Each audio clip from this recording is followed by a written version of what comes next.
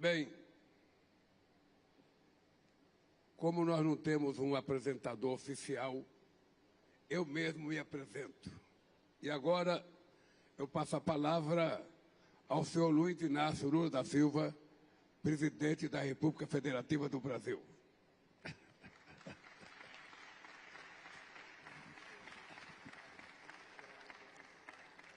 As decisões que tomarmos com relação ao setor energético definirão o nosso sucesso ou o nosso fracasso na batalha contra a mudança do clima. Foram necessárias 28 COPs do clima para nos comprometermos em Dubai com uma transição energética justa, ordenada e equitativa. A Terra não comporta mais um modelo de desenvolvimento baseado no uso intensivo de combustíveis fósseis que vigorou nos últimos 200 anos. 75% das emissões de gases do efeito estufa têm origem na produção e no consumo de energia. Não podemos nos omitir ou intimidar diante da magnitude desses dados. Já sabemos que não é preciso desligar as máquinas e motores, nem fechar fábricas ao redor do mundo de um dia para o outro.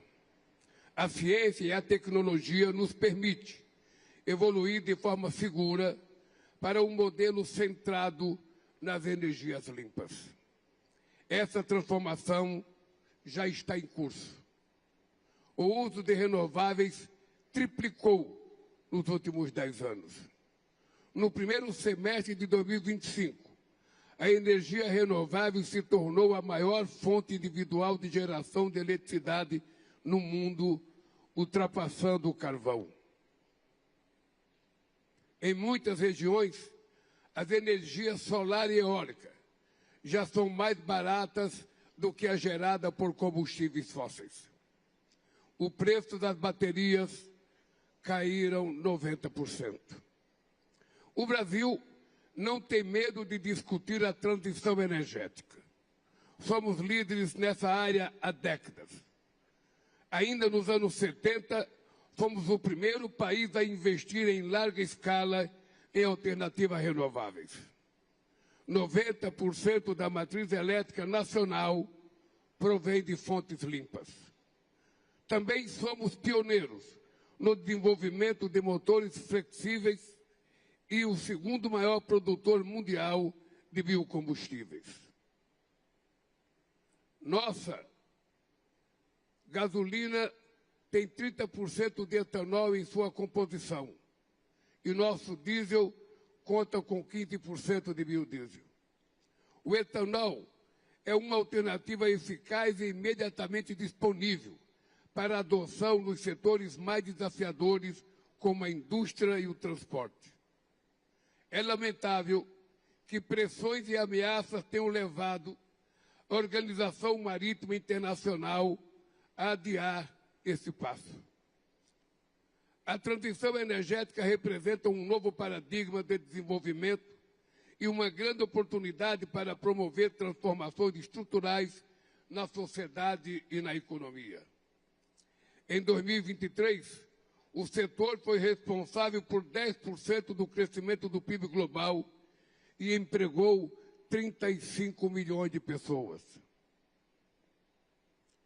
É impossível discutir a transição energética sem falar dos minerais críticos essenciais para a confecção de baterias, painéis solares e sistemas de energia. Para gerar emprego e renda e gozar de segurança energética, os países em desenvolvimento precisam participar de todas as etapas dessa cadeia global de valor. Senhoras e senhores, apesar dos avanços, 2024 registrou um novo recorde de emissões de carbono do setor energético, o maior índice desde 1957.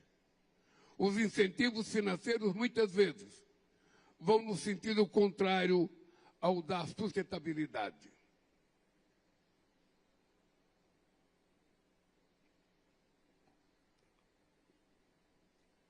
No ano passado, os 65 maiores bancos do mundo se comprometeram a conceder 869 bilhões de dólares para o setor de petróleo e gás. Desde a adoção do Acordo de Paris, a participação dos combustíveis fósseis no matriz energética global diminuiu apenas de 83% para 80%. O conflito na Ucrânia reverteu anos de esforços para a redução da emissão de gás de efeito estufa e levou à reabertura de minas de carvão. Gastar com armas o dobro do que destinamos à ação climática é pavimentar o caminho para o apocalipse climático. Não haverá segurança energética em um mundo conflagrado. É fundamental combater todas as formas de pobreza energética. 2 bilhões de pessoas não têm acesso a combustíveis adequados para cozinhar. 660 milhões de pessoas dependem de lamparinas ou de geradores a diesel nas periferias das grandes cidades e nas comunidades rurais da América Latina, da África e da Ásia.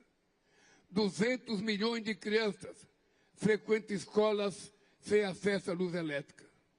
Sem energia, também não há conexão digital, hospitais funcionando ou agricultura moderna. Sem equacionar a injustiça de dívidas externas impagáveis e sem abandonar condicionalidades que discriminam os países includes bridge, energy system, and coastal protection to safeguard critical economic assets and the trade corridors. Enhancing health system is also important to respond to the rising cases of heat-related illness and vector-borne disease through strengthening the early warning and climate information system to mitigate loss and damage associated with the adverse impact of climate change. In order to meet its targets on climate change, by 2030, a robust resource mobilization based on common but differentiated responsibility must be implemented without failure. The agency is also based on the fact that the financing gap is widening in most of countries and the public debts are also growing. And this is worsened by the cost of the capital that is exceptionally high for developing countries based on perceived risk that does not reflect the reality on the ground. Therefore, to enable the developing countries to meet their obligation, there is a need for the international financial architecture to be reformed so that trade practices are fair and the cost of borrowing reflect the real risk. We call upon member states, multilateral development banks, and private investors to provide predictable, sustainable, and accessible finance at affordable cost to support technology transfer and to strengthen national and community capacities through grants and highly concessional finance. More importantly, the COP30 should operationalize the new collective quantified goal on climate finance of $1.3 trillion US, which must be transparent, equitable, and responsive to the needs of developing countries.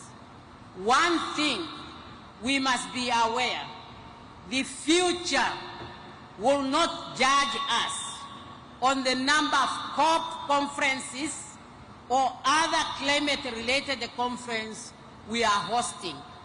but on the concrete action we have to take to save Mother Earth for her to take care of us now and in the future. I thank you for your kind attention.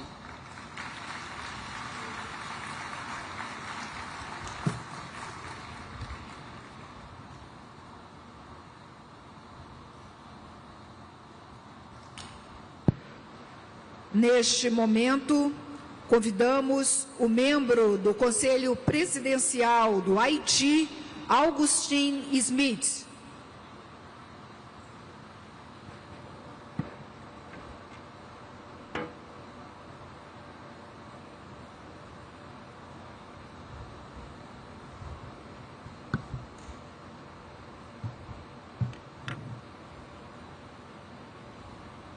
Monsieur le Président, Monsieur le Secrétaire Général, Excellences, Mesdames et Messieurs, les chefs d'État et de gouvernement, Mesdames et Messieurs les chefs de délégation, distingués délégués.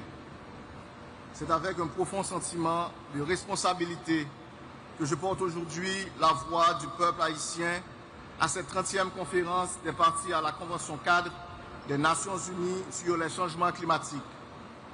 Je veux premièrement adresser mes sincères remerciements à son Excellence le Président Luis Ignacio Lula da Silva et au peuple brésilien pour leur accueil chaleureux. Je félicite le Secrétaire général des Nations Unies pour son engagement constant en faveur de la paix et de la justice internationale. Excellences, distingués délégués, ma délégation veut rappeler que le réchauffement général de la planète est dû aux activités humaines. Les industries polluantes sont les principales sources des émissions de gaz à effet de serre. Malheureusement, ce sont les pays du Sud qui sont les grandes victimes de phénomènes qu'ils n'ont pas créés. Pour les petits États insulaires au développement, les changements climatiques sont déjà une menace existentielle. Et si l'on parvient à perdre notre territoire, nous perdons notre identité, notre histoire et notre culture. Déjà, les risques sont réels. Si rien n'est fait, des villes côtières et même des îles entières pourront disparaître dans les prochaines décennies à cause de la montée des eaux. Haïti, mon pays, est l'un des États les plus vulnérables au changement climatique. Il est classé au premier rang de l'indice mondial des risques climatiques et au troisième rang de l'indice des risques climatiques à long terme. Il fait face à la sécheresse, aux inondations côtières, à la salinisation des sols, à une érosion de sa biodiversité et à une baisse du rendement agricole. Les ouragans, de plus en plus violents, dévastent le pays.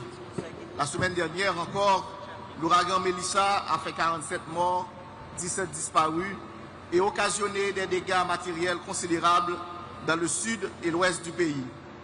Le Conseil présidentiel de transition a une pensée émue à l'intention des victimes haïtiennes et met en œuvre en ce moment un plan de réponse adapté aux pertes et aux besoins. Nous profitons aussi de l'occasion pour adresser nos sympathies aux autres peuples de la région caribéenne touchés par cette catastrophe.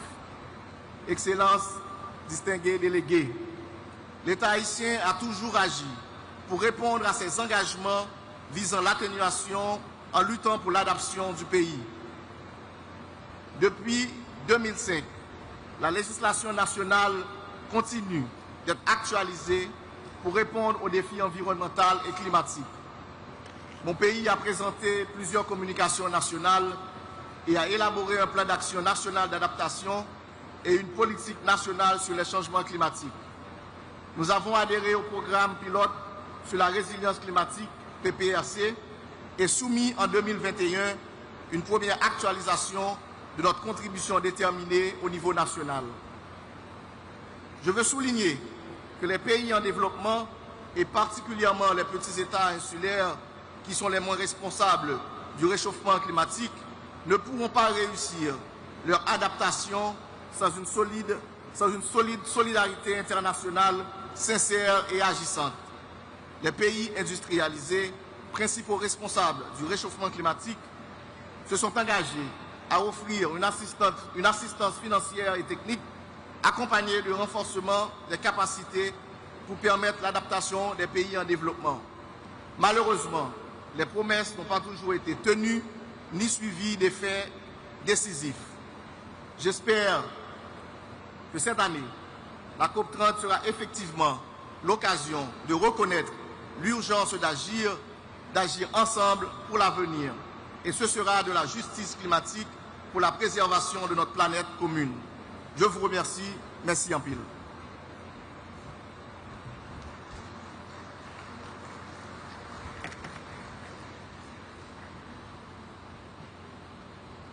Temos agora a manifestação do representante da Somália, vice-primeiro-ministro Salah Ahmed Jama.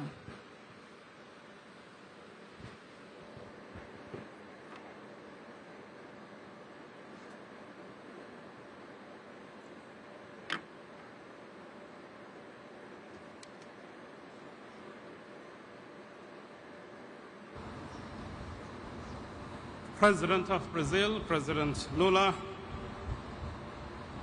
dignitaries, heads of states, greetings to you all. And let me begin by thanking the government and the people of Brazil for their generous hospitality accorded to all of us. Ladies and gentlemen, from the Amazon rainforest to the Congo Basin, from the savannas of Africa to the prairies of North America, the beautiful coast of Rio de Janeiro, all the way to the Sahel coast and the beaches of Mogadishu. Forests are vanishing, water levels are rising, and in turn, people's livelihoods are being disrupted. And we are, in a nutshell, living in a planet in crisis. Therefore, when the President of Brazil and his government chose this venue and this city adjacent to the Amazon forest as the venue for COP30, it is meant to inspire us to think as to what we have and what we need to save that Mother Nature gave us. For those that still continue to question the impact of climate change, perhaps a close look at the unfortunate disasters unfolding in the Caribbean and other small island countries should be enough to give us an alarming bells.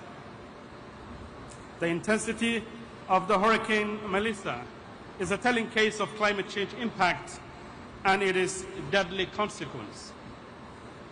I speak on behalf of my country, Somalia, a nation that contributes to less than 0.019% of global green gas emissions, and yet is ranked as one of the top 3 most hard-hit countries in the front line of climate change crisis. For Somalis, climate change is not a distant future. It is here and happening. It is the mother that has to walk tens of kilometers to fetch water. It is the pastoralist that is losing his herds in a matter of no time due to recurring droughts. And it's the child that ends up in a camp suffering from hunger and subject to disease. This is not a statistics, but a story of human suffering and survival. Ladies and gentlemen, Somalia comes to the COP30 with hope for action, armed with clear plans and strategies. We have submitted our 3rd generation NDC and advanced our National Adaptation Plan, both embedded in our National Transformation Plan. Our priorities are very clear. The first priority is adaptation and resilience at a large scale. Our National Adaptation Plan, estimated at $6.3 billion by 2025, we seek partnership that builds early warning systems, climate-smart agriculture, resilient health systems, and climate-proofed infrastructure. For Somalia, adaptation is not a charity, but justice, particularly women and youth who bear the heaviest burdens must be empowered and engaged. Secondly, the issue of access to climate finance is the top priority for countries like Somalia and other similar fragile and conflict-prone countries. Globally, climate finance has reached over 1.5 trillion in 2022, yet fragile and conflict-affected countries together received less than 5% of that total. In Somalia, actual flows were under 300 million by the year 2020, which is less than 1% of what is required to adapt to climate change. We call for more grants, fewer loans, and faster access and support that strengthens national systems. Timely finance is the bridge between vulnerability and viability. In an era of decreasing ODI and shrinking multilateralism, perhaps climate finance could be the only source for financing development in countries like ours. Third, we welcome the recently established Loss and Damage Fund. In the case of Somalia, recent estimates estimate direct climate-related losses in Somalia to about $2.8 billion. So we are certainly facing the brunt of climate change in terms of damage in the form of livestock lost and agrarian communities devastated. We welcome the new fund, but urge rapid capitalization and action because every delay deepens suffering and erodes hope. Fourth, the issue of energy transition is a priority for Somalia and Africa at large, with over 600 citizens in Africa that have never seen electricity. We intend to transition to green energy, but in a just and transferable manner. Somalia has a huge potential in solar and wind, but that needs a huge investment in the form of decentralized mini-grids, solar irrigation, and clean cooking solutions. And finally, climate impact and adaptation is intrinsically linked to peace, stability, and they are both inseparable. In Somalia, droughts and floods displace families, fuel conflict, and undermine stability. That's why climate action is peaceful action, an investment in security and dignity. Excellencies, the Paris Agreement promised equity, yet the gap between promise and practice continues to widen. Those least responsible must not bear the heaviest burden. Finance must be accessible, technology must be transferable, and decision-making must be inclusive, so that vulnerable nations can shape their own climate future. We aspire to a future where resilience drives peace, prosperity drives dignity, and a future where no child goes hungry because the rains have failed. A future where renewable energy lights every Somali village. As the poet Warsan Shire reminds us, no one leaves home unless home is the mouth of a shark. So when communities that are leading their normal lives in their normal habitat are struck again and again by impact of climate change in various forms and shapes, they end up becoming IDPs on the outskirts of big cities. For millions of Somalis, climate change has turned home into a shark. Let's work together to tame it, invest in resilience, invest in peace, and invest in Somalia. Thank you very much.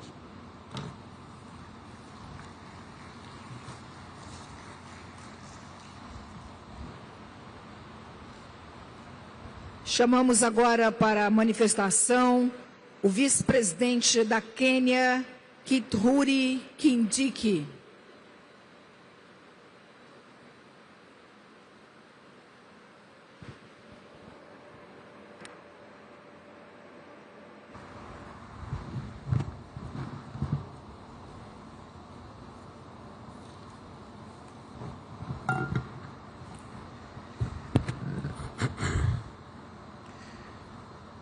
I congratulate you, Mr. President of COP30, on your election.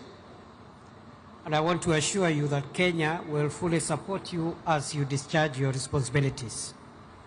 Excellencies, the devastating effects of climate change continue to ravage our planet. This year, various parts of the world have witnessed alternately the twin crises of severe drought and deadly floods, in addition to record heat waves and wildfires in some parts of the world. The catastrophes have caused death, degraded millions of hectares of land, and caused severe food shortages, with economic losses estimated at $131 billion in the first half of 2025. In Kenya, a once-in-a-century cycle of extreme drought and alternating with devastating floods continue to wipe out lives, livelihoods, and reversing the gains in our development agenda. As I traveled here, Excellencies, we are still searching for scores of people who went missing after a mudslide affected one part of our country. And this has become now common than it was before. Such incidents have become common. Kenya is committed to addressing further climate change-induced harm. Kenya's energy grid now is 93% green, and we target to reach 100% in the next 4 years. Building on this foundation of green and clean energy, Kenya has updated and submitted a bold and ambitious economy-wide nationally determined contribution focused on greening the energy and industrial sectors in line with the commitments made at the African Climate Summits in Nairobi 2023 and in Addis Ababa 2024. The two summits have repositioned Africa as a global green growth hub, demonstrating that climate action and development are mutually reinforcing. Excellencies, Africa can help the world in the transition to green energy because Africa has the world's largest untapped renewable energy resources, vast critical mineral resources essential for energy transition, and a youthful demographic that can power the next phase of global manufacturing. However, global investment in Africa has been minimal and slow. Less than 2% of the $3 trillion invested in renewable energy over the last 2 decades has reached Africa, with 600 million people on the continent left without access to energy. Kenya alone needs $62 billion by 2030 to implement our climate commitments. And of this, we've only received $50 million, a paltry 0.08%. The gap between promise and delivery is huge. And sadly, every dollar delayed, every bureaucratic obstacle, and every failed commitment has a human cost. The world should cease to see Africa as an investment risk and see it as an opportunity, an economic opportunity to tap into the continent's abundant, cheap, and clean energy for global green manufacturing. The failure to honor commitments, bureaucratic delays, and the lengthy discussions at the COPs that prioritizes process over delivery are simply cruel and unjust to the millions suffering from the effects of harsh climate today. To achieve different results, 3 things need to be done. 1, COP30 ought to be the COP which will dramatically change our climate financing architecture from incremental pledges in billions to actual disbursements of the trillions required to match the scale of the climate crisis.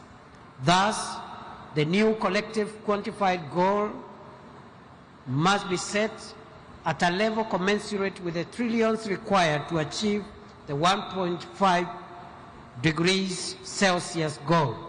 We have to operationalize the Baku to Belém roadmap to $1.3 trillion as we have agreed in COP29, and have a clear path for mobilizing this finance for developing countries by 2035.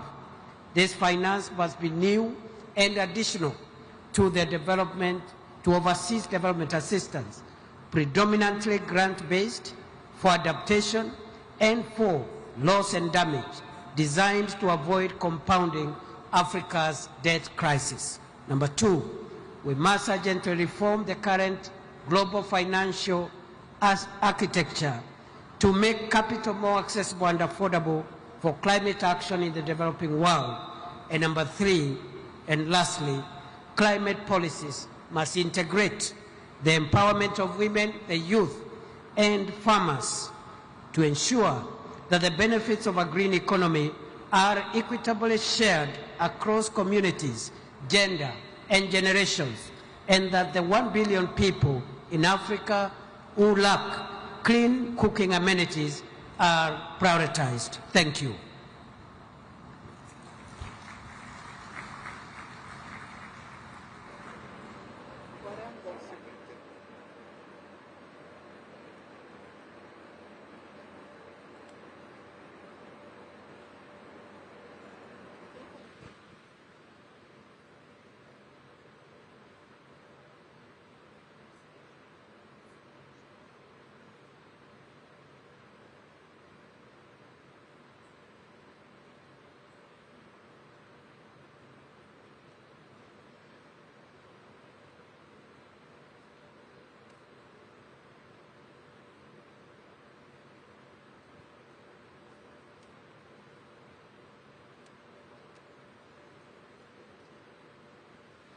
Neste momento, convidamos para a manifestação o presidente do Palau, Surangel Wips Júnior.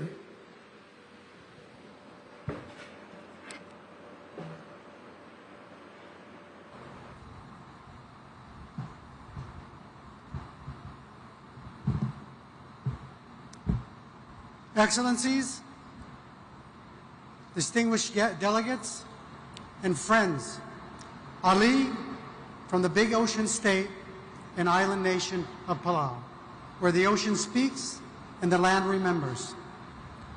President Lula, thank you for your warm Brazilian hospitality and for your leadership in hosting COP30 here in Belém, the gateway to the Amazon. You know, this sacred setting reminds us of what we must protect and the stewardship we must activate. Guided by that spirit, Palau reaffirms its commitment to international cooperation, our most vital tool in confronting the climate crisis. We express deep concern over the reversal by some long-standing climate commitments and the chronic shortfall in our collective ambition. You know, yet this is a moment that we must not weaken our resolve. It must ignite it. We must work together with greater purpose, urgency, and unity. We commend Brazil for its leadership in nature-based solutions and urge it, as COP President, to champion frameworks that value not only restoration, but also preservation of intact ecosystems, both marine and terrestrial. Although Palau's share of global emissions is only 0.00002%, our forests and mangroves make us a negative emitter. And even as a negative emitter, Palau launched its NDC 3.0, reaffirming our leadership from the front line. Our targets are bold, a reduction of 44% from our 2015 levels by 2035, and a pathway to 100% renewable energy with critical support from our partners, Australia, Taiwan, Japan, and the ADB. We applaud Brazil's clean energy mix and call for a truly just transition, one that is inclusive, equitable, and responsive to the needs of vulnerable nations. It demands enduring partnerships, catalytic investment, and shared innovation. Transitioning away from fossil fuels is central to this. Looking ahead, Palau and our Pacific family support Australia's bid to host COP31 in the Pacific. Australia is on a strong pathway to reduce emissions and is helping countries like ours accelerate the energy transition and adapt to the worsening climate impacts. Like our presence here in the Amazon, our COPs must reflect the geographic diversity of our shared challenges, both green and blue. The Pacific has long served as the world's moral compass on climate justice, fighting for the 1.5-degree goal, and advancing loss and the damage mechanism, and leading the landmark ICJ advisory opinion. It is now the Pacific's turn, and we look to our host and all of you here to help find a pathway to a successful Pacific COP31 with Australia. It's time. As next year's chair of the Pacific Islands Forum, Palau looks forward to advancing the Blue Pacific's Unlocking Blue Pacific Prosperity Initiative and the Pacific Resilience Facility. These two funds invest in the ocean's role of tackling warming and our vision of becoming the first 100% renewables-powered region in the world. This will help us in reallocating the $6 billion the Pacific spends annually on fossil fuels, and will transform livelihoods and prosperity for our people. As we advance this agenda, let us reaffirm our defining principle: leaving no one behind.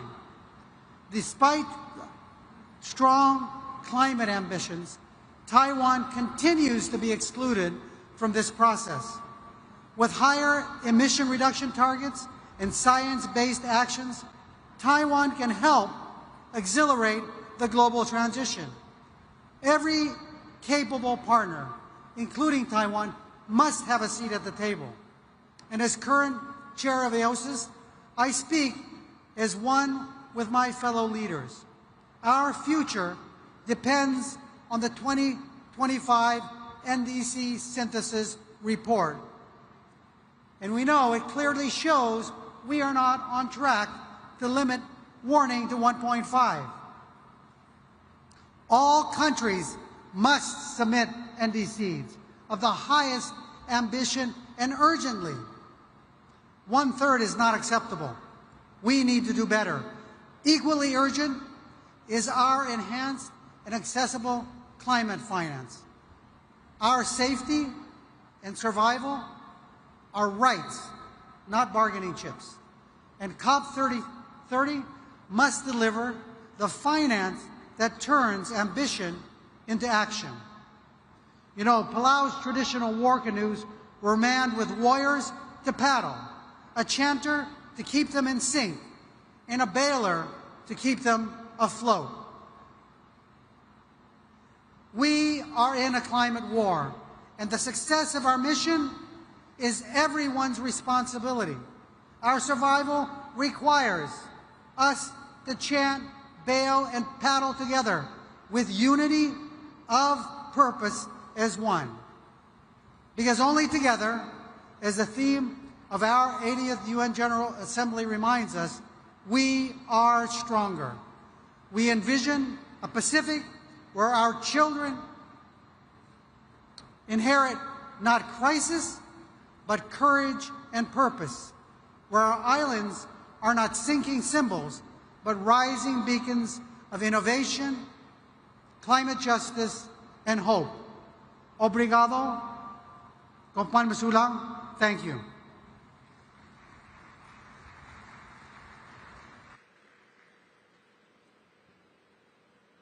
Nesse momento, convido para a manifestação a ministra do Meio Ambiente de Angola, Ana Paula de Carvalho. Good morning. I speak in Portuguese. Bom dia. Excelência, Senhor Presidente da República Federativa do Brasil, Excelência, Senhor Secretário-Geral das Nações Unidas, Excelentíssimo Senhor Presidente da COP30, Excelentíssimo Senhor Secretário Executivo da Convenção do Clima, chefes de Estado e de Governo, distintos delegados, minhas senhoras e meus senhores. É com grande honra e profundo sentimento de responsabilidade que Angola se junta a esta cimeira de líderes sobre o clima, realizada aqui em Belém, Pará, no coração da Amazônia, um símbolo vivo da urgência de equilibrar o desenvolvimento humano com a preservação do nosso planeta. Trago a esta plenária uma saudação especial de Sua Excelência João Manuel Gonçalves Lourenço, Presidente da República de Angola, a quem tenho a honra de representar, que por razões de agenda não pode estar presente nesta terceira edição da Conferência das Partes. Neste momento, Angola celebra com orgulho 50 anos da nossa independência, uma data de profunda reflexão sobre o caminho percorrido e os desafios que ainda nos unem. Apesar disso, o nosso país reafirma o seu compromisso firme com uma agenda climática justa, solidária e orientada para resultados concretos. Angola reafirma a sua determinação em contribuir para limitar o aquecimento global a 1,5 graus, bem como o fortalecimento das comunidades vulneráveis para se adaptarem às alterações climáticas. E estamos a trabalhar no sentido de acelerar a transição para uma economia de baixo carbono. Temos avanços consideráveis no que diz respeito às energias limpas, tendo sido registrado um aumento na nossa eficiência energética, quer por via de fontes de abastecimento hídrico, solares e até mesmo ciclos combinados. Relativamente à gestão de resíduos, também foram dados passos significativos. Temos 2 aterros na província do Namibe, que é uma das 21 províncias que compõem o nosso belo país. Para o OGE 2025 foram previstos 2 centros de valorização de resíduos, um para a conclusão na província do Ambo e outro de raiz na província do Bengo, que atenderá as províncias de Luanda, Bengo e Colibengo. Excelências, minhas senhoras e meus senhores, permitam-me partilhar que Angola é um país rico em recursos naturais, mas também vulnerável aos impactos das alterações climáticas, onde a variedade climática já afeta setores críticos, como a agricultura, os recursos hídricos, a energia e as populações rurais que necessitam de respostas estruturadas e eficientes. Por isso, reconhecemos que a COP30 não deverá ser apenas uma conferência, mas um marco moral e político para definir o rumo da humanidade perante o maior desafio do nosso tempo, isto é, a tripla crise planetária, onde vivemos diariamente efeitos das alterações climáticas, a perda da biodiversidade e a crescente problemática dos resíduos. Excelências, minhas senhoras e meus senhores, Angola participa nesta COP com um compromisso renovado e concreto. Foi já submetida a nossa NDC3, que traduz a nossa visão nacional de desenvolvimento de baixo carbono, resiliente e inclusivo. Estamos a reforçar metas de mitigação, mas também a colocar a adaptação e a resiliência climática no centro daquilo que são as nossas prioridades. Porque para nós, adotar é sobreviver. E sobreviver é um ato de dignidade. Acreditamos que a transição energética justa representa uma oportunidade histórica para o continente africano e, em particular, para Angola. A transição que respeita as circunstâncias nacionais valoriza o nosso potencial em energias limpas e garante que ninguém fique para trás. Uma transição justa deve ser também uma transição de justiça ambiental, social e econômica. Trata-se de gerar emprego digno, ampliar o acesso à energia e assegurar a inclusão das mulheres e jovens nas soluções climáticas. Estamos igualmente a finalizar o nosso primeiro Plano Nacional de Adaptação, que será submetido a esta COP30. Este plano integra o clima nas políticas de desenvolvimento, visando proteger os recursos hídricos, agrícolas, reforçar infraestruturas e construir comunidades mais resilientes face à seca, cheias, incêndios florestais que se intensificam a cada ano. A conservação da biodiversidade e a gestão sustentável dos recursos naturais são fundamentais para a nossa soberania ambiental, econômica e social. Mas sabemos que não é possível haver adaptação sem financiamento previsível, acessível e justo.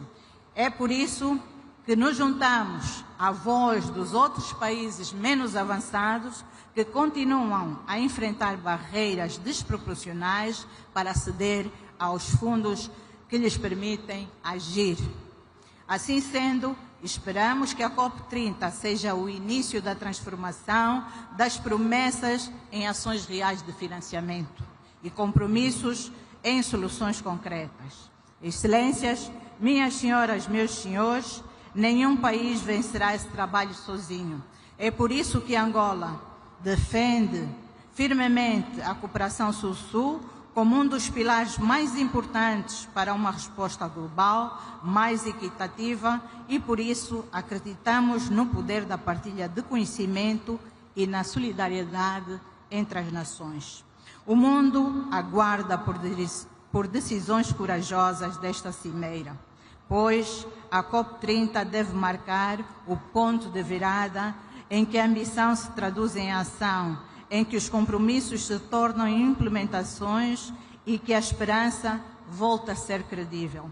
Angola reafirma o seu compromisso em ser parte ativa da solução, transferindo resiliência, promovendo uma economia verde e inclusiva e defendendo uma agenda climática africana forte e solidária. Termino a minha intervenção com uma frase que alguém escreveu, mas que nós apoiamos. O desafio climático é, antes de tudo, um teste à nossa capacidade de cooperar e de acreditar que o destino da humanidade é comum. Thank you, merci beaucoup, muito obrigada.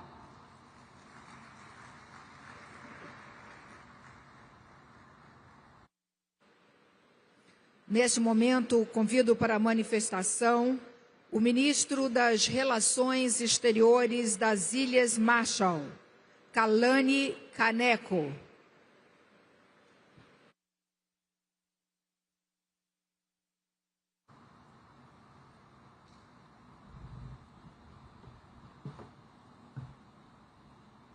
Madam President, Excellencies, I want to start by stating my sorrow at the devastation wrought by Hurricane Melissa in the Caribbean. As islanders, we cannot help but see ourselves in the images coming out of Jamaica, Cuba, and Haiti. All we have to do is look outside our front doors to witness the impacts of climate change. For centuries, we were protected by the vast blanket of ocean that served as a thoroughfare between islands and provided the abundance food that nourished us. And when the swells rose high, the coral reefs that surrounded us provided protective rings to calm the waves. But now the sea rises, the coral dies, and the fish stock leaves our shores for cooler waters. What will happen when the next storm comes to us? If this is a COP of truth, then to answer this question, as the President of Chile said, we must begin with the science. And the International Court of Justice advisory opinion reaffirmed that our response must be a collective one, guided by the best available science in the 1.5 degree temperature limit, grounded in human rights principles of equity, justice, and directed toward ensuring that those most responsible provide support for those most vulnerable.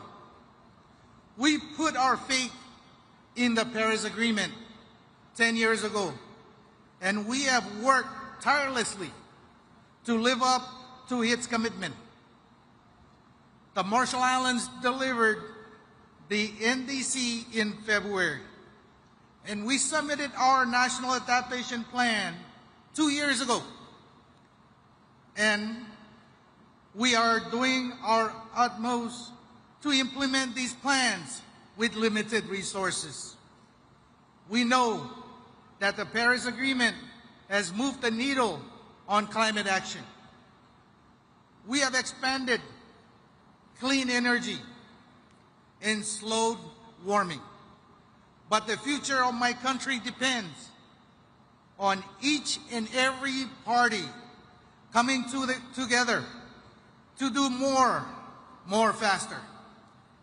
Whether leaders are here or not, the largest emitters must show up on paper with higher ambition, NDCs, and more finance. This COP needs to agree on an adaptation package with a new finance goal at its heart, with concessional terms and direct access to small island states. Because I tell you, in the Marshalls, our adaptation needs are overwhelming. For us and islanders alike, adaptation finance means investing in our survival in the face of hurricanes, wildfires, droughts, famine, and sea level rise. My people have already shown tremendous resilience. When the United States exploded 67 nuclear bombs over the Marshall Islands, we were bequeathed poisoned homes, cancerous growth, communities living in exile. Yet we endure. The fight for climate change is a fight to ensure that the history doesn't repeat itself.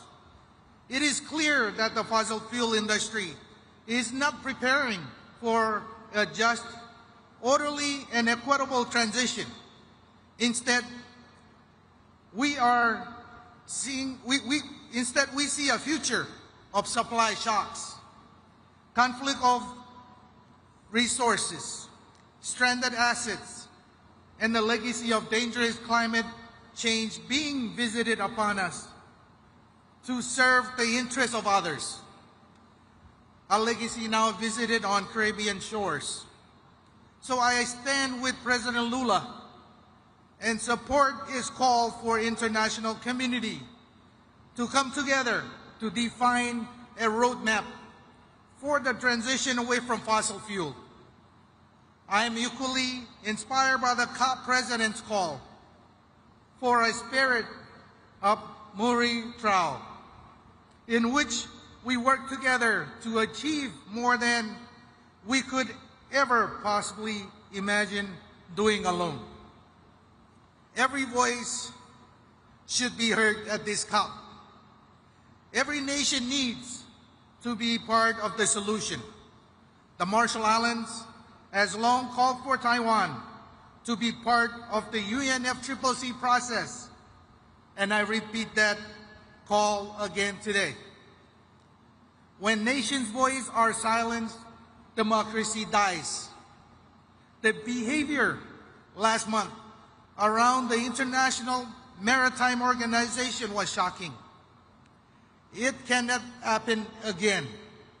It is time for those of us who believe in cooperation to stand together in this fight to tackle climate change. It is the spirit of nuestro that we must employ to find the emitters, or to find the emissions reductions that we have to make to get 1.5 back within reach. No government wants to be told that they didn't do enough, that they must go home and try harder. But that's what I'm asking us all to do. But this time, let's work together. Let's help one another. Learn from each other. Support one another and be ready for the next storm. Commoldada, obrigado. Thank you.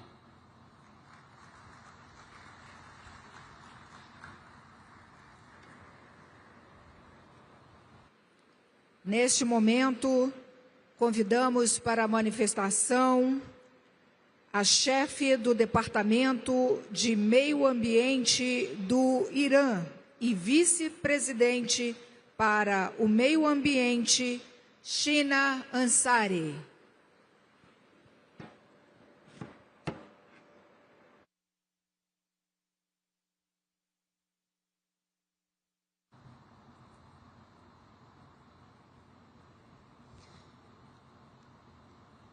In the name of God, Mr. President, distinguished heads of state and representatives, ladies and gentlemen, at the outset, I wish to express my sincere appreciation to the government and people of Brazil for hosting the COP30 in Belém.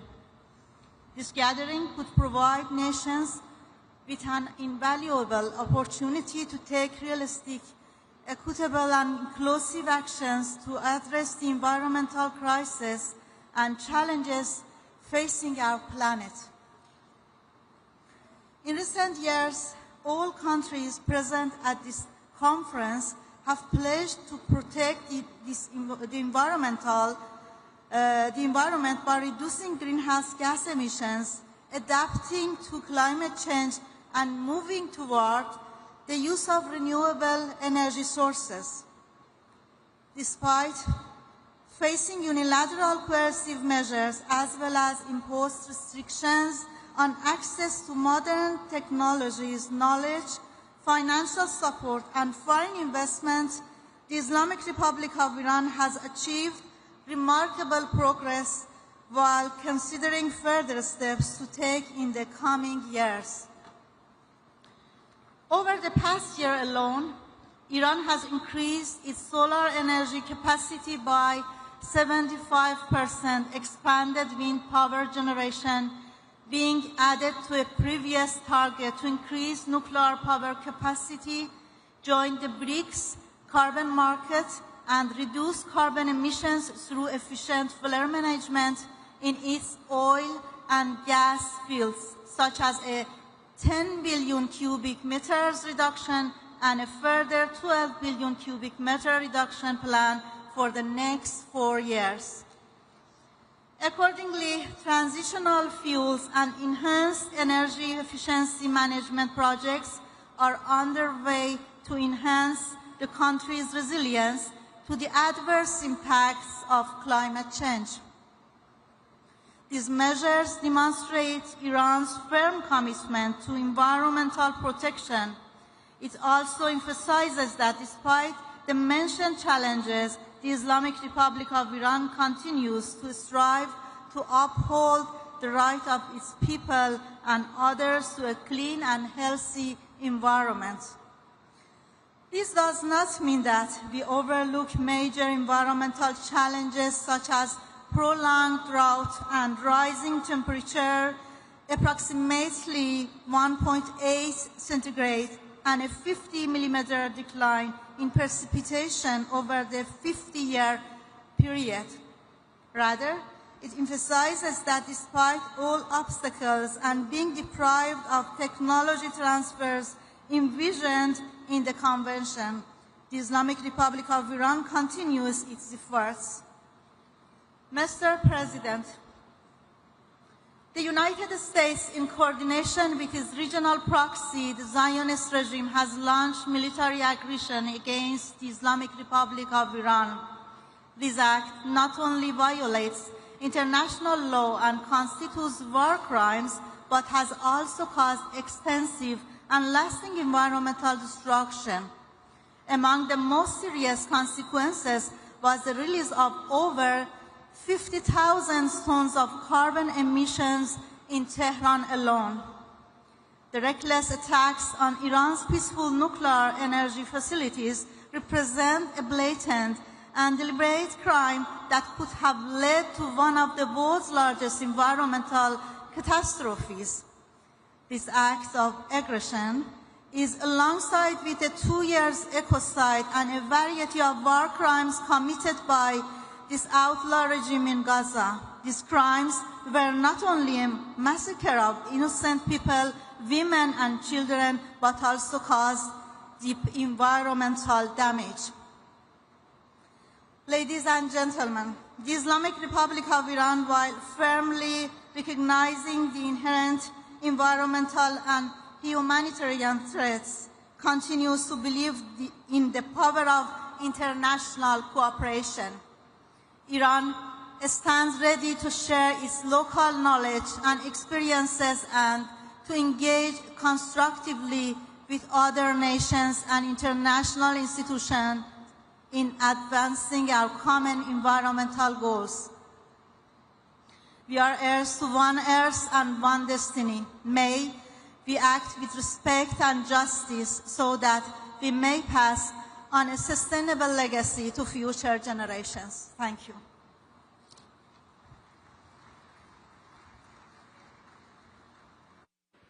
Neste momento, convidamos para a manifestação o ministro do Meio Ambiente do Iraque, Halo Mustafa Al-Askari.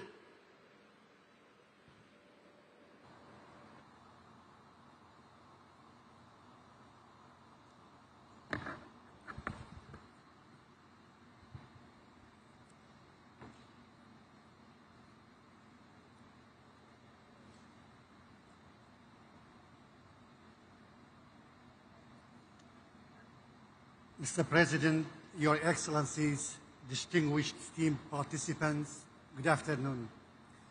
From Mesopotamia, the land of Iraq, we extend our greetings to you, to Brazil, the home of the Amazon, the lung of the earth, and an active contributor to climate equilibrium throughout the Holocene epoch.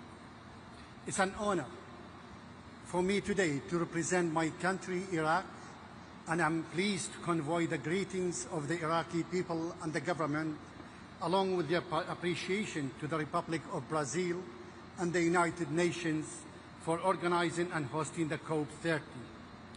This conference is being held in amid of growing global environmental challenges and the increasing impacts of climate change, reminding us that the destinies of our water and air are one, and that the environment knows no borders, and between the Tigris and Euphrates, Iraqi marshes, mountains and deserts, and the Amazon, there is a historical and continuous solidarity.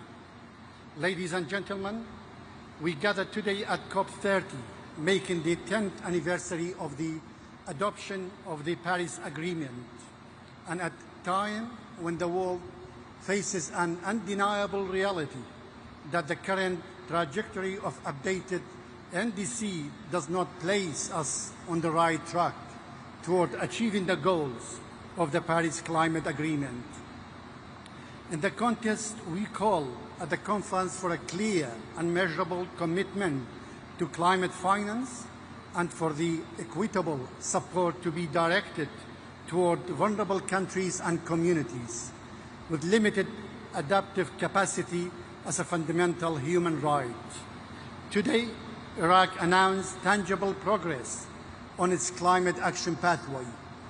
We have submitted our second nationally determined contribution 2025 to 2030, which serves as the overarching framework and roadmap for climate action in the country.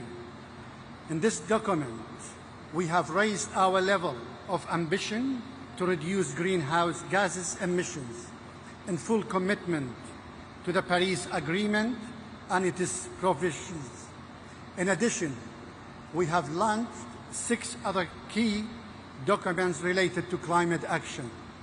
On the other hand, Iraq has taken a significant institutional step by establishing the State of Company for Carbon Economics, aimed at operationalizing the mechanism of Article 6 of the Paris Climate Agreement, engaging with regional and global markets, and put the foundation for a national carbon market. In today's conference, we reaffirm that Iraq is among the world's key contributors to global energy supply and will continue to play this vital role in ensuring the stability of energy and oil markets. However, in parallel, Iraq is advancing the implementation of clear and comprehensive plan to reduce carbon footprint of the energy and of oil industry, as well as to reduce methane emissions. This plan includes ending routine flaring of associated gas by 2028 and improving the efficiency of oil industry operations, expanding renewable energy capacity to reach 12,000 megawatts. In terms of exposure to climate change and the challenges of adaptation and environmental resilience, water scarcity has become an extensional challenge in Iraq, alongside waves of drought, desertification, and sand and dust storms are intensifying. The marshes of the southern of Iraq are experiencing frequent droughts that have affected more than 90% of their historical area. Similarly, the mountains and forests of Kurdistan region, as well as the natural ecosystem in eastern and western Iraq, face the same problem. The crisis threatens biodiversity, agriculture, undermines the livelihoods of local communities, increases displacement and migration, and disrupts the routes of the migratory birds. In recognizing the needs of our people, after decades of suffering and to increase greater resilience, the government of Iraq places climate action at the core of its national development plans. It also places youth, women, academic researchers, civil society, and the private sector at the heart of decision-making and implementation, because climate action requires the participation of all, and because local knowledge and innovation are the driving forces of sustainable solutions. Iraq is also working to open doors and opportunities for cooperation with the neighboring countries to adopt joint regional adaptation plans and cross-border mega projects in the fields of water, agriculture, nature-based solutions, energy and sustainable transport within the framework of the Paris Agreement. Regional cooperation remains the most effective path to maximize impact, reduce costs, and strengthen stability and integration among the people of the region in the face of climate change. In conclusion, we confirm that our message today present a roadmap framed by clear timelines, measurable actions, and partnerships built on trust and transparency. What we have outlined in second nationally determined contribution, along with the institutional reforms and implementation projects we have launched, from ending routine gas flaring to expanding solar energy, representing a genuine commitment by Iraq that deserves recognition and support through financing, technology, and expertise. The success of this conference and the acceleration of the Paris Climate Agreement's implementation depends on strengthening climate funds and facilitating access to affordable and sustainable finance, supporting carbon markets with fair pricing mechanisms that stimulate and sustain green investment, and upholding commitments with the framework of common but differentiated responsibility. I thank you.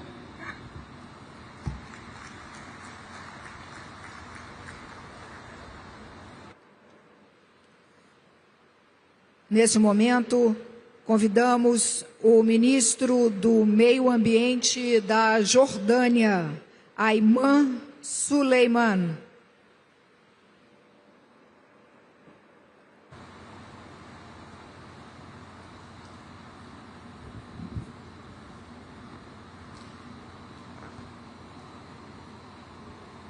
Bismillah ar-Rahman ar-Rahim. Mr. President Lola, Mr. Secretary General, Mr. President of COP30, Excellencies, distinguished guests, good afternoon. On behalf of His Majesty King Abdullah II and the Hashemite Kingdom of Jordan, I extend our sincere appreciation to the Republic of Brazil and to the people of Belém for hosting this important gathering in the heart of the Amazon, an emblem of nature's richness and fragile alike. We convene once again as soon as the global family, united by the shared duty of safeguarding the planet and to protect the generations that will inherit it. In our region, the Middle East, climate change is not a distant threat. Rising temperatures, shrinking water resources, and degraded systems threaten lives and livelihoods across the borders. Conflict only magnifies these risks, destroying land, marine life, and vital water resources, and displacing millions of people. Jordan has long carried the human consequences of regional crisis. This reality places the pressure on our scarce resources, particularly water, and intensifies our vulnerability to climate shocks. Yet, despite these challenges, Jordan has chosen a path of a proactive action and unwavering commitment. At COP27, His Majesty launched the Climate Refugees Nexus initiative, a call to link climate action with the realities of forced displacement of people. Today, that initiative continues to gain commitment, with dozens of nations joining to ensure that refugee hosting countries receives the recognition and the support they deserve. Jordan continues to advance ambitious climate policies anchored in justice and resilience. We are expanding renewable energies, supplying more than a quarter of our electricity from solar and wind. We are expanding water reuse and sustainable agriculture, and restoring ecosystems degraded by the drought and overuse. We are developing green hydrogen projects and regional partnerships to drive a just transition for our people. These efforts form the backbone of our updated nationally determined contributions, reflecting our vision for a climate resilience and low-carbon future.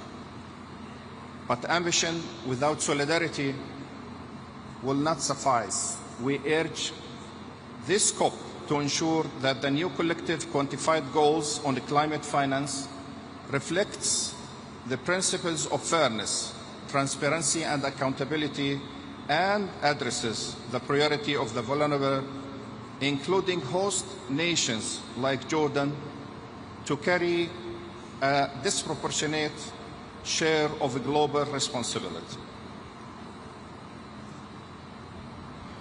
The displacement and environmental degradation demand a holistic, inclusive approach, one that unites our efforts for climate peace and humanity dignity.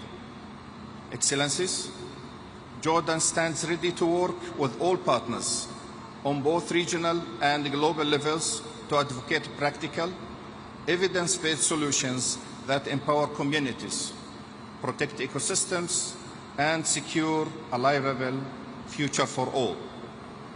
We call for renewed trust in a multilateral trust built on tangible results, equitable financing, and shared responsibilities. Because in the end, the fight against climate change is a fight for a life itself. And in that fight, no country can stand alone. Thank you.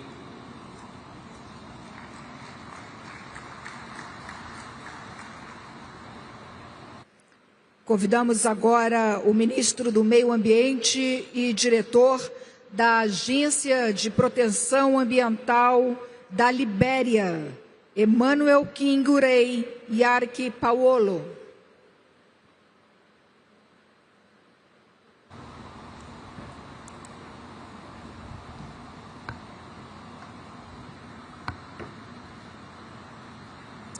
Mr. President, Excellencies, distinguished ladies and gentlemen, on behalf of His Excellency Joseph Yuma Boakai, Senior President of the Republic of Liberia and the resilient, peace-loving people of Liberia, I extend our deepest appreciation to the government and people of Brazil for their hospitality and for hosting this landmark COP30 in Belém, the heart of the Amazon. Brazil's leadership in forest stewardship serves as a global example of how nations rich in natural capital can also lead in climate diplomacy and environmental justice.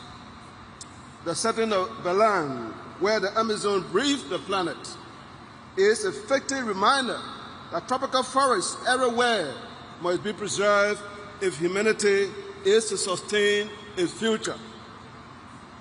Liberia, for its part, holds over 40% of the remaining forests in West Africa, one of the most critical biodiversity hotspots on Earth. The forests are not merely national treasures, they are global lungs, capturing carbon, regulating rainfall, and supporting food and water security across the sub-region. Within their canopy lies a network of life that binds rural communities, sustain endangered species, and provide ecological services vital to regional and global stability. The protection of these forests is therefore not merely the Liberian responsibility, it is a global imperative. Liberia has demonstrated strong national leadership through the implementation of the nationally determined contribution, which commit to cutting greenhouse gas emissions by 64% by 2035. Yet, the path to this target requires more than ambition. It demands investment. The gap between our vision and available climate finance remains wide, threatening progress we have made towards adaptation, renewable energy, and sustainable livelihood. That is why we strongly support innovative financing mechanisms such as the Tropical Forest Forever Facility. The TFFF provides a sustainable, performance-based mechanism to reward countries that conserve and sustainably manage their forests. For Liberia, this initiative represents hope that our commitment to conservation will be met with predictable financial support, enabling us to invest in green jobs, community development, and resilient landscapes. Through our support for the TFFF, Liberia stands ready to demonstrate that protecting nature and pursuing development can advance hand in hand when the right financial framework exists. Our national development framework, the arrest agenda for inclusive development, encompassing agriculture, rule of law, education, sanitation, and tourism, ensure that climate action contributes directly to people's lives. This is climate justice in practice. Liberia's national carbon market policy follows guarantee that benefits from carbon trade are shared equitably with indigenous people and local communities, ensuring fairness, transparency, and sustainability at the heart of our climate governance. Excellencies, as we gather here in Belém, let us not forget why we are here. The world forests, from the Amazon to the Congo to the Upper Guinean forests, are not merely landscape, they are lifelines. We must move beyond pledges and act with urgency and solidarity. The Paris Agreement must now be fully implemented, not in spirit, but in financing, technology, and capacity support to empower countries like Liberia to meet their commitment. Let COP30 be the turning point, where promises become progress, where nations act together to ensure a climate safe for the future and for all. Liberia stands ready to lead with integrity, to protect our forests, to partner with the world in building a more just and resilient and sustainable future. Ladies and gentlemen, thank you.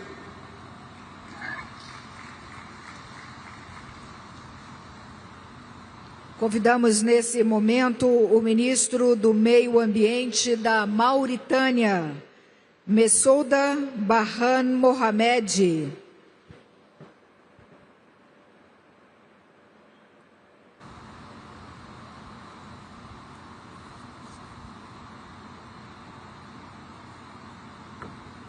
بسم الله والصلاة والسلام على رسول الله.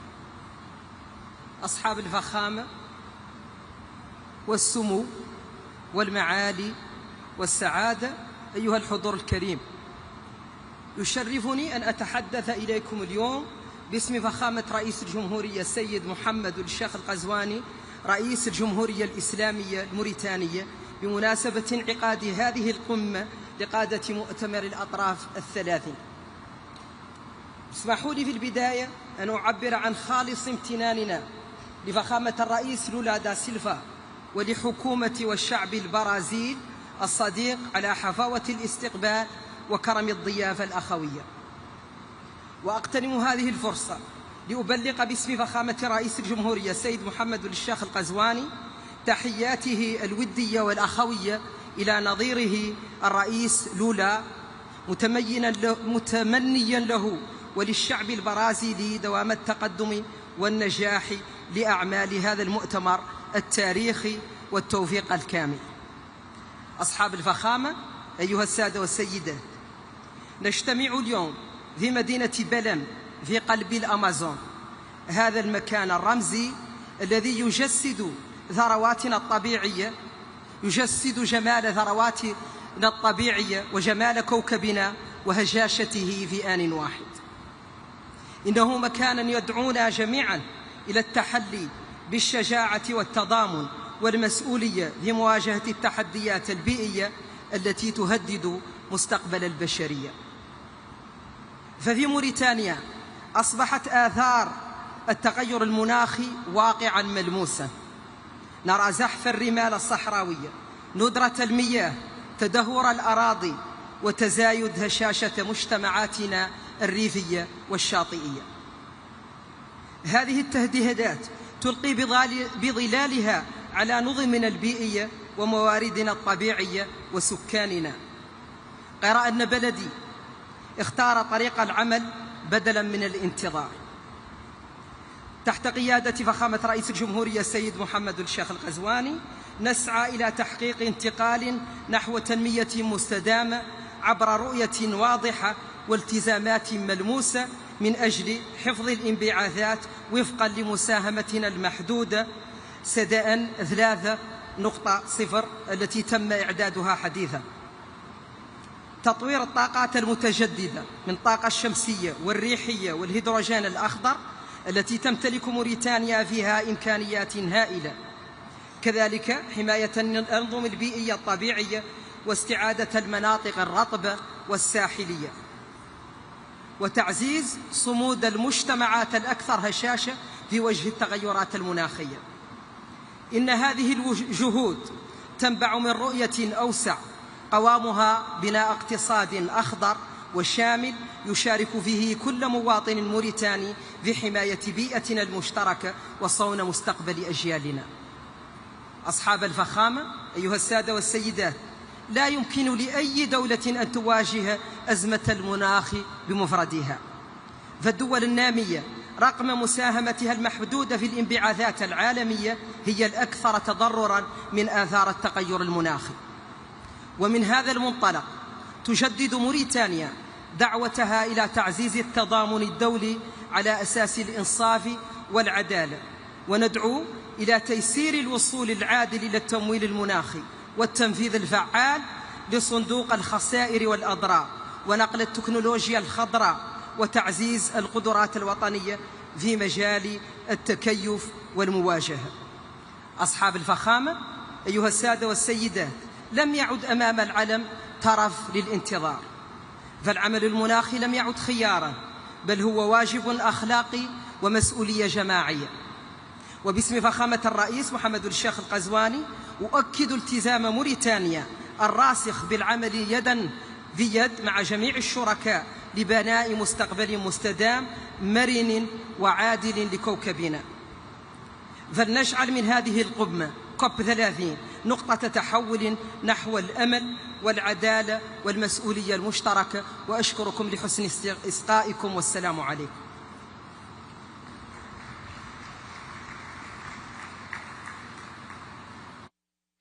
Nesse momento, convidamos a ministra do Meio Ambiente do México, Alicia Isabel Adriana Bárcena Ibarra.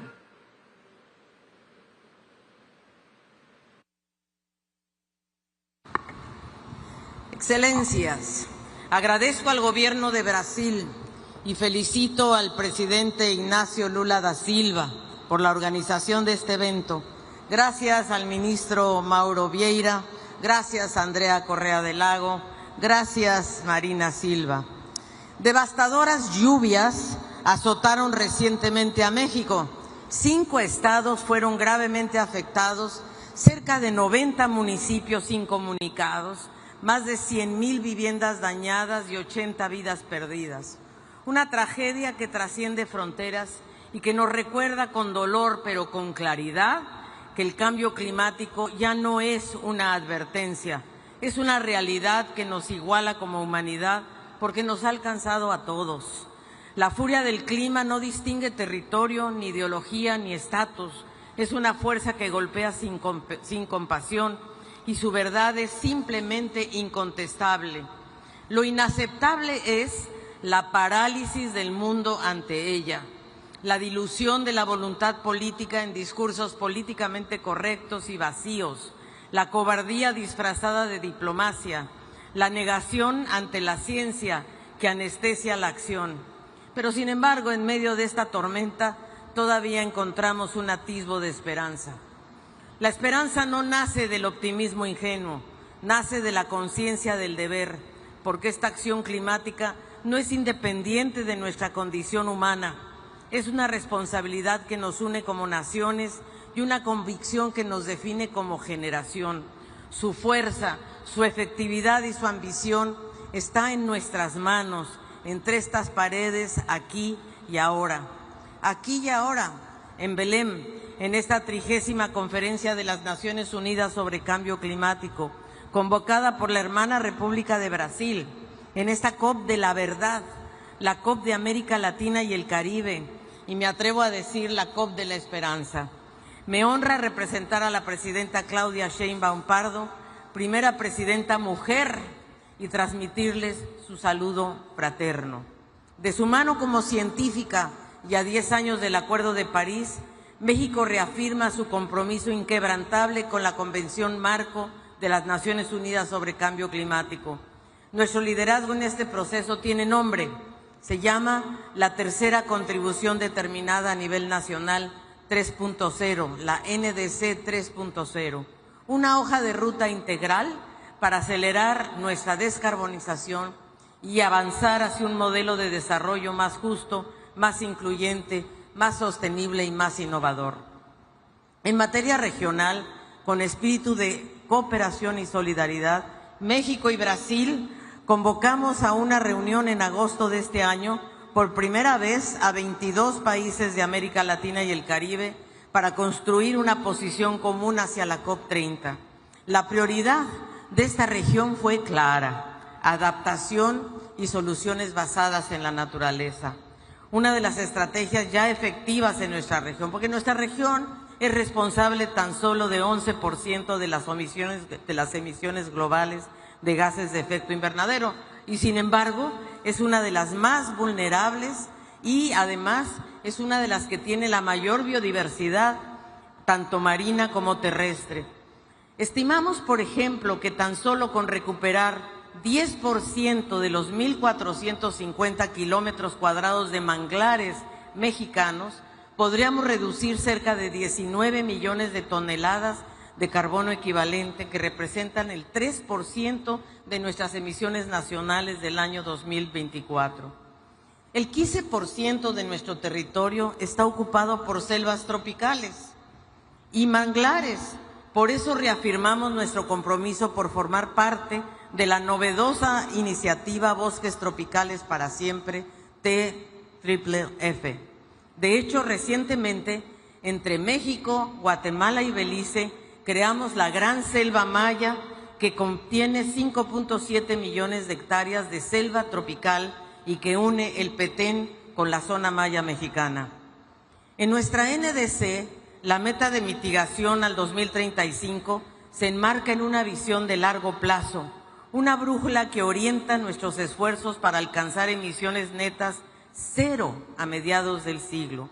Por primera vez, México presenta sus metas en términos absolutos. Nos comprometemos a alcanzar un máximo de emisiones netas entre 364 y 404 millones de toneladas de carbono equivalente. De manera no condicionada, esto representa una reducción de más de 50% con respecto al escenario tendencial. México también asume una meta condicionada para no rebasar entre 332 y 363 millones de toneladas de carbono equivalente. La NDC 3 es una ruta para una nueva forma de industrialización en México, que se llama Plan México y que incluye a sectores estratégicos como el transporte, la generación eléctrica, la industria, la agricultura y ganadería, los residuos, petróleo y gas y construcción. Estamos además muy comprometidos a potenciar la economía circular para resolver el tema de residuos y plásticos por lo menos y reducir las emisiones de metano. La adaptación es uno de los principales elementos que contempla el Plan México. reforzando prevención, seguridad alimentaria y energética, conservación de biodiversidad, agua y protección de la infraestructura crítica. Tratamos el cambio climático como seguridad nacional. Ese será uno de los temas que estarán incluidos en la primera Política Nacional de Adaptación que se publicará en 2026. México está convencido de la importancia de las soluciones basadas en la naturaleza y que la compensación por mitigación con la naturaleza es una forma de alcanzar las metas de la NDC 2 y de la NDC 3. México está convencido, además, con gran conciencia, que los impactos que sufrimos por las lluvias, sequías y los huracanes debemos entonces incorporar un componente de pérdidas y daños y otro dedicado a medios de implementación para garantizar recursos, la tecnología y las capacidades. Incluimos además un componente transversal que integra la perspectiva de género, derechos humanos, transición justa y la equidad intergeneracional. Reconoce a los pueblos indígenas, a los afromexicanos y mexicanas, a mujeres, infancias y jóvenes como víctimas por su alta vulnerabilidad al cambio climático, pero también como protagonistas para esta transformación. En resumen, la NDC 3.0 se estructura en 5 pilares: mitigación, adaptación, pérdidas y daños, medios de implementación, condiciones habilitadoras y temas transversales. Así, México contribuye al combate global al cambio climático con profundo sentido de responsabilidad, con ambición y con visión de Estado. Esta NDC 3.0 no es un documento solamente, es una hoja de ruta de toda una nación hacia el futuro que merecemos. Se construyó mediante un proceso muy participativo y deliberativo conforme al Acuerdo de Escazú y se basa en la mejor ciencia disponible.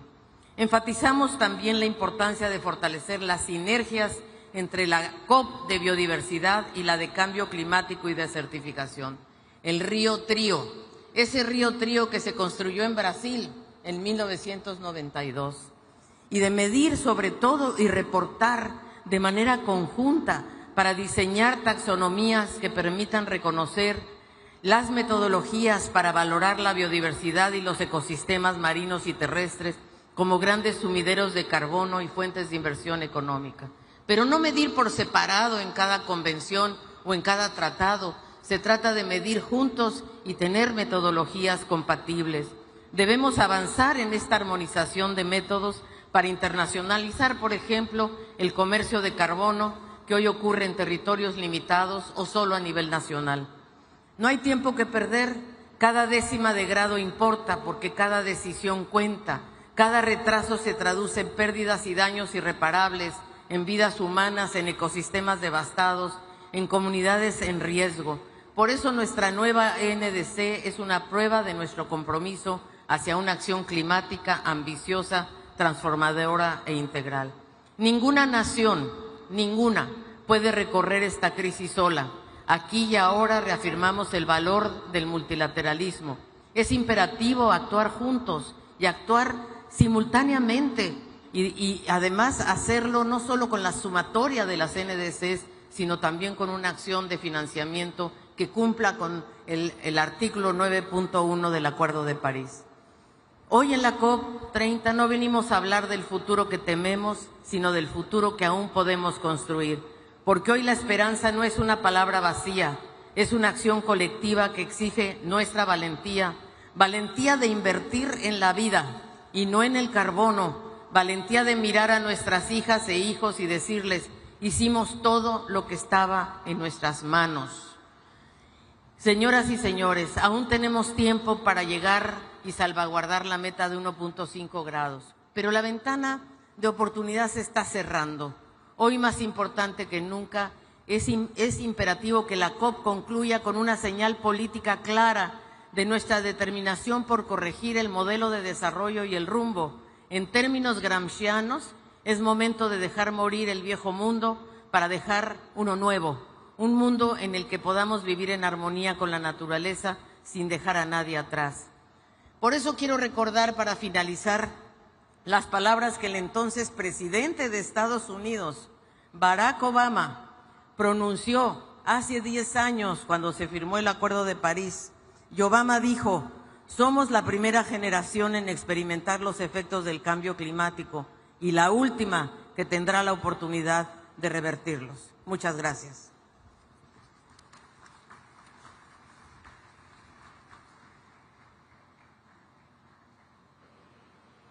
Neste momento, convidamos para a manifestação o representante de Mianmar, ministro dos Recursos Naturais e Conservação Ambiental, Kim Maung-hee.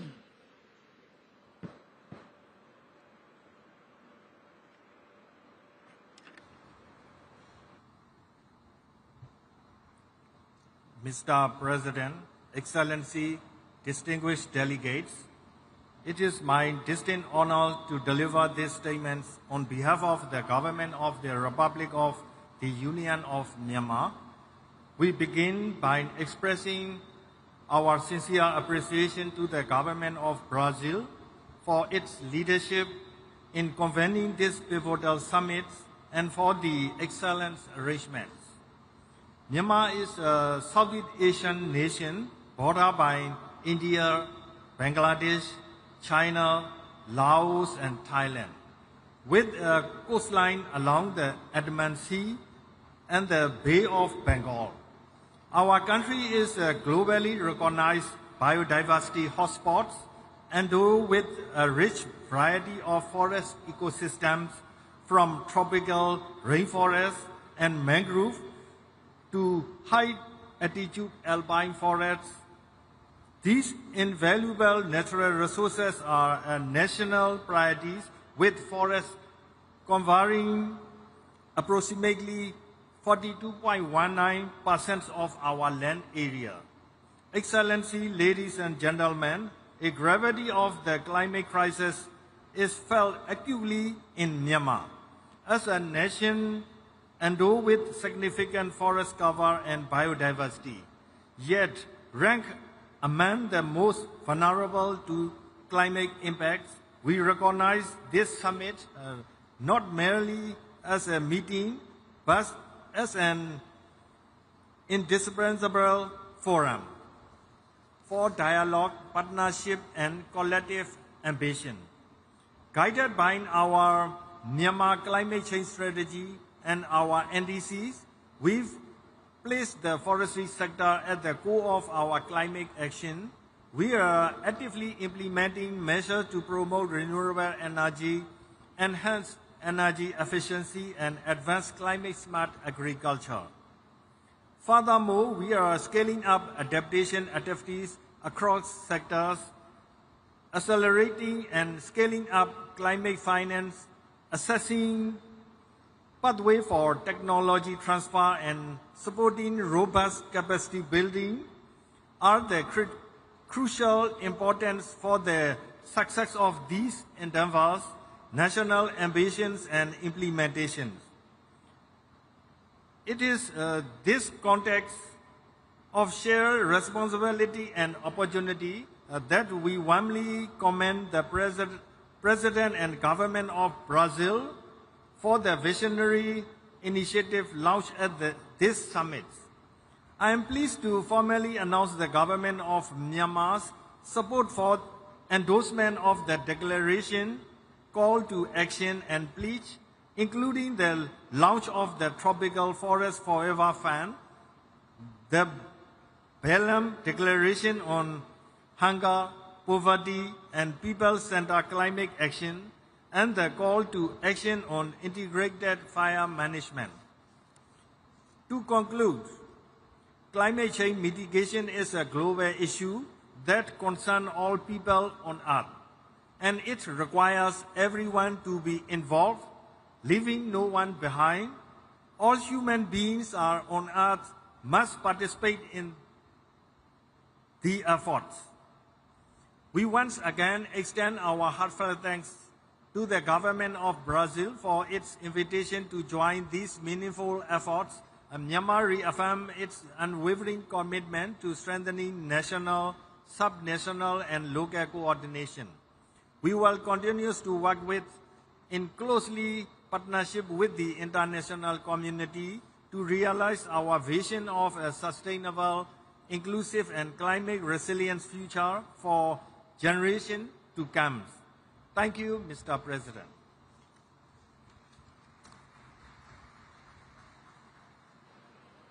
Convidamos agora o ministro do Meio Ambiente de Omã, Abdullah Ali Al-Anhi.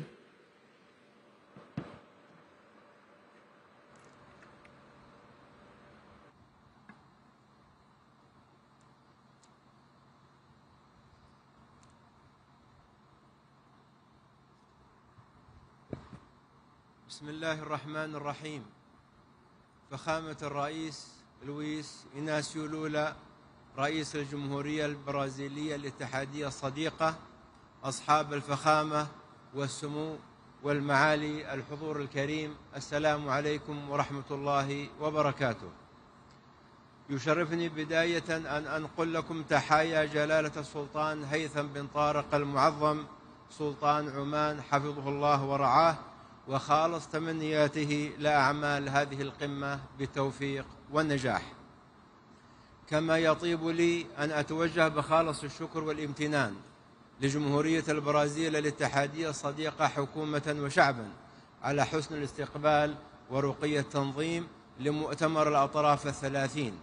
كما أود التعبير عن بالغ التقدير للأمانة التنفيذية للأمم المتحدة بشأن تغير المناخ على جهودها الكبيرة في توجيه العمل المناخي العالمي نحو التنفيذ. أيها الحضور الكريم، نجتمع اليوم على ضفاف الأمازون رئة الكوكب وشريانه. يحيطنا قلق كبير من تأثير التغير المناخي على النظام البيئي برمته، وبالنتيجة على الحضارة البشرية. وإن ما يشهده الكوكب من ظواهر ارتفاع درجات الحرارة وذوبان الجليد وفقدان التنوع الحيوي وحرائق الغابات لم تترك مجالا للشك من أن التغير المناخي حقيقة لا يمكن تجاهلها. الأمر الذي يضعنا جميعا أمام مسؤوليات وطنية وعالمية لتسريع وتيرة العمل المناخي وتضافر الجهود، خاصة بعد مخرجات التقرير التجميعي للمساهمات المحددة وطنيا الصادر بنهاية أكتوبر الماضي، والذي أظهرت نتائجه بأن العمل المناخي لا يزال دون طموح. أيها الحضور الكريم، إن وراء هذا الأداء المتواضع عدة تحديات رئيسية، أهمها الحوكمة العتيقة لمؤسسات النظام البيئي العالمية والإجراءات البطيئة والمعقدة لمنظومات التمويل، إذ أن العالم قد أصبح مشتتا بين القمم والمؤتمرات البيئية والمناخية، وأصبح منغمسا في إعداد التقارير الفنية العديدة، وكل ذلك على حساب الوقت والجهد والموارد، وبالنتيجة على حساب التنفيذ.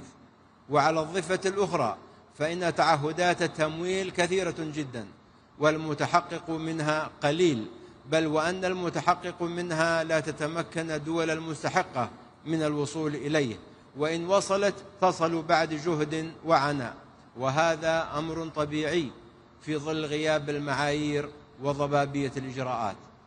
أيها الحضور الكريم، طالما النظام البيئي للكوكب نظام واحد لا يتجزأ، وطالما الاتفاقيات البيئية الثلاثة التي أقرت هنا في البرازيل تعالج قضية واحدة وهي قضية النظام البيئي، فمن الضروري مراجعة المنظومة المؤسسية البيئية العالمية التي نعمل من خلالها، والتي تدير ملفات الحاضر والمستقبل بحوكمة الماضي، مما أدى إلى تشتت الجهود وبطء الإجراءات. فالحوكمة المؤسسية الكفءة هي الأساس في نجاح منظومات العمل وتوحيد الجهود ومجابهة التحديات. أيها الحضور الكريم، إن بلدي سلطنة عمان يمضي بثبات وإصرار نحو تحقيق أهدافه البيئية والمناخية، إيمانا منه بأن التحول المناخي ليس عبئا بل فرصة اقتصادية وتنموية كبرى، إذ أن الاستثمارات في الطاقة النظيفة والبنية التحتية المستدامة والذكاء المناخي قد أصبحت محركات النمو في القرن ال21، ولذا فقد وضعت رؤيتنا الوطنية عمان 2040 متطلبات الاتفاقيات البيئية الثلاثة كأجندة وطنية رئيسية، ومضت قدما في تطبيق الاستراتيجية الوطنية للحياد الصفري وتفعيل السجل الوطني للكربون وتطوير سياسات المادة 6 من اتفاق باريس. كما تعمل سلطنة عمان على تنفيذ العديد من مشاريع التكيف مع التغيرات المناخية، ومنها نظام الإنذار المبكر ومنظومات الحماية من الفيضانات وتشييد المدن المرنة والمستدامة، إضافة إلى التوسع في تبني الحلول القائمة على الطبيعة. ومن هذا المنطلق تؤكد سلطنة عمان على أن التنمية والاستدامة مساران متكاملان لا متعارضان، وأن تحقيق انتقال عادل ومنصف هو الطريق لضمان مستقبل آمن واقتصاد مزدهر ومستدام، وأن صون البيئة هو الاستثمار الأمثل في مستقبل الأجيال القادمة والركيزة الحقيقية لرفاه الشعوب. شكرا لكم والسلام عليكم ورحمة الله وبركاته.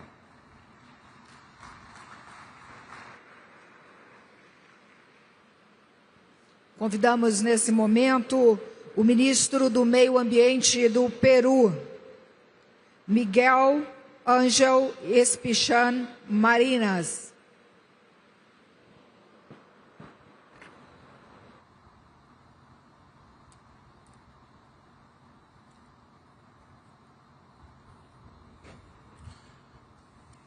Señor Presidente de la República Federativa de Brasil, Excelencias, distinguidos jefes de delegación, ministras y ministros, traigo el saludo de nuestro presidente José Gerí Oré.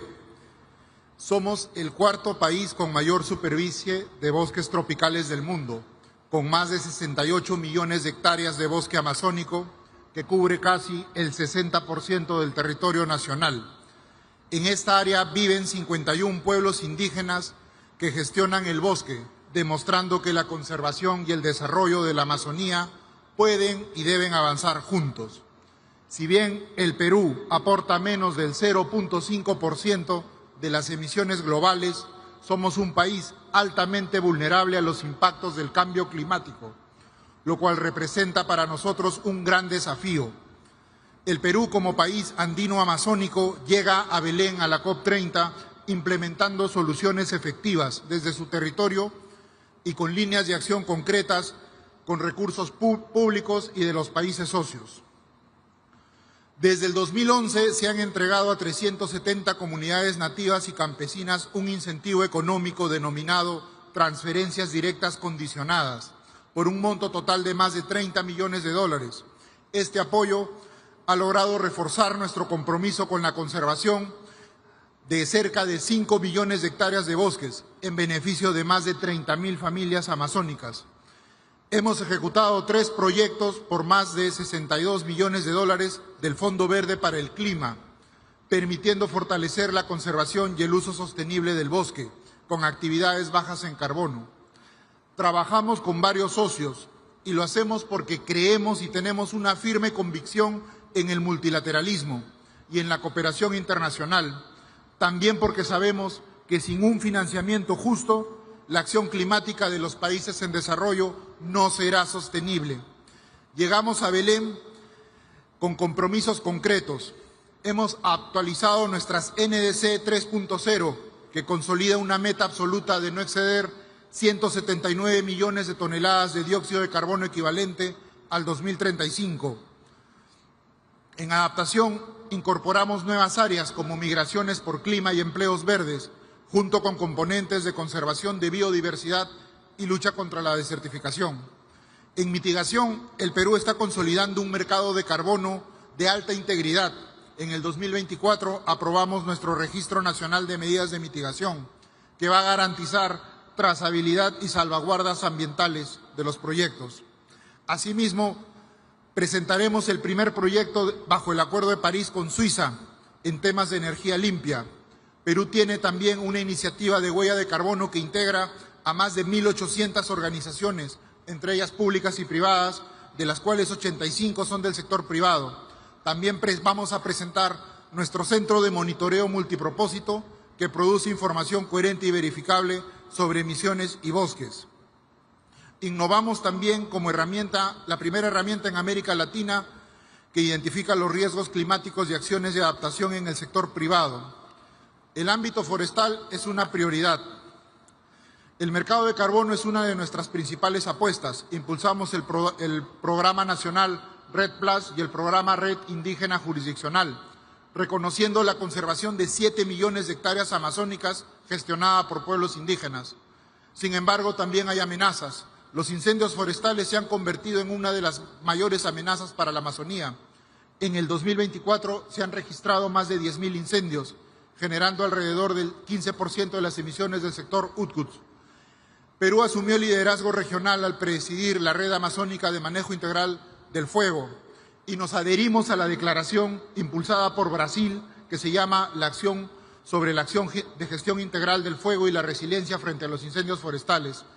Respaldamos con entusiasmo el Tropical Forest Forever Facility, que reconoce el valor global de los bosques. Por eso el Perú viene trabajando en sus condiciones técnicas y de transparencia para su implementación. Esta COP30 lanzaremos nuestro paquete PAÍS en el marco del FCLP, una propuesta para movilizar recursos hacia la Amazonía y que buscamos apalancar 30 millones de dólares. Lideramos con Brasil y Noruega el compromiso de la tenencia de la tierra. Todo este conjunto de acciones demuestra un mismo mensaje.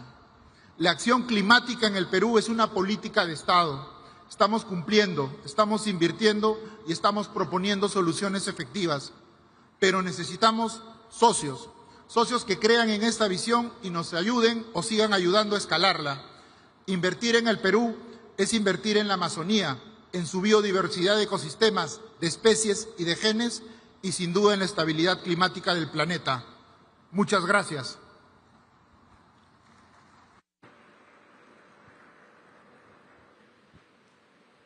Convidamos agora a ministra do Meio Ambiente de Ruanda, Bernadette Arakiwi.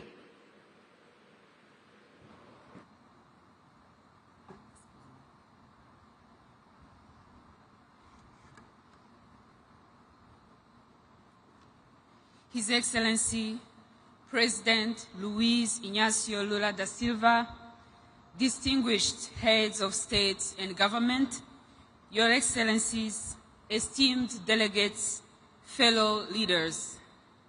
I take this moment to convey greetings from His Excellency Paul Kagame, the President of Rwanda, whom I have the honor of representing at this summit.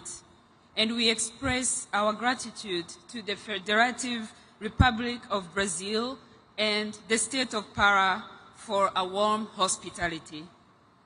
Ladies and gentlemen, Rwanda arrives in Belém with both resolve and hope. We commend Brazil for centering COP30 on implementation, inclusion, and forests, and these are principles that mirror our own journey of turning vulnerability to action. In May 2023, devastating floods across Rwanda claimed more than 130 lives and resulted in almost $200 million in damage, all in just 24 hours. Sadly, this was not an isolated tragedy, but another example of how much damage can be done in one single climatic event. However, Rwanda refuses to be defined solely by its vulnerability.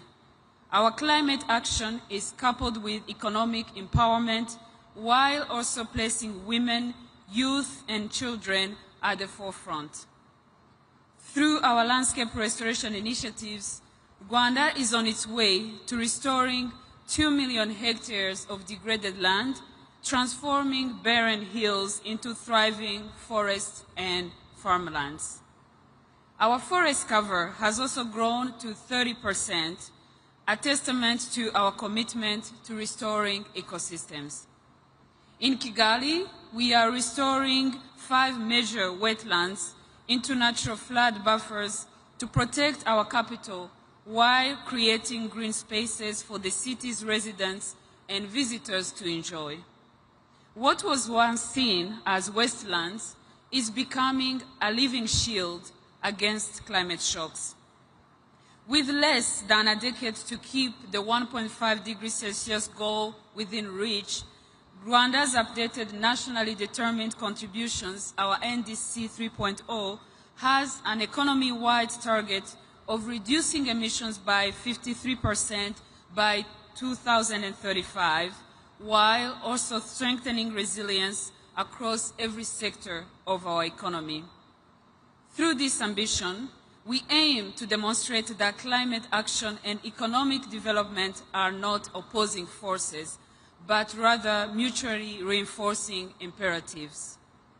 As we move from Baku to Belém, Rwanda looks forward to agreeing on a clear roadmap to deliver the $3 billion annual commitment agreed up at COP29, while charting a path towards the more realistic goal of at least $1.3 trillion per year by 2030. Rwanda advocates for accessible, predictable, and equitable climate finance, as well as a loss and damage fund that meets the needs of the most vulnerable. Capacity building and technology transfer that empowers domestic climate action must also be prioritized. Rwanda will continue to work with partners to ensure the global goal on adaptation achieves its potential through indicators that measure both adaptation progress and the adequacy of adaptation finance. We commend Brazil for placing forests at the core of COP30, not merely as carbon sinks, but as living ecosystems that sustain biodiversity, livelihoods, and climate resilience. And yesterday's launch of the Tropical Forest Forever facility offers a transformative model for rewarding conservation at scale. Rwanda also supports Brazil's call for COP30 to be a moment to deliver real action and for all parties to submit enhanced NDCs that are aligned with the 1.5 degrees Celsius target. Your Excellencies, the choice before us is clear. We can continue with incremental progress while the planet burns, or we can rise to meet the scale of this crisis. The fossil fuel era is drawing to a close. We must now ensure the transition is just, inclusive, and equitable. Rwanda's message is clear. Climate vulnerability must not dictate our future. Ambitious climate actions grounded in restoration, inclusion, and green growth is not only possible, but essential for all nations. And the world must match such ambition with finance that is accessible, predictable, and just. Let Belém mark the moment when every nation, regardless of size or emissions, has the tools to thrive in a safe, equitable, and resilient world. I thank you.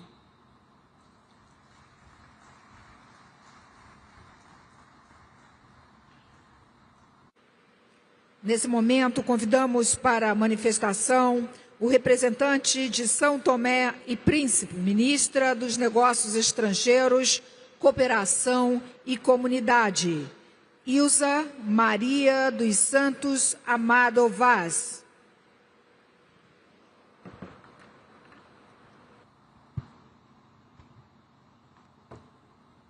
Sua Excelência, Senhor Presidente da República Federativa do Brasil, Lula da Silva, Suas Excelências, Senhores Presidentes, chefes dos governos e os representantes dos Estados-membros, Sua Excelência, Senhor Presidente da COP30, representantes das organizações internacionais, senhoras e senhores, é com profunda honra e elevado sentimento de responsabilidade que tomo palavra em nome da Sua Excelência, o Presidente da República Democrática de São Tomé e Príncipe, nesta Cimeira do Clima que nos reúne em Belém, cidade de encontros, de partidas e de esperança. Permitam-me, antes de mais, transmitir as fraternas saudações da Sua Excelência, Sr. Presidente da República Carlos Villanova, e expressar o nosso reconhecimento pela organização deste importante evento, no momento em que o mundo enfrenta, de forma cada vez mais evidente, os efeitos reais das mudanças climáticas. Hoje, Belém volta a ser o ponto de partida não para novas descobertas geográficas, mas para um novo pacto com o planeta. A humanidade chegou a um momento em que já não basta compreender a crise climática. É preciso agir com urgência, convicção, justiça e solidariedade. As alterações climáticas não conhecem fronteiras, mas atingem-nos de forma desigual. Os pequenos estados insulares, como São Tomé e Príncipe, enfrentam vulnerabilidades multidimensionais, agravadas pelas mudanças climáticas. A subida do nível do mar, a erosão costeira, os fenômenos meteorológicos extremos, as inundações, a destruição de infraestruturas básicas e a insegurança alimentar são realidades que afetam gravemente as nossas populações, comprometendo o desenvolvimento sustentável e o futuro das próximas gerações. O que para alguns é projeção científica, para nós é vida cotidiana. Mas São Tomé e Príncipe recusa o papel de vítima. Somos uma nação resiliente que acredita que a vulnerabilidade pode transformar-se em força, com cooperação, parcerias, inovação, vontade política global e investimentos. Excelências, perante os desafios, São Tomé e Príncipe assumiu, desde 2015, um compromisso firme no quadro do Acordo de Paris e, em 2021, reforçou as suas ambições com a submissão da NDC 2. Tornamo-nos o primeiro país do mundo reconhecido integralmente pela Unesco como Reserva Mundial da Biosfera, um marco que honra o nosso património natural e reforça a nossa responsabilidade de proteger o equilíbrio entre o ser humano e a natureza. Estamos a implementar o Plano Nacional de Adaptação às Alterações Climáticas, centrado na gestão sustentável das zonas costeiras, nas energias renováveis, na proteção das florestas e na educação ambiental. A nossa visão é clara: crescer sem destruir e prosperar sem comprometer o futuro. Excelências, nenhum país pode enfrentar sozinho uma crise global. A justiça climática exige reconhecer que quem menos contribui é quem mais sofre.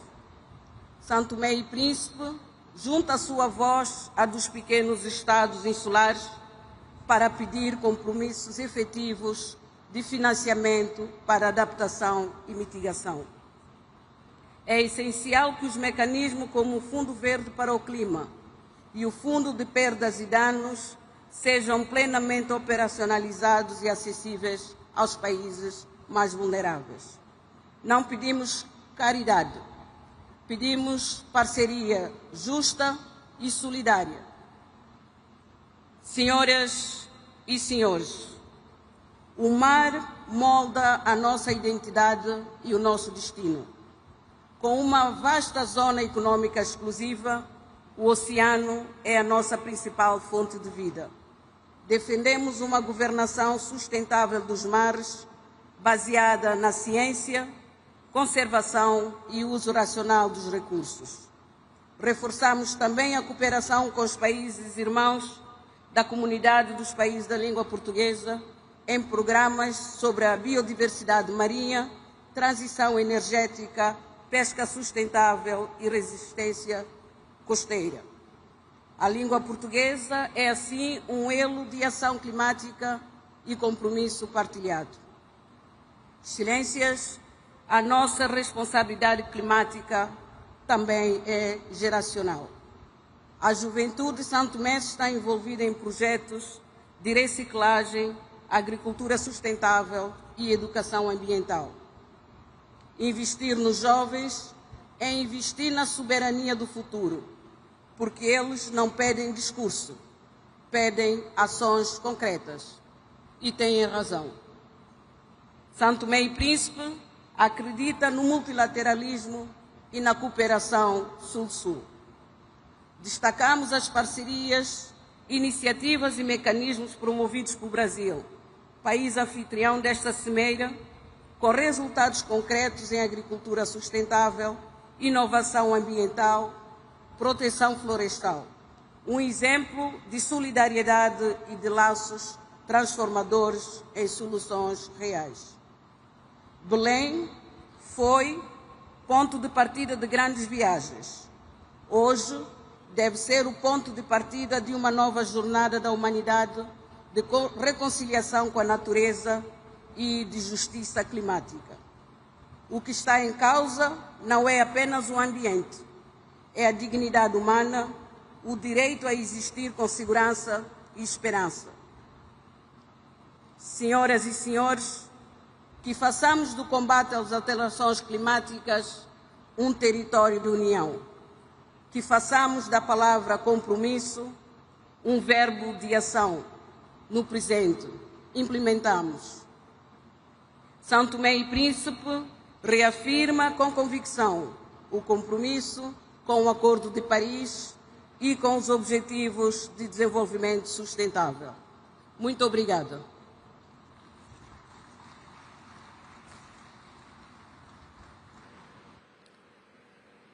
Convido nesse momento para a manifestação o ministro do Meio Ambiente e da Transição Ecológica do Senegal, El Hadj Adjidouramane Diouf.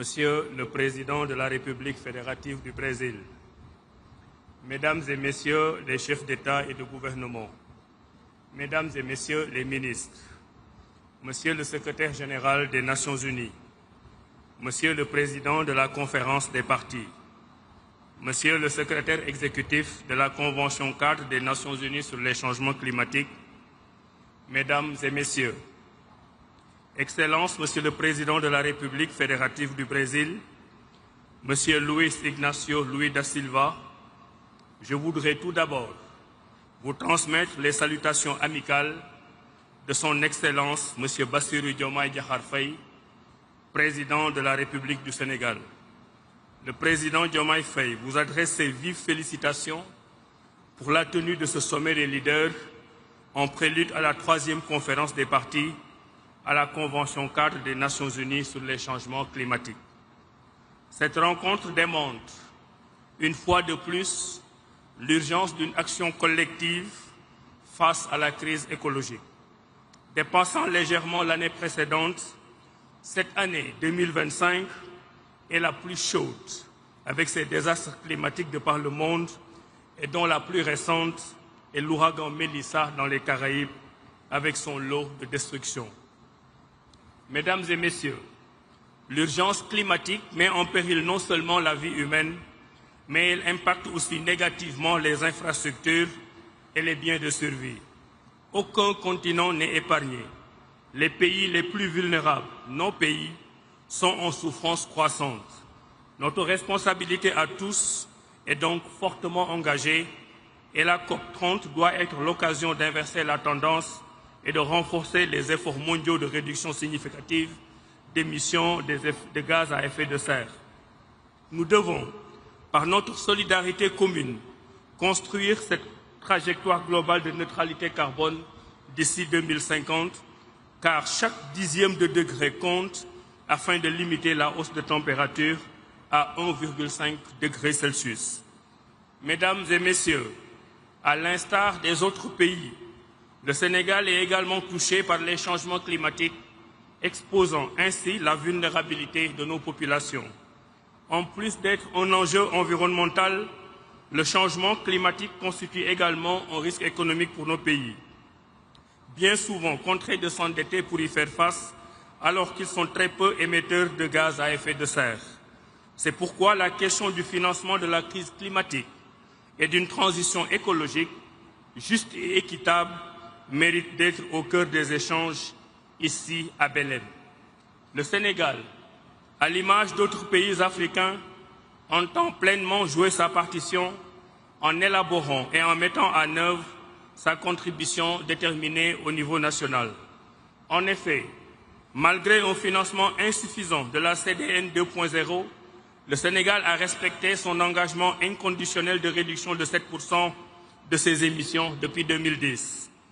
Plus de 4,5 milliards de dollars américains ont été investis dans 300 projets, à la fois d'atténuation et d'adaptation, et cela avec 40% du budget national.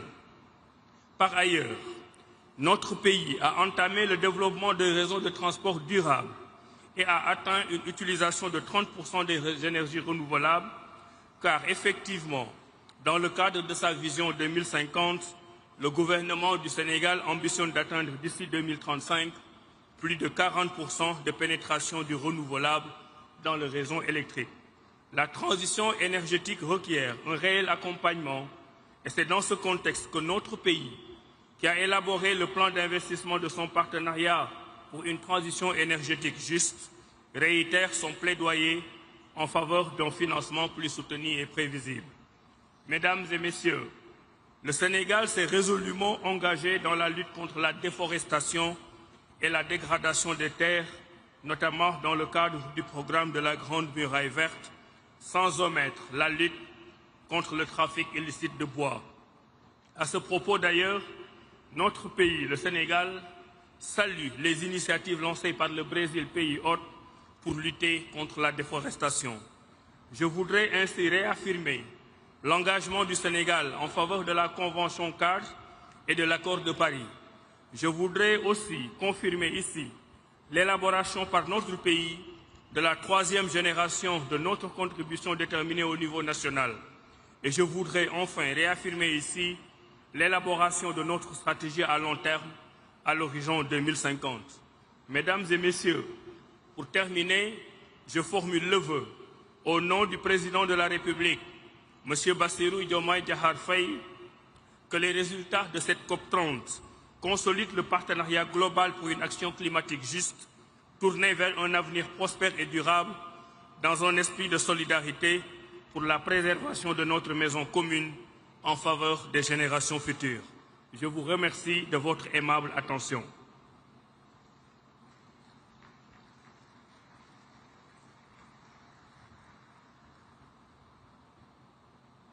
Agora chamamos para a manifestação o representante de Serra Leoa, ministro do Meio Ambiente e Mudança do Clima, João Emanuel Abdullahi.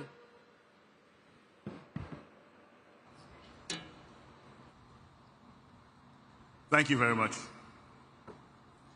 Excellencies, distinguished leaders and delegates, ladies and gentlemen, I bring you warm greetings from President Julius Maada Bio, the government and people of the Republic of Sierra Leone, a small but determined nation in the Upper Guinean forests of West Africa, committed to confronting the global climate crisis. We gather here in Belém not merely to deliberate, but to decide the future of our planet.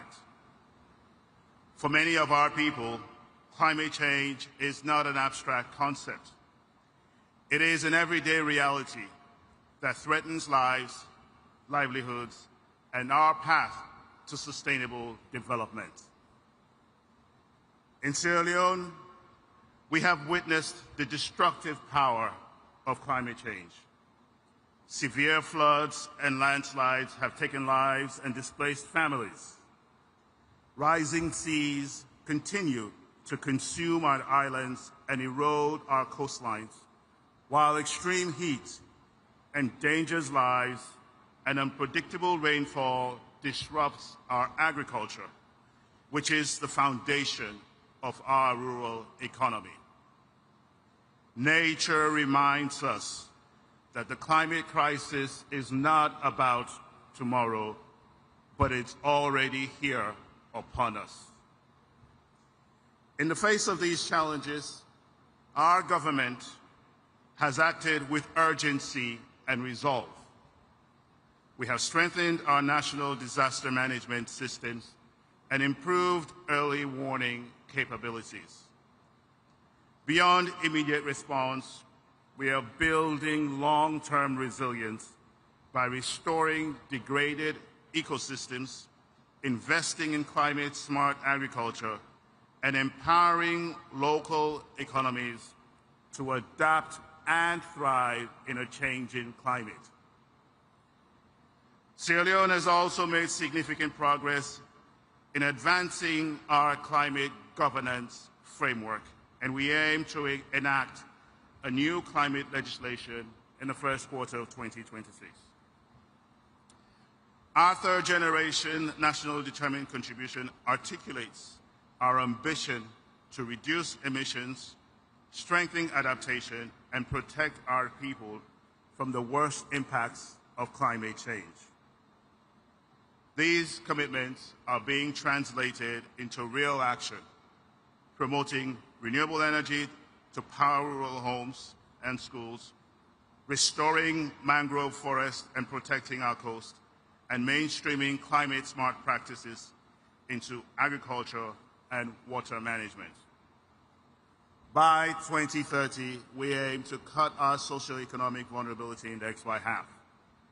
This is a measurable target, supported by actions across agriculture, water, coastal protection, health, and disaster management. We have designed this effort to be inclusive. Gender equality, youth leadership, and community participation are built into every step.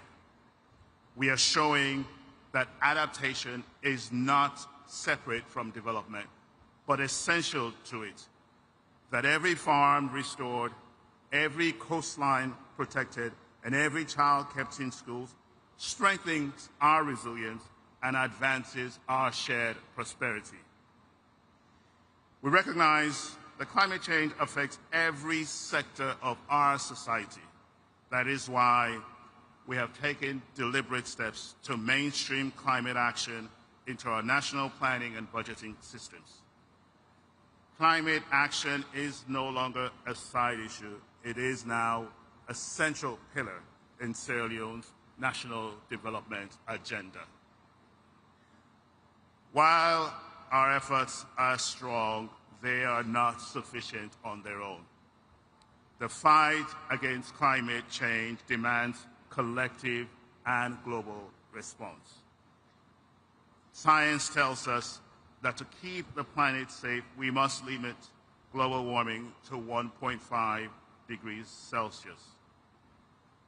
Achieving this goal requires decisive action, not only by countries like Sierra Leone, who suffer the most, but also by those who emit the most.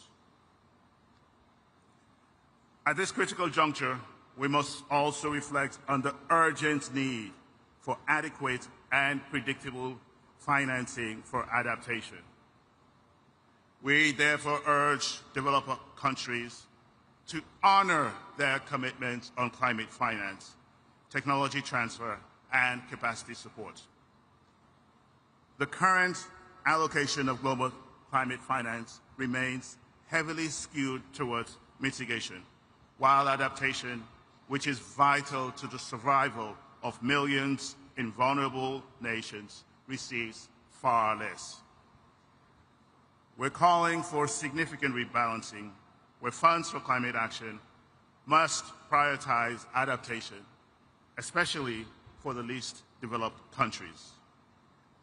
Adequate and predictable financing for adaptation must be channeled to where it is needed most in order to strengthen resilience, protect livelihoods, and secure a sustainable future for vulnerable communities. Technology transfer and capacity building must be greatly enhanced for LDCs, which contribute the least to global emissions, but bear the greatest burden of its impacts. Adequate provision of adaptation finance must not only be pledged, but also tracked and verified on the ground, ensuring that resources reach the communities most affected by extreme heat, floods, droughts, and rising seas. The climate negotiations must remain guided by science, equity, and justice, giving voice to those whose lives and futures are most at risk. At this defining moment, I urge all leaders to move from promises to performance.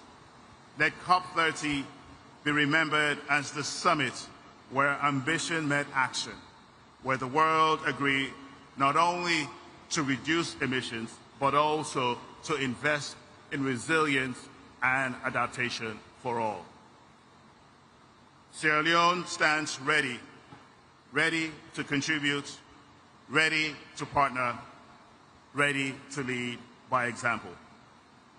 Together, let us secure a future of resilience, justice, and opportunity for ourselves and for generations on board.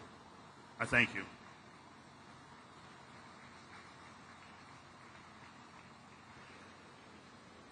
Convidamos nesse momento o ministro de Meio Ambiente e Florestas do Sudão do Sul, Josephine Napuon Cosmos.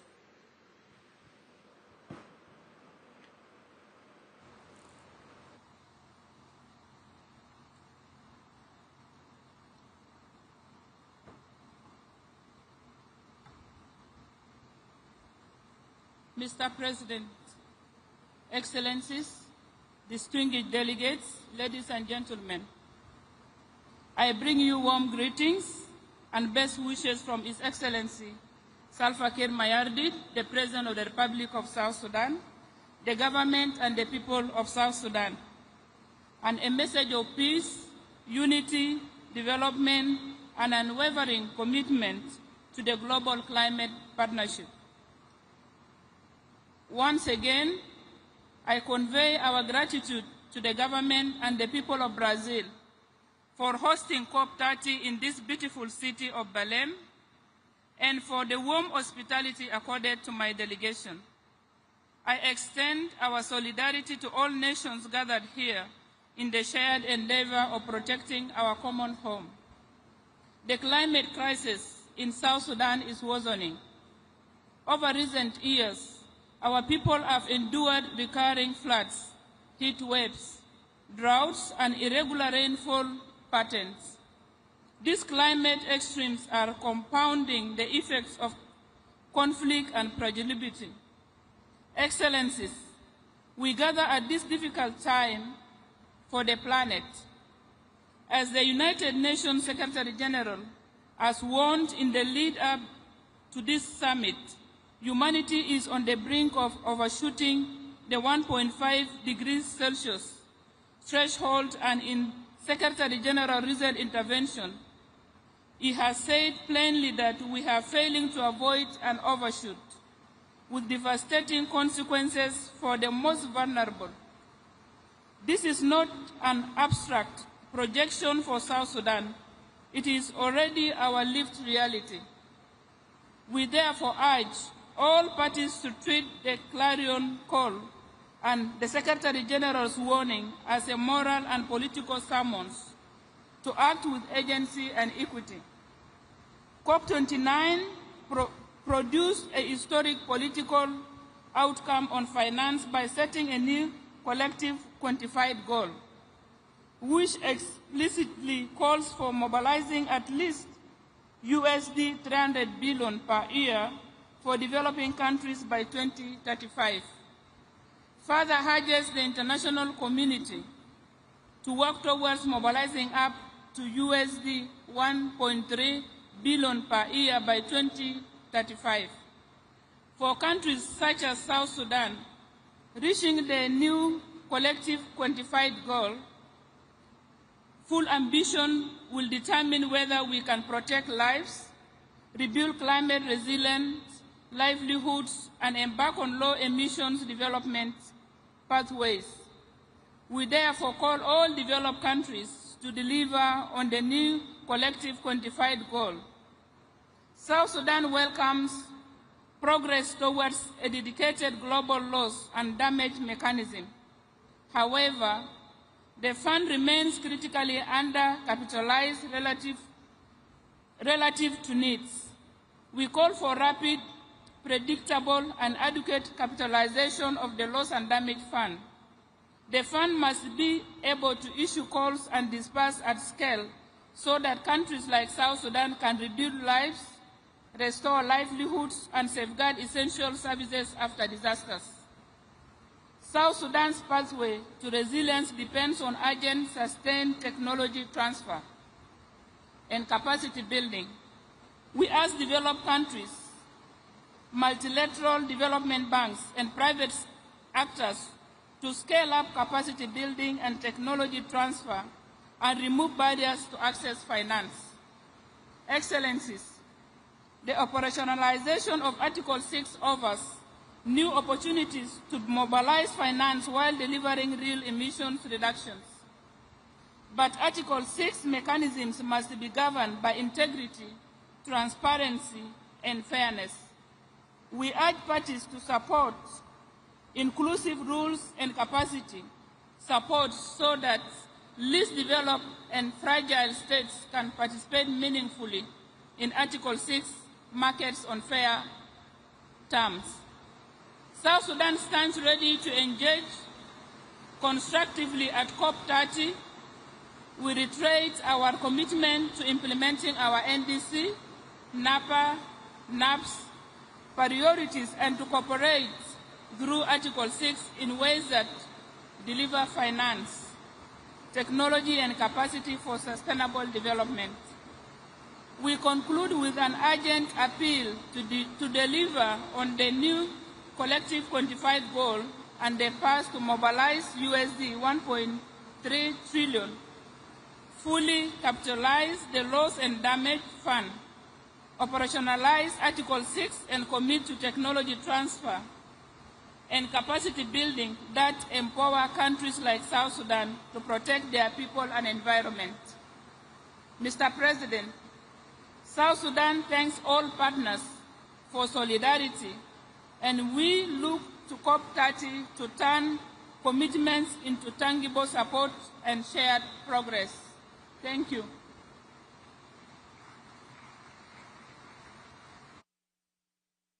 Convidamos agora representante do Tajiquistão, o senhor ministro do Meio Ambiente, Bahadur Sheralizada.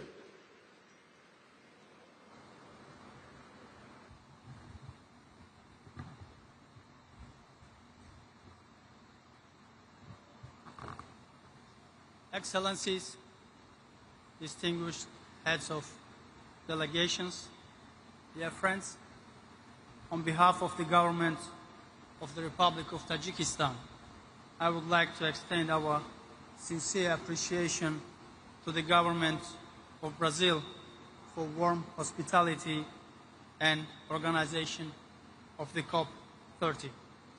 We commend Brazil's leadership in hosting this important global gathering here in Belém, a city that symbolizes both the richness and the fragility of our planet's ecosystem. Excellencies, climate change is no longer a distant concern. It is a present and escalating crisis that threatens the very foundation of life on Earth. Its devastating consequences rising temperatures, melting glaciers, desertification, and the loss of biodiversity are affecting every community. The most vulnerable, who have contributed least to global emissions, continue to suffer the most. For Tajikistan, a mountainous and landlocked country located in the heart of Central Asia, climate change poses a particular grave threat to our water resources and to the livelihoods of our people. Our glaciers, which serve as a primary source of fresh water for the entire Central Asian region, are retreating at an alarming rate. Over the past several decades, we have lost more than 1/3 of our glacier area, a trend that endangers regional water issues, agriculture, energy production, and ecosystems across our shared basins.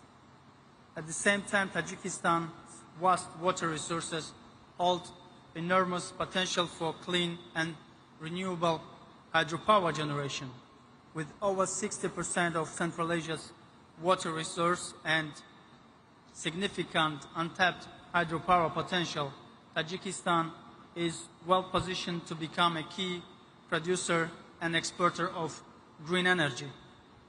The development of renewable energy potential, particularly hydropower, serves as a main instrument to achieve our national climate ambitions and commitments under the Paris Agreement, while contributing to a low-carbon future for our neighboring countries by increasing the share of green energy in their economies.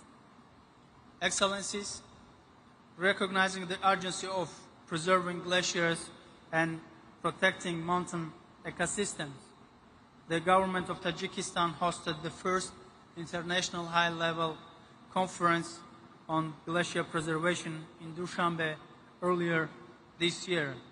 The conference brought together heads of states, ministers, scientists, societies, and experts from around the world to discuss joint measures for preserving glaciers and strengthening resilience in mountainous regions.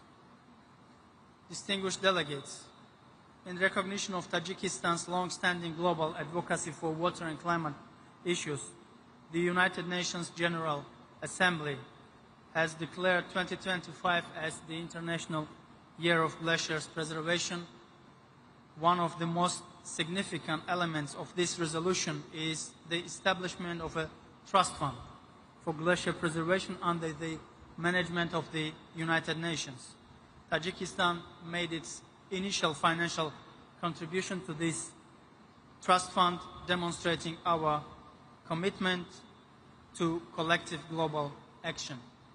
We take this opportunity to invite all UN member states, international and financial organizations, and other partners to make financial contributions to this fund and support global initiatives dedicated to glacier research, monitoring, and preservation. Furthermore, Tajikistan, together with France, has co-initiated United Nations Decade of Action for Cryospheric Sciences, aimed at enhancing global understanding and cooperation in cryospheric research and policy. We invite all countries, research institutions, and development partners to contribute to its successful implementation. Excellencies, as we meet here in Belém at the decisive moment for our planet, Tajikistan wishes to underscore several key priorities for the global climate agenda. First, urgent action to limit global temperature rise. We must to redouble our collective efforts to keep the global temperature rise below 1.5 degrees Celsius. This requires ambitious science-based indices, the acceleration of renewable energy transition, and global commitment to the production and use of green energy. Second, strengthen the global adaptation framework. Adaptation must receive equal priority with mitigation. Greater support and including predictable climate finance, technology transfer and capacity building is essential for countries most affected by climate impacts, particularly landlocked and mountainous developing countries. Third, protecting the world's water and cryosphere systems. Glaciers, snow covers, and permafrost are crucial components of the global water cycle and climate systems. Their preservation must be integrated into all future COP decisions, the global stocktake process, and the implementation of the Paris Agreement. Excellencies, the conclusion, Tajikistan remains firmly committed to working with all partners towards the goals of the Paris Agreement and ensure that our collective action today safeguard the well-being of future generations.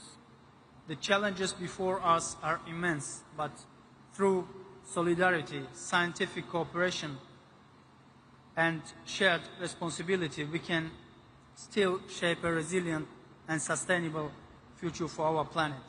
Obrigado. Thank you.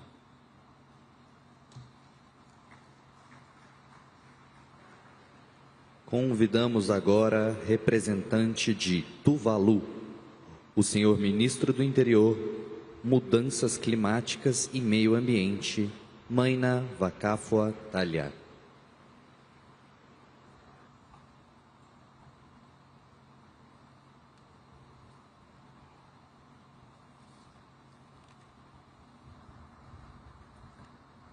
Honorable President, UN Secretary General, distinguished leaders, ministers, ladies and gentlemen. I have the honor to speak on behalf of the government and the people of Tuvalu.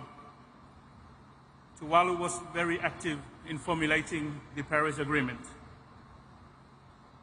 We had high hopes that this new agreement would give us the necessary legal measures to protect Tuvalu from the worst impact of climate change related sea level rise. 10 years on from Paris, we have greatly and gravely concerned about the slow progress in delivering significant emissions reductions to ensure our survival. The recent released UNEP Emission Gap Report 2025 off target informs us that about a third of the parties to the Paris Agreement have submitted newly their nationally determined contributions.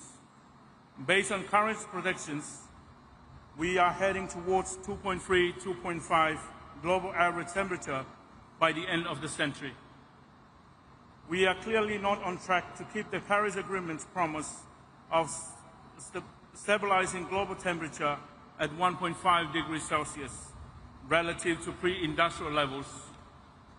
Tragically, the world's largest historical emitter of greenhouse gas emission has withdrawn from the Paris Agreement.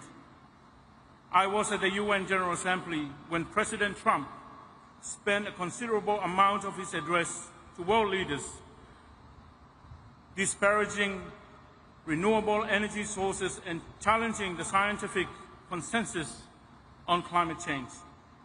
Mr. President, this is a shameful disregard for the rest of the world.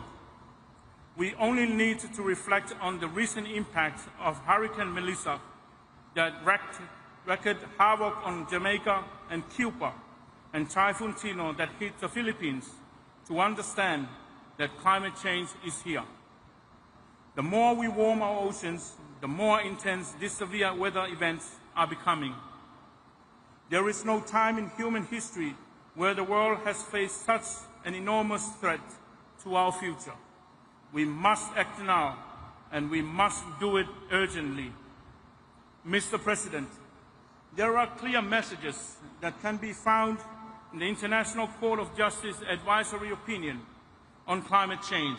It says, every state has an obligation to act with stringent due diligence and to use all the means at disposal to prevent harm to the climate system. All states, even those not party to one or more of the climate agreements, are bound to take actions and have a duty to prevent significant harm to the environment and a duty to cooperate for the protection of the environment in line with the principle of good faith and due diligence. When states breach one or more of their international obligations, they have a duty to cease the wrongful conduct, provide guarantees of non-repetition, and provide full reparations for any resulting harm in the form of restitution, compensation, and/or satisfaction. These are strong words which we must take heed of. Mr. President, my country and my people and the future generation cannot continue to suffer the impact of climate change while the world's major emitters believe that they can continue to pollute the atmosphere with total immunity. This is immoral and unacceptable. I do not need to reiterate that we must seize the concept of multilateralism and work together to find the necessary solution to addressing climate change as a matter of urgency. That is why we need Taiwan in the equation and have COP30 come to the Pacific. We must provide the countries who have suffered loss and damage from the impact of climate change with the necessary support to rebuild. The recent amount of money held in the fund for responding to loss and damage is tiny compared to actual costs countries around the world. We need new and innovative sources of finance to provide the necessary funding for loss and damage. To do this, we need to establish a group of finance experts who can think outside the box and develop new and innovative sources of finance for loss and damage. There are many ideas out there. We need these experts to find innovative solutions for us. Finally, I want to reflect on the fact that the Paris Agreement delivered a promise to ensure vulnerable countries like Tuvalu do not disappear. Mr. President, we believe in that promise. We believe that Tuvalu has a future, but we need the necessary support to ensure that we will survive, and we will survive. I thank you.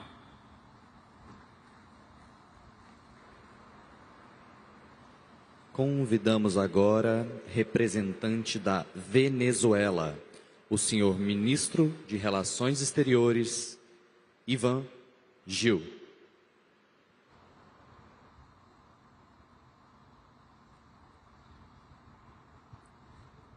En primer lugar, quiero expresar nuestro agradecimiento al Gobierno de la República Federativa del Brasil y al presidente Luis Ignacio Lula da Silva por su hospitalidad y por el esfuerzo de hacer de Belém do Pará la cumbre de la verdad.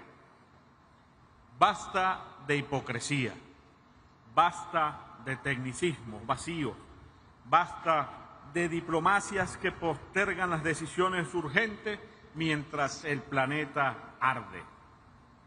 Lo que hace falta es compromiso real, acción concreta y cambios revolucionarios del sistema global, antes de que nuestra especie desaparezca, como lo advirtió el comandante Fidel Castro Ruz en el año 1992 en la conferencia de Río de Janeiro. Hoy, 3 décadas después de aquella alerta, no estamos ante una amenaza futura, estamos viviendo el colapso ambiental en tiempo presente. Ya no hablamos de un aumento determinado, de un determinado número de grados en la temperatura promedio global. Estamos al borde del umbral que acabaría la vida como la conocemos. Y eso es, en sí mismo, un fracaso colectivo del sistema internacional. Más allá de los números fríos que se han discutido en esta sala, los efectos están a la vista. El deshielo, la desertificación, pérdida de suelos fértiles, olas de calor y de frío extremo, incendios forestales que devoran millones de hectáreas de selva y vida, lluvias torrenciales y huracanes que amenazan comunidades en el Caribe, la Amazonía, África y en el Pacífico. Todo esto tiene una causa: el modelo capitalista salvaje, un imperialismo voraz y hambriento de petróleo y recursos que, en lugar de corregirse para frenar el cambio climático, se ha vuelto más feroz e inhumano. Ese imperialismo no envía barcos al Caribe para ayudar a reparar los daños del cambio climático, sino para amenazar, asediar y saquear los recursos naturales de nuestras naciones soberanas, como el caso de Venezuela, que es asediada a diario con el único objetivo de robarles sus recursos. La potencia más mortífera del planeta ha amenazado la zona de paz de nuestra América Latina con el único objetivo de saquear nuestro petróleo. Las grandes corporaciones transnacionales actúan hoy como potencias paralelas que violan el derecho internacional y ocupan territorios soberanos con total impunidad. Ahí está el caso de la ExxonMobil, que opera de manera ilegal en un mar que no ha sido delimitado, explotando recursos que no le pertenecen, sin respeto alguno por la soberanía ni por la justicia internacional.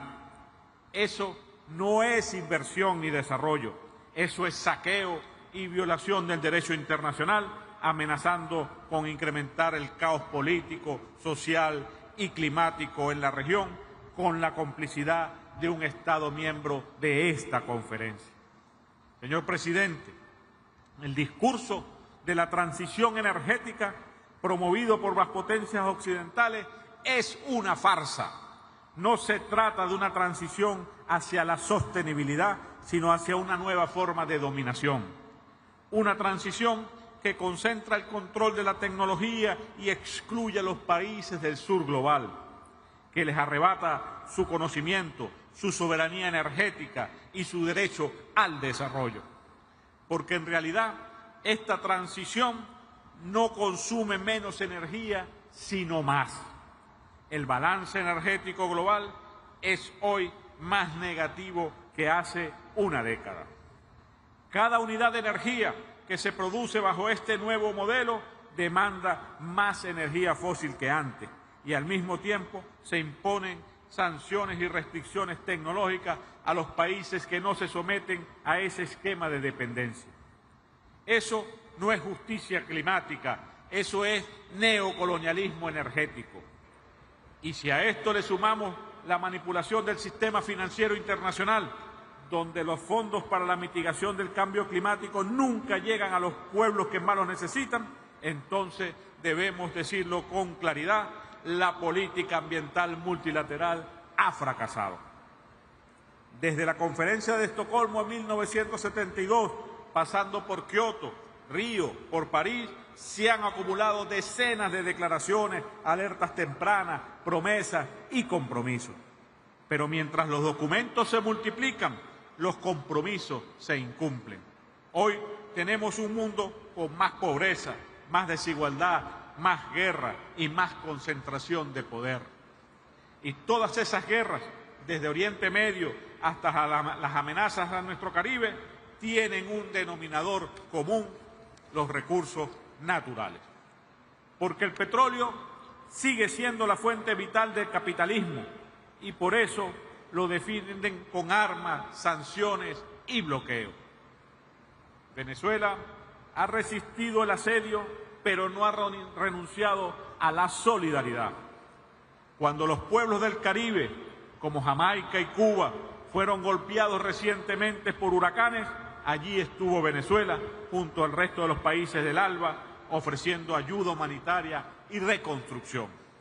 Así lo hicimos a través de Petrocaribe, una iniciativa de integración y justicia energética que fue atacada por las sanciones imperiales precisamente porque representaba un modelo alternativo, solidario y soberano. Venezuela defiende un modelo social, inclusivo, ecológico y solidario, donde el ser humano sea el centro de acción y no la mercancía. Un modelo que coloca el bienestar y la supervivencia de la humanidad por encima del lucro de las corporaciones. un modelo donde el desarrollo vaya de la mano con la preservación del entorno natural y donde se respete el derecho de cada pueblo a decidir cómo gestionar sus recursos. Como bolivarianos, defendemos la vida y el equilibrio del universo. Hace 2 siglos, el libertador Simón Bolívar promulgó el decreto de Chuquisaca, protegiendo montañas, ríos y bosques, anticipando el principio de soberanía ambiental que hoy reivindicamos. Ese legado nos guía. Proteger la naturaleza no es un gesto simbólico, es un deber patriótico y moral. Hoy, desde Venezuela, hacemos un llamado al mundo a construir una verdadera transición energética justa, soberana y humana. Venezuela cree en una transición energética soberana, justa y solidaria. Cree en la cooperación sur-sur, en la ciencia abierta, en la agroecología, en la gestión sostenible de los recursos naturales y en un multilateralismo real, no subordinado al poder corporativo. Vamos a unir esfuerzos para descolonizar la economía, la tecnología y la energía, a reemplazar el capitalismo depredador por un nuevo sistema basado en la cooperación, la solidaridad y la justicia climática. Quiero cerrar esta intervención citando a nuestro comandante Hugo Chávez Frías, cuando en la cumbre de Copenhague en el año 2009 nos señaló, abro comillas, seamos capaces de hacer de esta tierra no la tumba de la humanidad, hagamos de esta tierra un cielo de vida, de paz y de paz de hermandad para toda la humanidad, para la especie humana. Muchas gracias.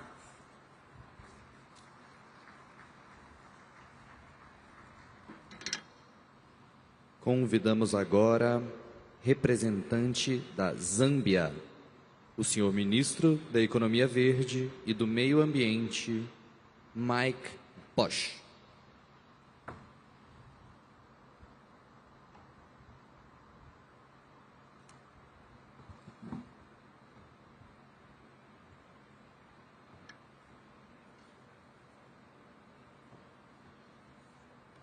Thank you. Allow me to start by recognizing the presence of the representative of His Excellency, the President of the Federal Republic of Brazil, Your Excellency, the COP30 President-designate, Your Excellencies, Head of State and Government, here present, and those being represented, the representative of the Secretary General of the United Nations, the representative of the Executive Secretary of the UNFCCC Secretariat, members of the press, distinguished ladies and gentlemen, boa tarde. Your Excellencies, allow me to convey warm greetings from Mr. Hakainde Hichilema, the President of the Republic of Zambia, who sends his best wishes to this conference.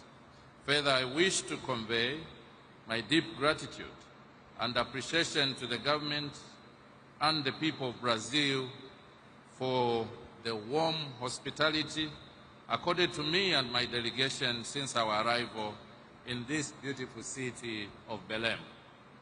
Allow me to also congratulate you, Your Excellency Ambassador André Correa do Lago, on your appointment as President and Chair of COP30.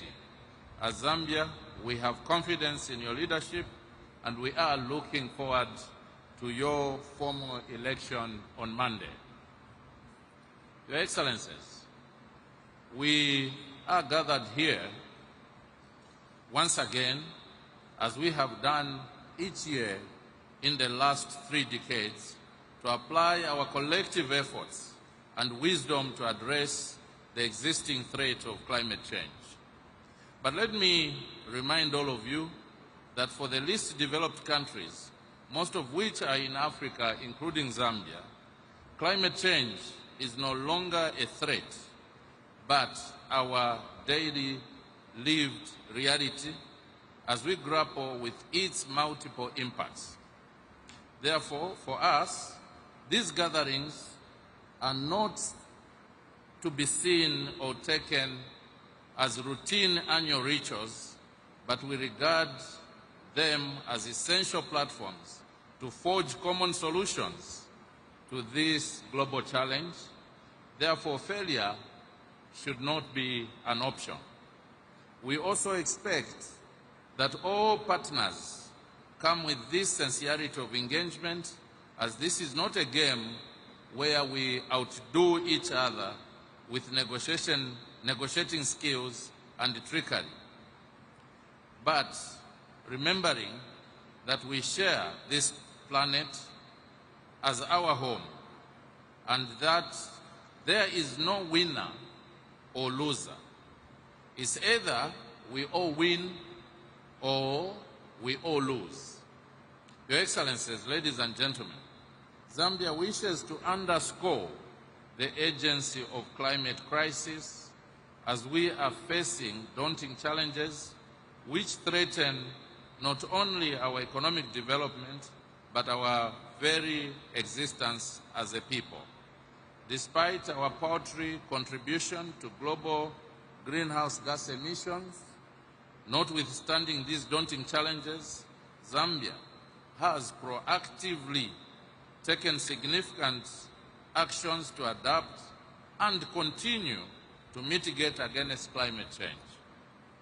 In this regard, this year we have prepared and submitted our third nationally determined contribution, NDC 3.0, in which we have kept our high ambitions of reducing our emissions by 25% based on our 2010 levels.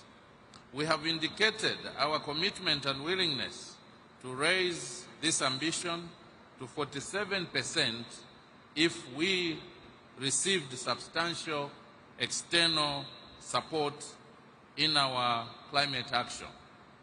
As a country, we have progressively demonstrated our commitment by adding more sectors in our NDCs, moving from 3 sectors in our first NDC in the year 2016 to 6 sectors in our second NDC in the year 2021, and now 10 sectors in our NDC 3.0.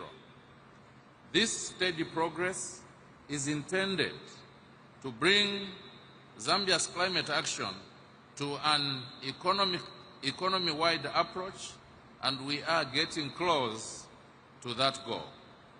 We have also submitted our first biannual technical report, as well as the 4th national communication, to ensure we strengthen our transparency. We thus expect nothing less from our partners, especially those who are more privileged economically than we are. Your Excellencies, on the negotiations front, adaptation remains a top priority for Zambia, like other vulnerable countries. The country places significant importance and priority on adaptation, actions to address the effects of climate change in order to enhance the resilience of its population, ecosystems, infrastructure, productive and health systems. Regrettably, there has been very little progress made on adaptation-related agenda items in the last few years, and it is important that these matters are taken seriously, as adaptation provides the only lifeline to the most vulnerable countries and peoples. In this regard, Zambia calls for progress on the global goal on adaptation by adopting robust, comprehensive but manageable set of indicators for tracking progress in building resilience.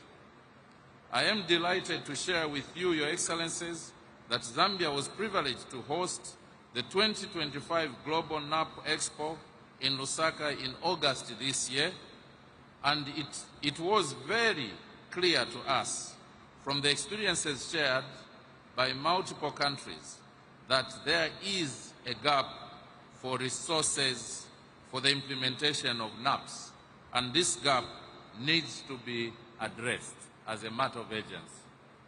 Your Excellencies, on finance, it was and still remains Zambia's view that the new collective quantified goal we adopted in Baku was modest, and therefore the delivery of these funds must be expedited and not beleaguered by bottlenecks.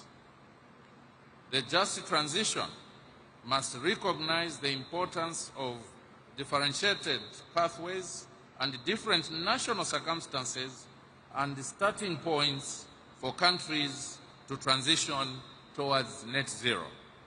In this view, the pace of transformation must consider the economic context of individual countries, allowing those countries with development deficits to meet their developmental needs, such as growing their economies, creating decent green jobs, and reducing poverty.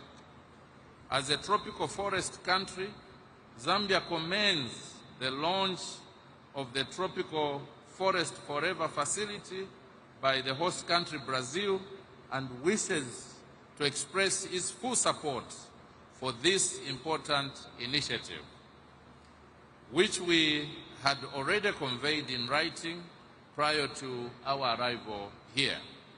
As I conclude, I wish to call for collective sincerity in addressing global challenges like climate change. We need a common resolve, commitment, and shared responsibility to save our common home, planet Earth. This country, Brazil, where we are gathered today, gave us the Rio Conventions in 1992, which includes the Climate Change Convention itself. It is therefore a perfect platform to reset our resolve to work jointly as a global community and reverse climate change. Finally, I wish to thank the government and the good people of Brazil for a well-organized COP30 and wish you all the best deliberations and best outcomes. Muito obrigado. Thank you very much.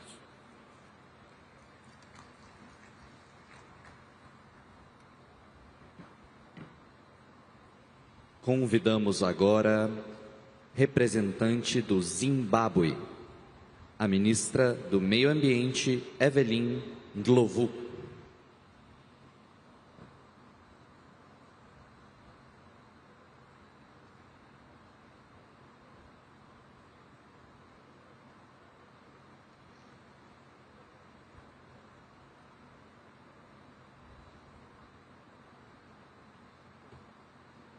Your Excellencies, the President of the Federal Republic of Brazil, Your Excellencies, ladies and gentlemen, I am honored to address this August gathering in this scenic city of Belém, the gateway to the Amazon. This venue serves as a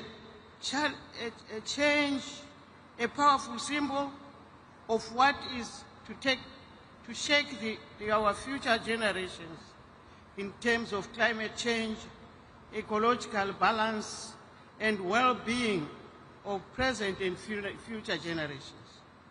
At the onset, I wish to express my profound gratitude to the government and people of the Federal Republic of Brazil for their warm hospitality and the excellent facilities of this landmark COP30. Due to other pressing national commitments, my President, His Excellency Dr. E.D. Mnangagwa, regretfully could not be here and appointed me to represent him. Therefore, in this regard, I will read his statement to the summit as follows. Your Excellencies and distinguished delegates, Zimbabwe commends the government of Brazil for its exemplary leadership on the global climate agenda. As a country endowed with vast initiatives such as the Tropical Forest Forever Facility, Zimbabwe welcomes this effort and looks forward to its operationalization as a significant contribution to the global forest conservation. The climate crisis has already reached alarming levels, with 2024 recording as the hottest year in history, and projections indicating that 2025 may follow this same dangerous pattern. Developing countries continue to endure the heaviest impacts despite bearing the least responsibility.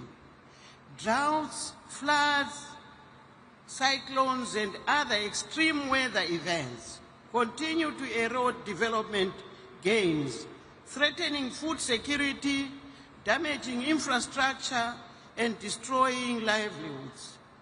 For small islands developing states, this crisis poses an existential threat.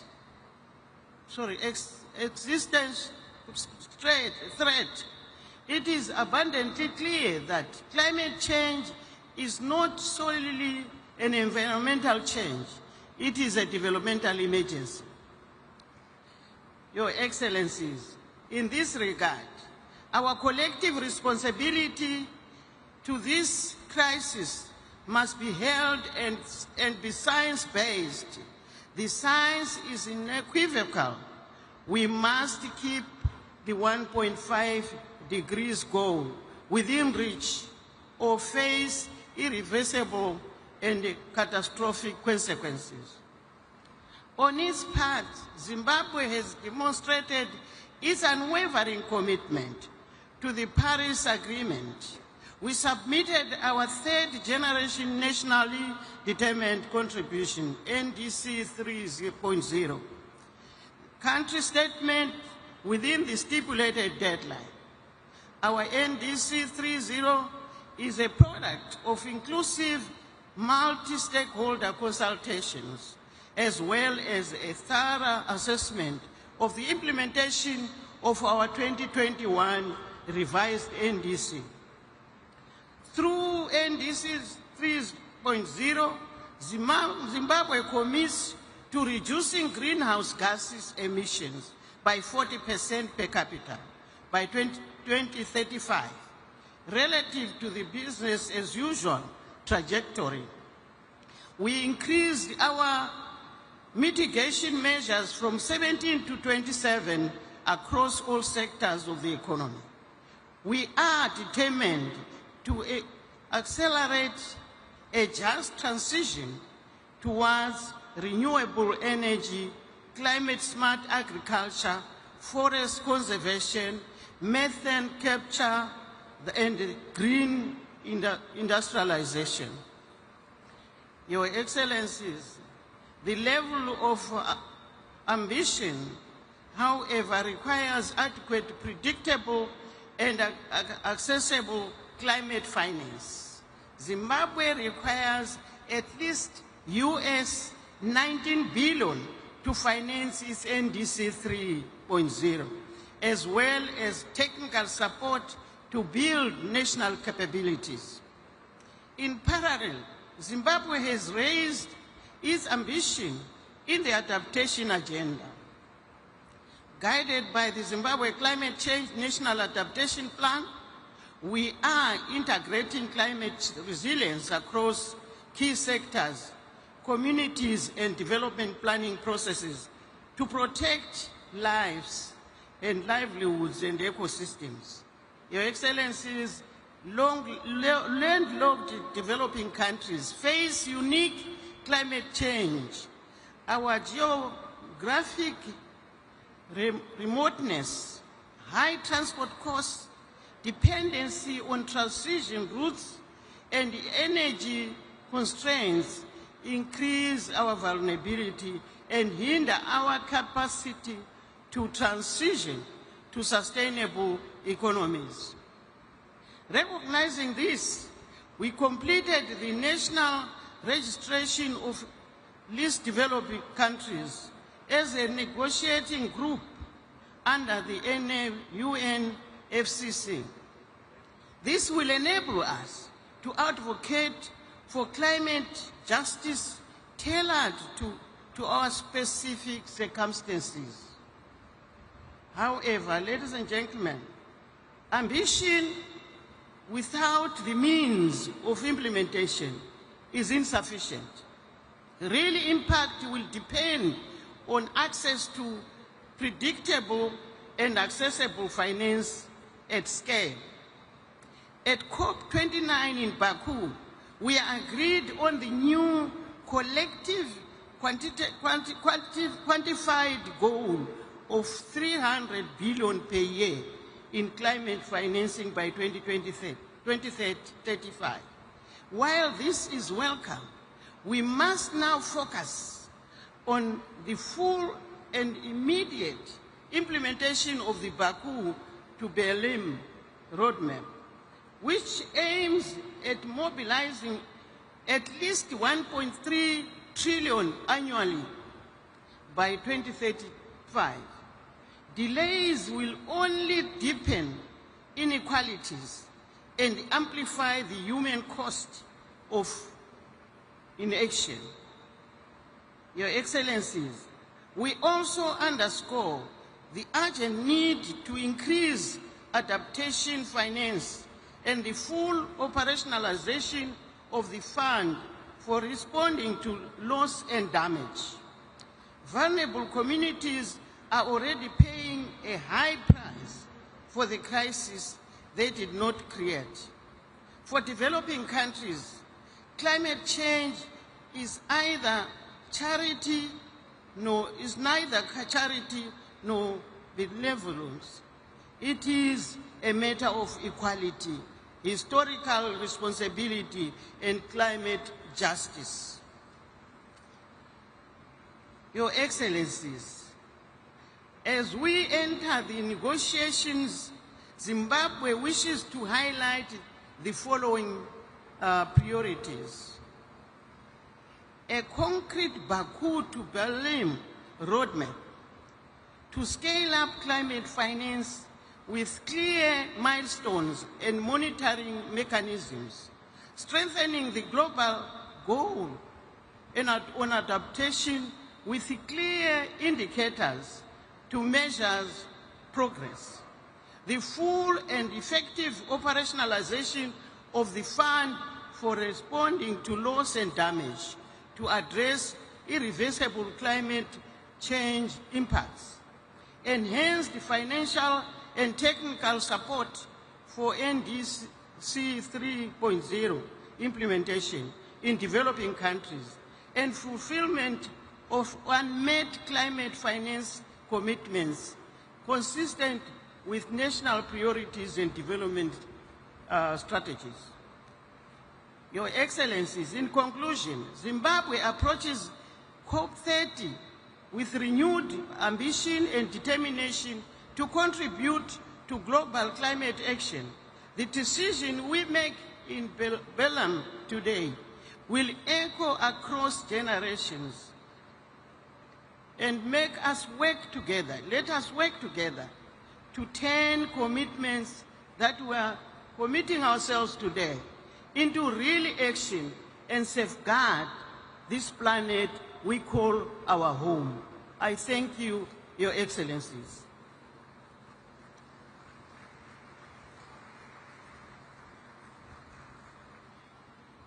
Convidamos agora representante da Palestina, o senhor embaixador do Estado da Palestina no Brasil, Ibrahim Al-Zeben.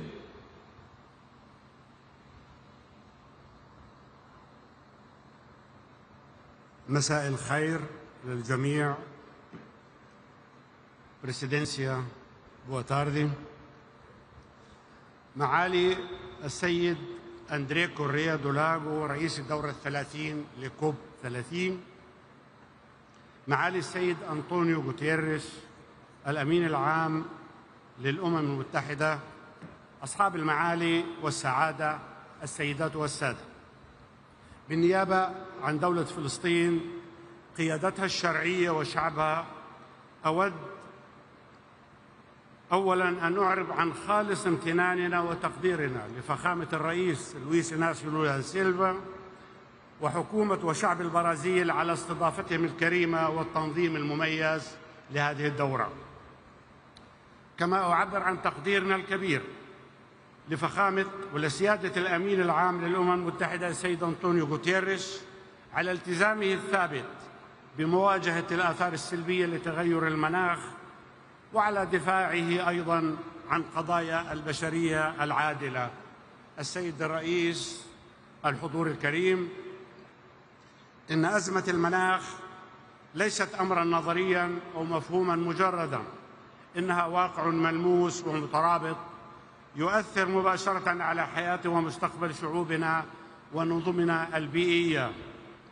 وفي ظل هذا الواقع نجد أنفسنا في لحظة حاسمة تتطلب تعبئة عاجلة لمسؤولياتنا المشتركة والعمل الجماعي لتخفيض ثم وقف انبعاثات الغازات الدفيئة وتأمين التمويل المناخي وتعزيز التضامن العالمي، لا سيما اتجاه الدول ذات الأوضاع الخاصة بمن فيها دولة فلسطين، حيث يزيد تغير المناخ من وطأة واقع كارثي فرضه علينا الاحتلال العسكري الاستيطاني الإسرائيلي منذ 58 عاماً.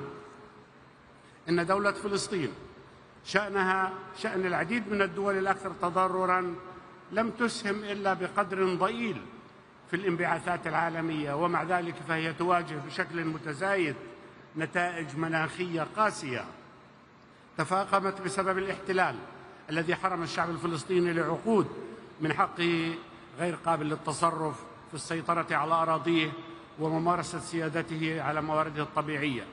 هذا الأمر الذي ألحق بشعبنا خلال العامين الماضيين كارثة إنسانية وبيئية غير مسبوقة في التاريخ الحديث، وليس بخاف على أحد ما تعانيه غزة نتيجة لحرب الإبادة التي تشنها إسرائيل حتى الآن، تلك التي خلفت قرابة 250,000 ضحية وتراكم أكثر من 61 مليون طن من الأنقاض، بعضها ملوث بمواد خطرة، إلى جانب تدمير متعمد لشبكات الصرف الصحي والمياه، مما أدى إلى تلوث المياه الجوفية، المياه الساحلية. السيدات والسادة، غزة الآن تواجه مخاطر جسيمة على الصحة العامة وتهديد البيئة في ازدياد، كما دمرت الإبادة الجماعية الأراضي الزراعية والغطاء النباتي، مما ترك السكان في حالة انعدام حاد للأمن الغذائي والمجاعة، وقد تم استخدام الجوع كسلاح. في الوقت نفسه تواصل باقي أجزاء فلسطين المحتلة في الضفة الغربية والقدس معاناة من التوسع الاستيطاني الإسرائيلي ومصادرة الأراضي وندرة المياه وتحويلها والتدهور البيئي، مما يهدد سبل العيش والأمنين الغذائي والمائي. السيدات والسادة، يشكل الوضع الكارثي للبيئة في فلسطين عاملاً مهماً في تغيير المناخ العالمي، وهذا يبرز الحاجة الملحة إلى تحرك دولي عاجل نحو تحقيق العدالة المناخية لحماية الإنسان والبيئة على حد سواء. السيدة الرئيسة، رغم التحديات والعقبات الجسيمة التي يفرضها الاحتلال غير القانوني، تظل دولة فلسطين ثابتة في التزامها بالعمل إلى جانب جميع الدول من أجل خفض الانبعاثات، ويتم تجسيد هذا الالتزام في سياسات وإجراءات ملموسة، منها أولاً على سبيل الذكر إطلاق عملية تحديث المساهمات المحددة وطنيا والأولويات حتى عام 2040. ثانيا، دمج تغير المناخ في التخطيط الوطني والقطاعي. ثالثا، تطوير استراتيجية طويلة الأمد لاقتصاد منخفض الكربون بهدف تحقيق نمو مستدام. رابعا، إنشاء إطار معزز للشفافية فيما يتعلق بتغير المناخ. خامسا، تعزيز الشراكات بين القطاعين العام والخاص في مجالي الطاقة المتجددة وإدارة النفايات من أجل ترسيخ مساهمة القطاع الخاص بشكل فاعل. سادسا، تعزيز الزراعة الذكية مناخيا وتوسيع الموارد المائية عبر إعادة استخدام ومعالجة المياه العادمة.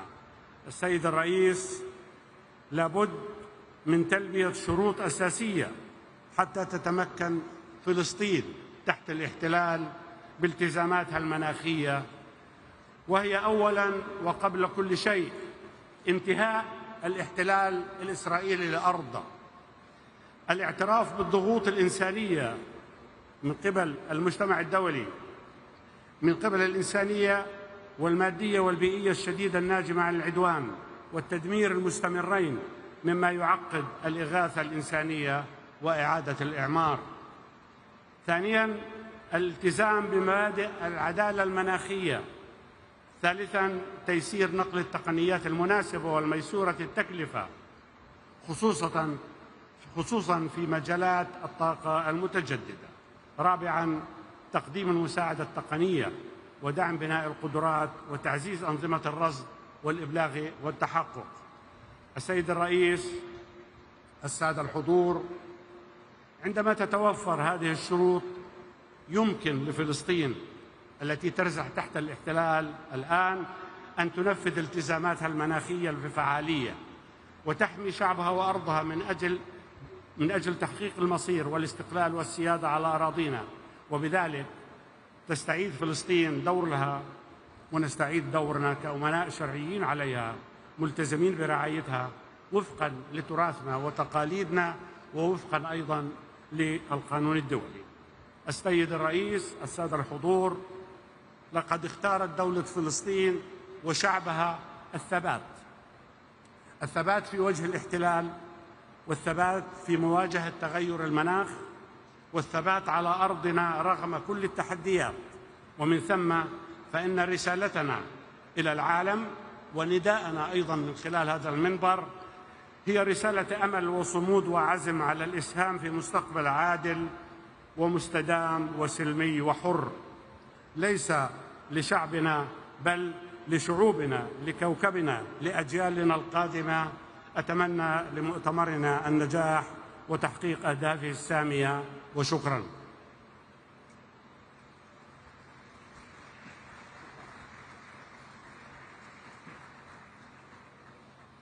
Convidamos agora representante da Rússia, o enviado especial da Presidência para a Mudança do Clima, Ruslan Edelgeriev. Уважаемый председатель, уважаемые дамы и коллеги, последствия изменения климата уже ощущаются во всем мире, но особенно остро в развивающихся странах. Мы видим опасный перекос, когда глобальная повестка почти полностью сфокусирована на митигации. Адаптация – это не второстепенная задача, а наша общая необходимость. Мы должны восстановить баланс между адаптацией и митигацией, в том числе в вопросах финансирования данных мер. Именно поэтому на предстоящей 30-й сессии конференции сторон в Белене нам критически важно согласовать набор показателей для глобальной цели по адаптации. Мы предлагаем прагматичный подход, давайте согласуем тот минимальный набор, который устраивает всех сейчас, и зафиксируем план по доработке остальных показателей. Это позволит нам начать их апробацию и получить ценные данные уже для второго глобального подведения итогов. И, конечно, любой прогресс в адаптации невозможен без адекватных средств осуществления, прежде всего, финансирования. Подчеркну, что путь каждой страны к низкоуглеродному будущему уникален. По этой причине рабочая программа по справедливому переходу должна оставаться площадкой для диалога и обмена опытом, а не инструментом для навязывания новых обязательств. Нам нужны практические результаты, развитие навыков, передача технологий, доступное финансирование для переходных проектов, а не новые цели, которые могут подорвать социально-экономическое развитие. На КС-28 мы достигли исторического результата, завершили первое глобальное подведение итогов. Его выводы должны стать основой для обновления наших национальных вкладов и развития международного сотрудничества. Они должны служить ориентиром, а не директивой. Мы считаем недопустимым выборочный подход по итогам ГПИ и попытки навязать странам конкретные технологии или виды топлива. Право выбирать свой путь декарбонизации должно оставаться незыблемым. Нам необходимо как можно скорее, уже на КС-30, запустить диалог ОАЭ по имплементации итогов ГПИ.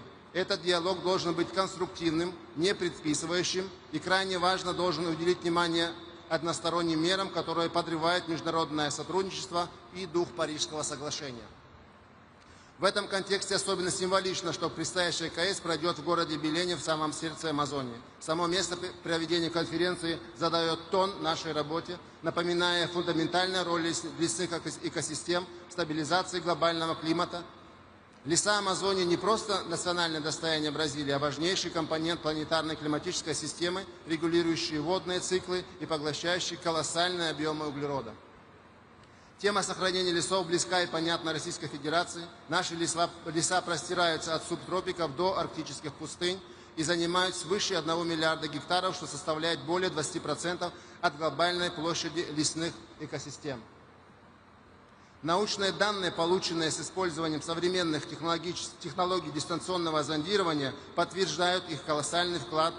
Средний годовой объем поглощения парниковых газов российскими экосистемами в секторе землепользования и лесного хозяйства превышает 1 миллиард тонн СО2 эквивалента. Однако этот важнейший ресурс находится под угрозой, и изменение климата ставит перед нами новые вызовы, прежде всего рост числа и интенсивности природных пожаров. В России работа по борьбе с лесными пожарами ведется на системной основе. В рамках национального проекта по обеспечению технологического лидерства беспилотной авиационной системы мы активно внедряем технологии дистанционного зондирования Земли и беспилотные летательные аппараты для оперативного мониторинга и ликвидации очагов возгорания пожаров. Таким образом, в Российской Федерации задача охраны лесов от пожаров является одним из национальных приоритетов развития. Именно поэтому, исходя из собственного опыта, мы полностью поддерживаем призыв к действиям в отношении комплексного управления огнем и наращивания устойчивости к природным пожарам. Мы с удовлетворением отмечаем, что предложенная концепция является логичным продолжением решений, принятых в ходе межправительственных процессов форума ООН по лесам, ФАО и ЮНЕП, в которых Россия также принимает активное участие. Благодарим бразильское председательство за акцентирование внимания на этой глобальной задаче и выражаем надежду, что призыв будет способствовать укреплению международного сотрудничества для защиты людей, биоразнообразия и природных экосистем в целом. Добавлю, что комплексный подход к охране лесов от пожаров невозможен без восстановления пострадавших экосистем. Сохранение и приумножение поглотительной способности лесов является приоритетом нашей национальной климатической доктрины. Политики. В России налажена система, при которой площадь восстановления лесов устойчиво превышает площадь их выбытия, а также создана основа для реализации лесоклиматических проектов с общим потенциалом поглощения до 100 миллионов тонн СО2 эквивалента в год. Без достаточных и доступных финансовых ресурсов все наши цели останутся на бумаге. Мы поддерживаем широкий подход к климатическому финансированию, которое должно направляться на весь спектр решений от возобновляемых источников до ядерной энергетики и технологий улавливания. Так называемое переходное финансирование является ключевым инструментом для быстрого снижения выбросов в краткосрочной перспективе без ущерба для энергобезопасности и экономического роста. Путь от Баку до Белема должен стать дорогой к укреплению доверия и мобилизации ресурсов, а не к созданию новых барьеров.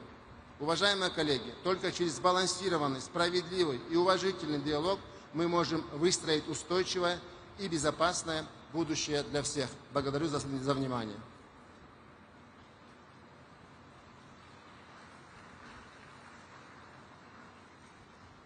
Convidamos agora representante da Argélia, a senhora diretora de Meio Ambiente e Desenvolvimento Sustentável, El Ayoubi Manel.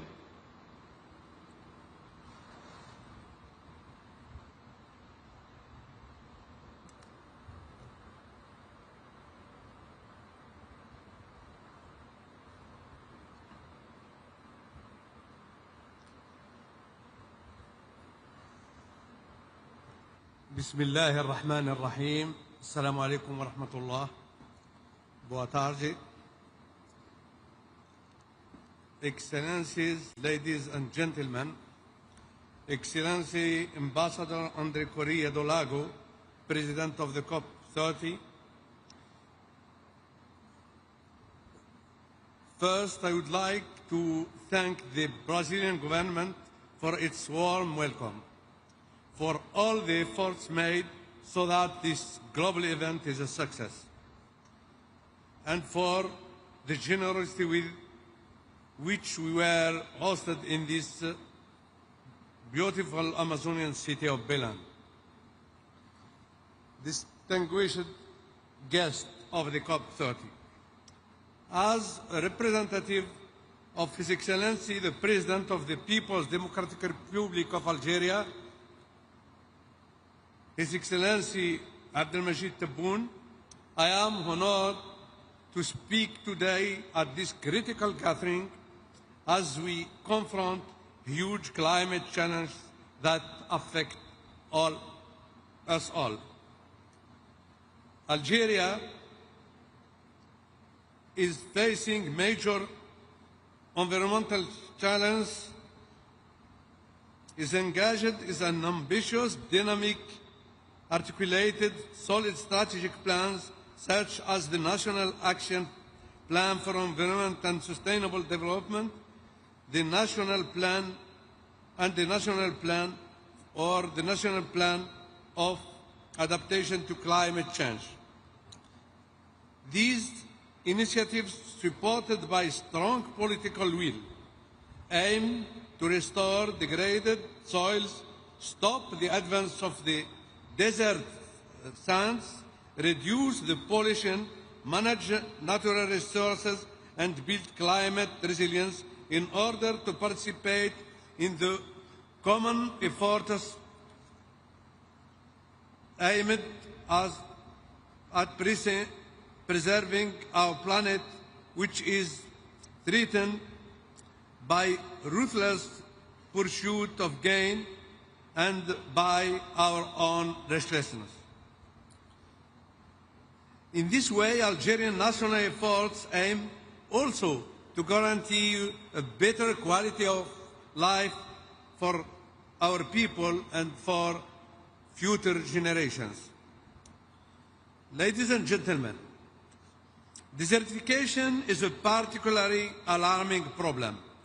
In the case of our country, my country, Algeria, desertification is being addressed with the Green Dam project covering 5 million hectares, mobilizing a budget of about $600 million for 2023 to 2030.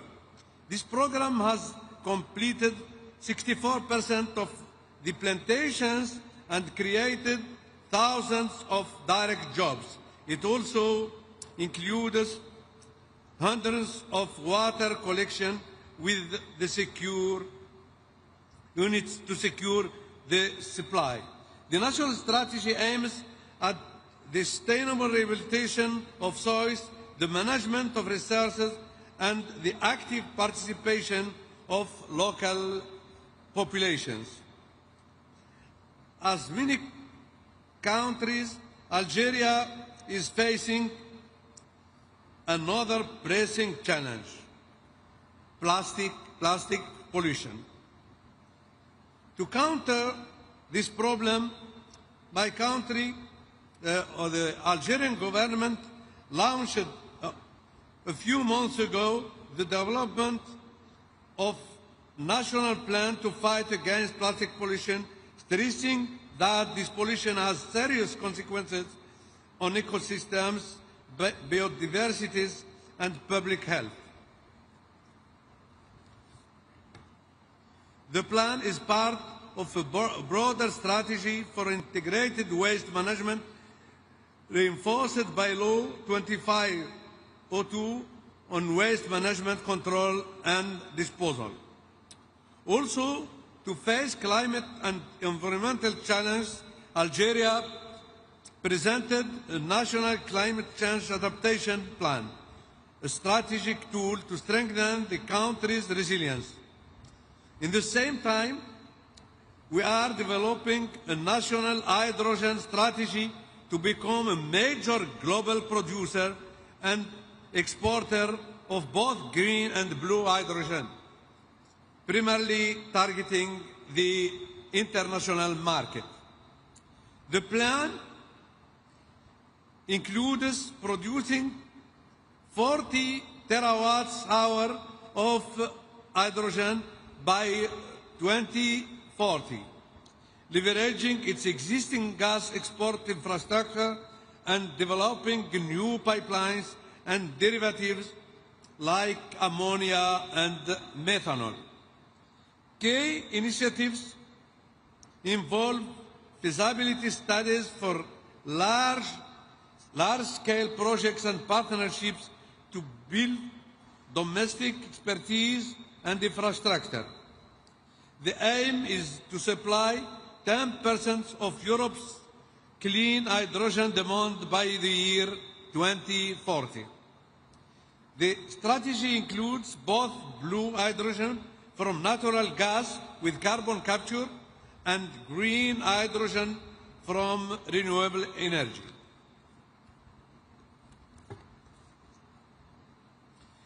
Several feasibility studies for large-scale green hydrogen exports are underway. We envision an Algeria that harnesses its formidable renewable energy potential, especially solar, to drive a diversified green economy, protects its land, combating desertification, rehabilitating degraded ecosystems, strengthening the great green dams legacy, empowers rural youth and women in climate-smart agriculture, water-efficient systems, and sustainable livelihoods, contributed constructively to global climate governance, sharing our experience, learning from others, building partnerships. Let us then ensure that this conference marks a turning point not only in negotiations text, but in real-world transformation. Excellencies, ladies and gentlemen, Algeria stands ready to partner and to examine with required care and due diligence the various initiatives related to the protection of the environment and climate and sustainable development. In this vein, my country has already acted and formalized its adherence to some of them.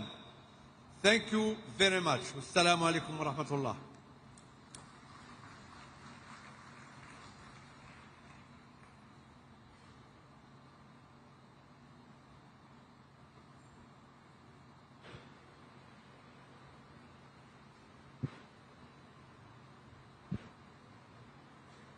Convidamos agora representante da Armênia, o senhor vice-ministro das Relações Exteriores, Robert Abizov Gomonian.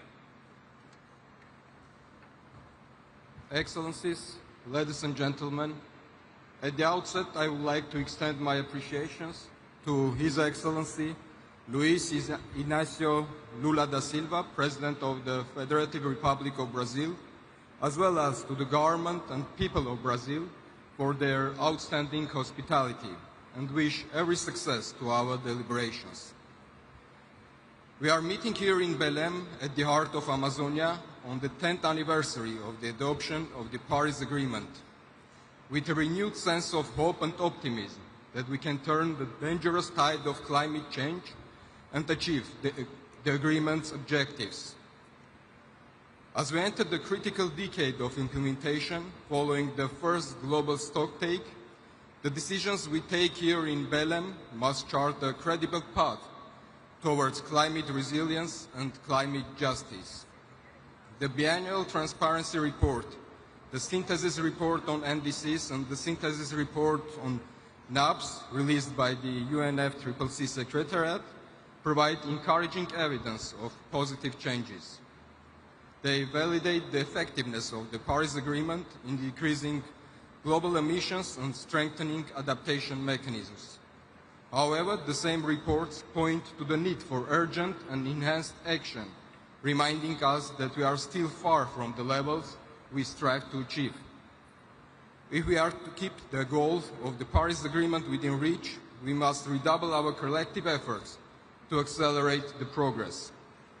COP30 in Belém must therefore become a milestone, transforming global ambition into concrete action on climate change mitigation, adaptation, as well as loss and damage, guided by equity and the common but differentiated responsibilities and respective capabilities. Distinguished delegates, Armenia is firmly committed to contributing to collective efforts to mitigate and adapt to the impact of climate change.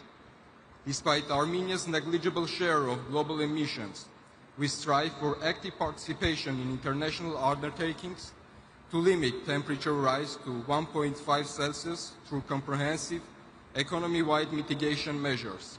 As a landlocked developing country, Armenia seeks to demonstrate that even small states can lead by examples through ambitious national actions. Armenia's updated NDCs for 2026-2035 under the Paris Agreement, informed by science and national circumstances, will represent an enhanced commitment to addressing climate change-related challenges.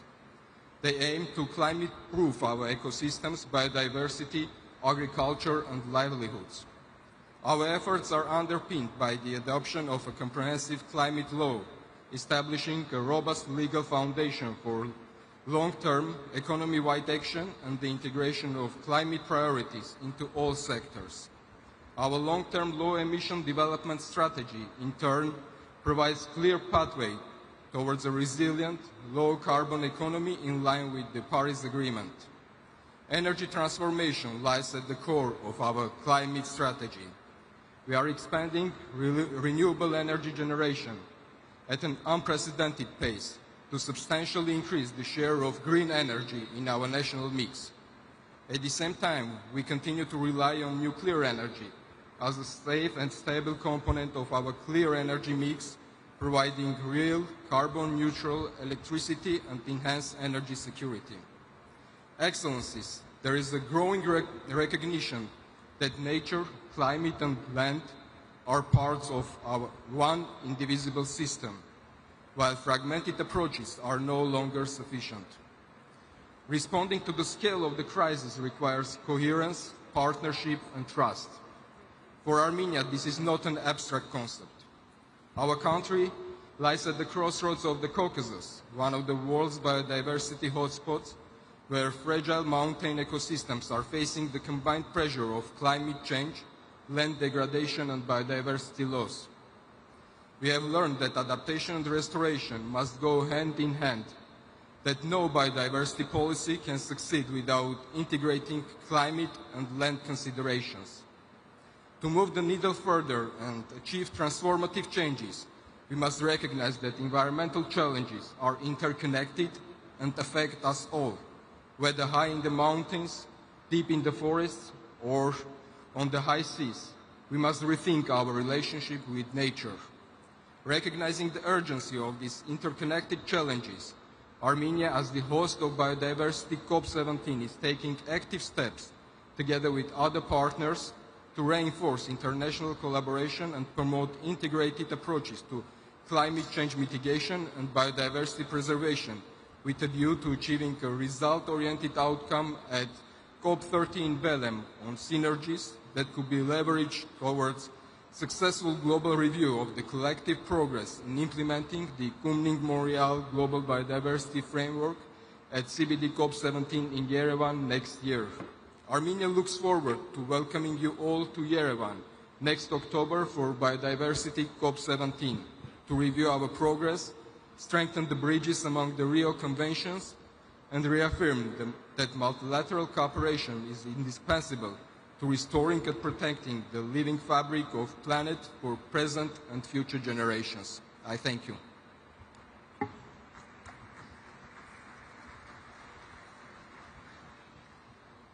Convidamos agora representante da Dinamarca, o senhor embaixador climático e subsecretário de Política de Desenvolvimento, Ole Tonke. Thank you so much. Excellencies, ladies and gentlemen, in a time of political competition, geopolitical competition, and economic uncertainty, it might seem tempting to postpone climate action, but that would be unwise. The consequences of climate changes are here and they are very clear. It is reshaping lives for our citizens. Extreme weather, droughts, rising sea levels are no longer warnings of a distant future, but it's the reality of today. Climate change is disrupting lives and communities, fueling conflicts, and forcing people to leave their homes. If we don't act, these challenges will only intensify. The complexity of the challenges underscores the urgent need for strengthened collective action. And the urgency is real. Ambition must increase, and our actions must be scaled up.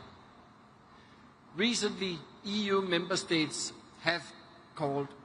We have agreed on an ambitious new NDC, sending strong and united signal to the rest of the world. We have committed to reducing emissions between 65.25 and 72.5% by 2035. And more importantly, we agreed to a 90% net emission reduction by 2040, leading the way towards EU climate neutrality by 2050. It has been 10 years since the Paris Agreement was adopted, and Denmark remains steadfast in our commitment to the Paris Agreement, and as we will do everything we can do, leading by example, both in increasing our ambitions and delivering on implementation. A key element is moving from fossil fuels into renewable energy. Over the last 10 years, a remarkable technological transformation has happened. Renewable energy and technologies have become the fastest growing source of electricity in history. Switching to clean energy is not essential not only for green transition, but also for our security, and at a lower price than fossil fuel electricity generation. Step by step, we are moving forward, creating jobs and new opportunities, and reducing dependencies. Climate change affects everyone. A strong global agreement on adaptation is essential for all countries and a priority for Denmark. Strengthen resilience by protecting critical infrastructure and essential services will not only safeguard societies, but also promote economic growth and create jobs. Finally, we need financing to support our global ambitions. Denmark remains committed to providing 0.7% of our GDP in development assistance, and with 30% earmarked for climate action, and out of that 60% for climate adaptation, we are sending a strong signal. But development assistance will not be enough to cover the financing gaps. We must scale up all innovative financial solutions. As a concrete first step, I'm announcing at this COP today that Denmark will issue $100 million in a state-backed guarantee to the Inter-American Development Bank. This will help mobilize $400 million in new concessional lending for countries in the region towards accelerating energy transition in the Amazon areas. We cannot allow ourselves to do the easy thing alone, nor to postpone climate action. Denmark's ambitions and actions underline that we are determined to go the extra mile. Thank you.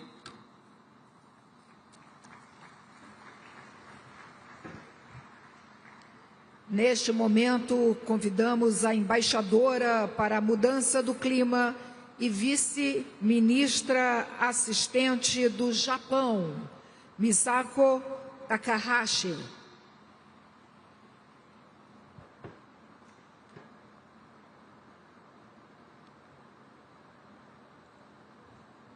Distinguished guests, thank you for this opportunity to speak about Japan's climate actions at this excellently organized session today.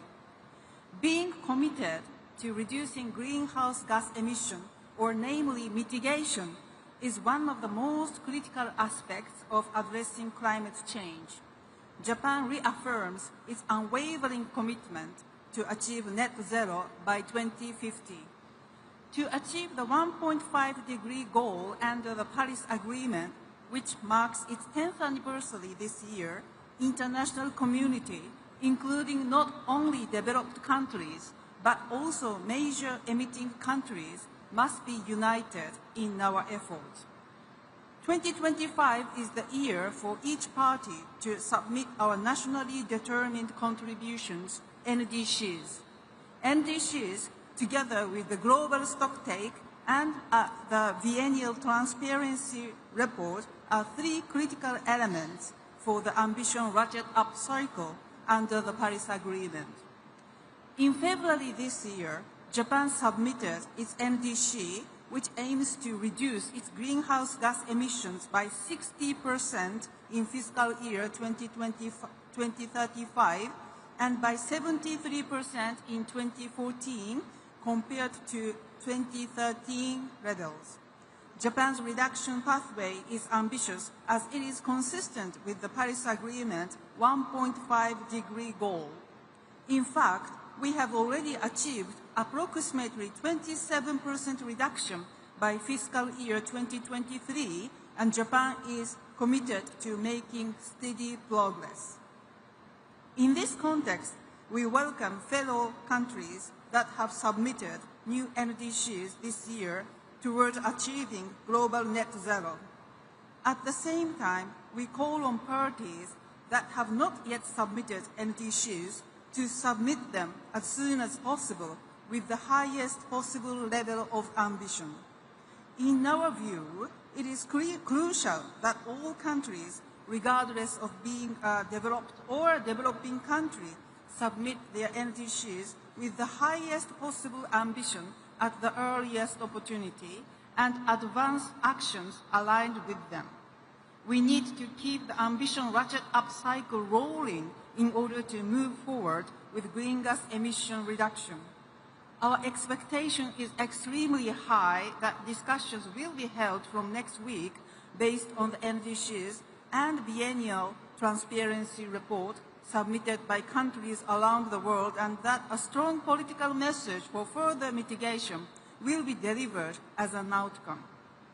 Strengthening adaptation efforts is urgently needed for developing countries, in particular LDCs and CIDs. Japan is leveraging its public and private sector expertise in disaster prevention to provide wide-ranging support across Asia, the Pacific, Africa, and other regions, covering flood and drought countermeasures, agricultural support, and beyond. We will continue these efforts.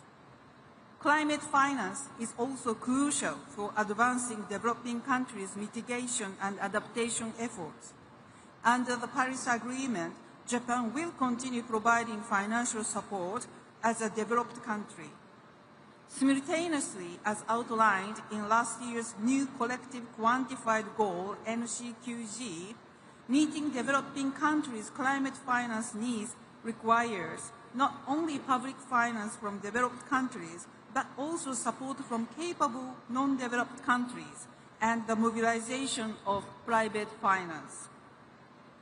whether for mitigation or adaptation, needs and circumstances of each country differ significantly. Last year, under Azerbaijan's highly appreciated presidency, the NCQG was agreed after difficult negotiations. Going forward, we should avoid repeating similar negotiations. What we wish to see is practical discussion and efforts grounded in reality, focusing on how to respond to the diverse needs of each country to advance their actions and achieve the objectives of the Paris Agreement. Japan has proposed the Asia Zero Emission Community, so-called AZEC platform, which promotes energy transition through various pathways, taking into account each country's circumstances.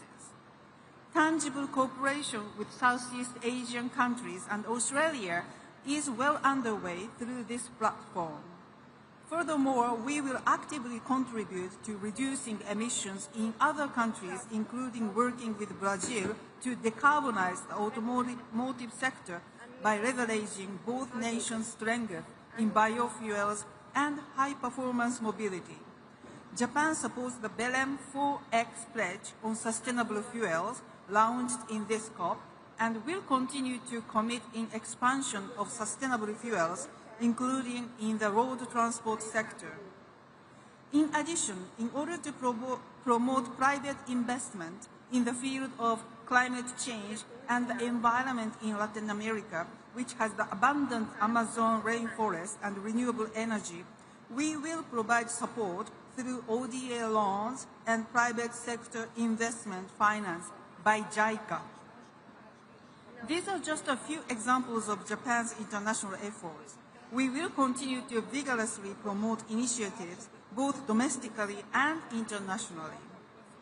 Let me conclude that Japan will continue to be an engaged partner in the international community for the success of COP30 and for the implementation of climate actions.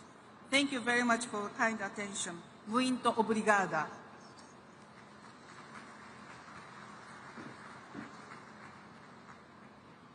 Chamamos agora o representante da Maldivas, Amiad Abdullah, negociador-chefe e diretor-geral para mudanças climáticas.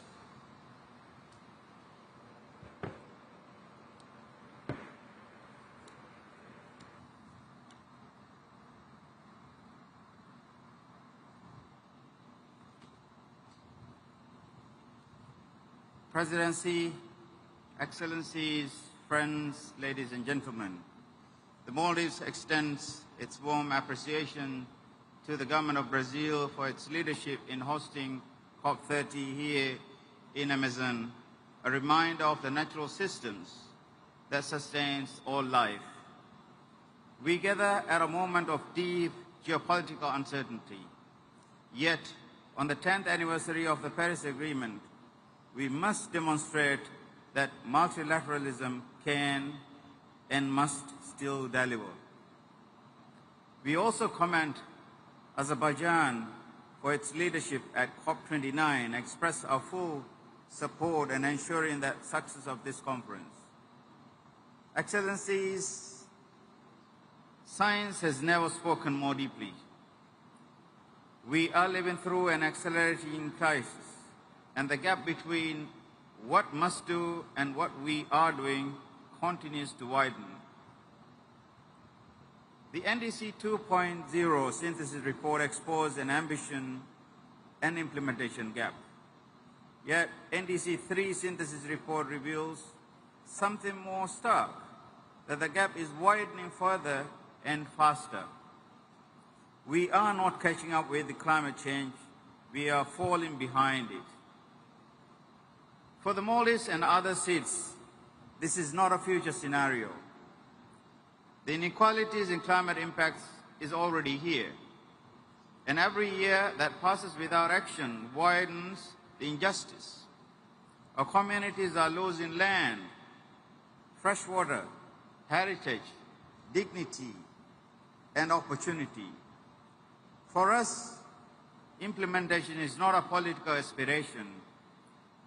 The gap we speak is not just financial. It is a gap in our survival. Excellencies, let's be honest about what this decade represents. The last 10 years, the first decade of the Paris Agreement, has left a climate debt owed to the most vulnerable. A debt defined not in accounting terms, but in lives, land, and livelihoods. Under the principle of common but differentiated responsibilities and respective capabilities, delivery must match responsibility. Capacity and urgency imposed on those least responsible for creating this crisis. Despite our structural vulnerabilities, the Maldives has shown remarkable determination to build resilience and seize opportunities where we can. This February, we submitted our most ambitious contribution yet, the third NDC, aligned with low-emission, climate-resilient development pathway through 2035. We aim to reduce emissions, strengthen energy independence and energy security, modernize mobility and waste systems, and protect our most climate-exposed sectors. We did this not because it's easy, but it is necessary. Yet our contributions, like many seats, is conditional upon the provision of adequate, predictable, and sustainable finance, technology and capacity building, and equal means of implementation. The NDC synthesis report estimates that achieving national climate targets will require nearly $2 trillion. For SIDS, this is not a number. It is a question of existence. Our people are not asking for charity. We are asking for structural fairness to protect lives and livelihoods where national capacity is stretched to its limits. Excellencies, friends, this COP must reaffirm that adaptation is a global priority, equal to mitigation.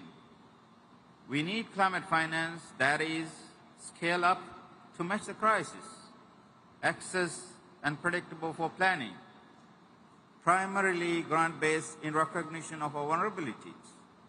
Today, access remains slow, fragmented, and heavy bureaucratic, widening inequalities and delaying action where every year counts.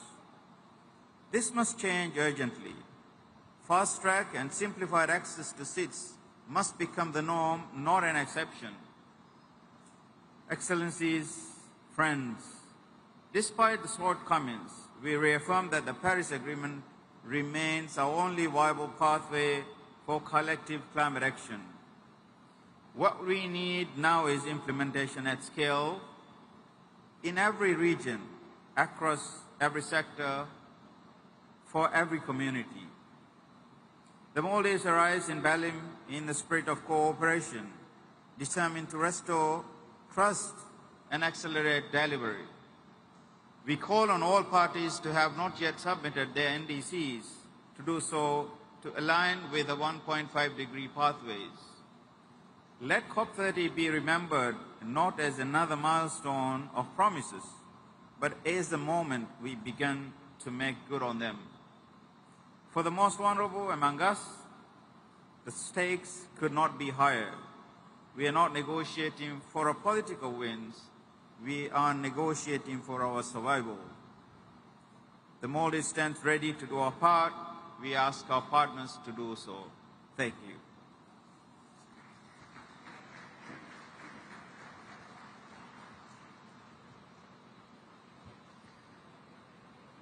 Neste momento, chamamos o secretário de Estado do MRE da Mongólia, Munkitusi Lanajav.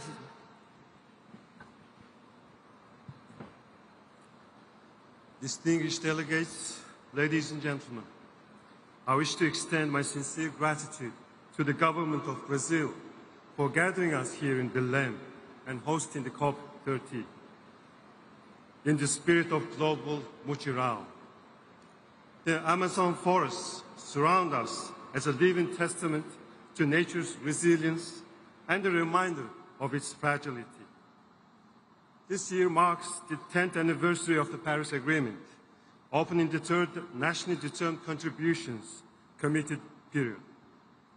These milestones remind us to transform the promises of Paris and the ambitions of Glasgow into tangible results.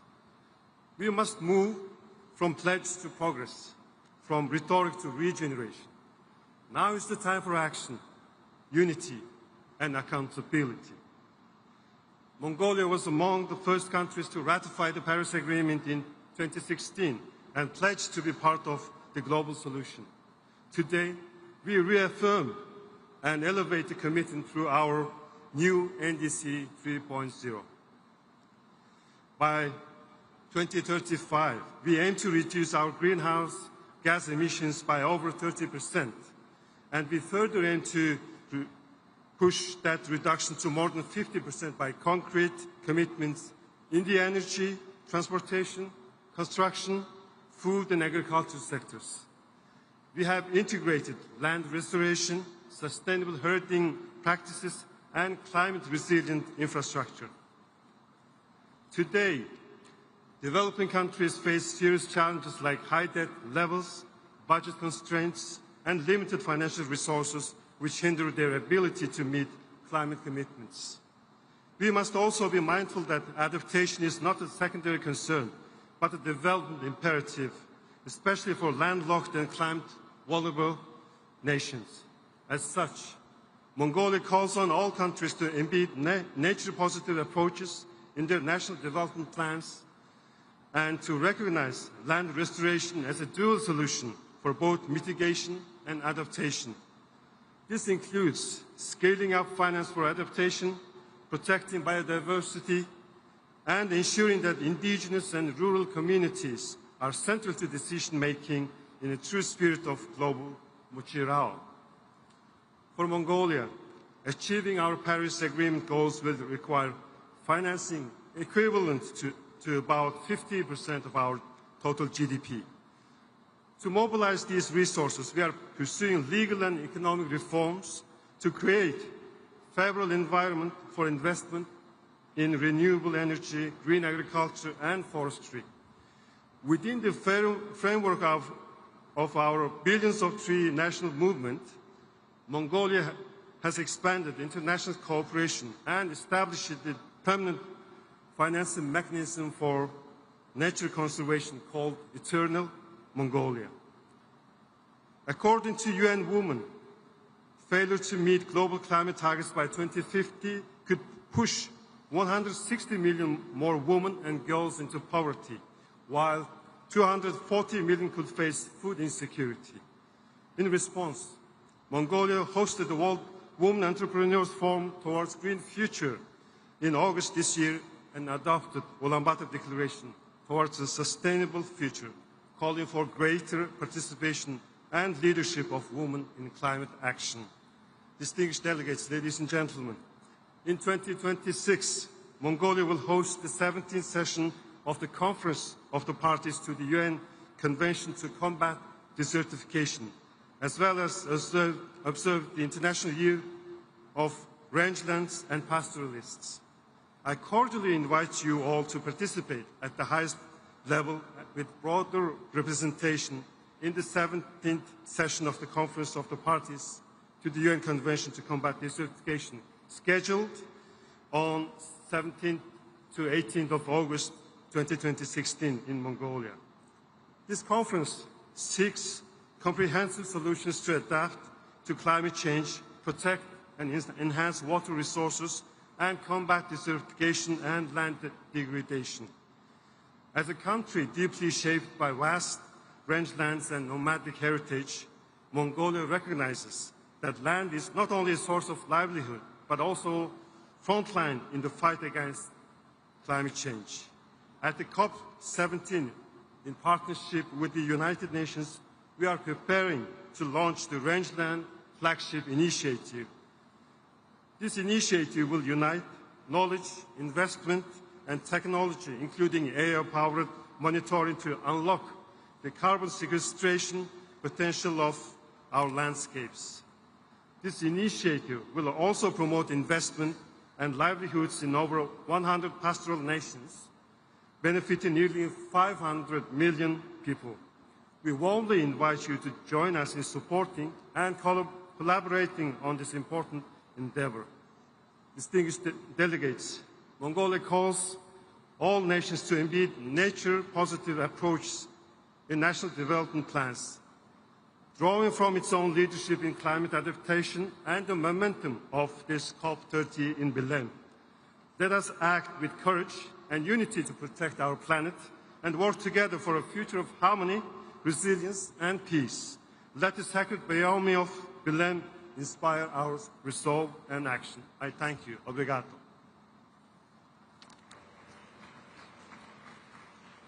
Nesse momento, convido o representante do Nepal, o secretário do Ministério de Florestas e Meio Ambiente, Rajendra Prasad Mishra.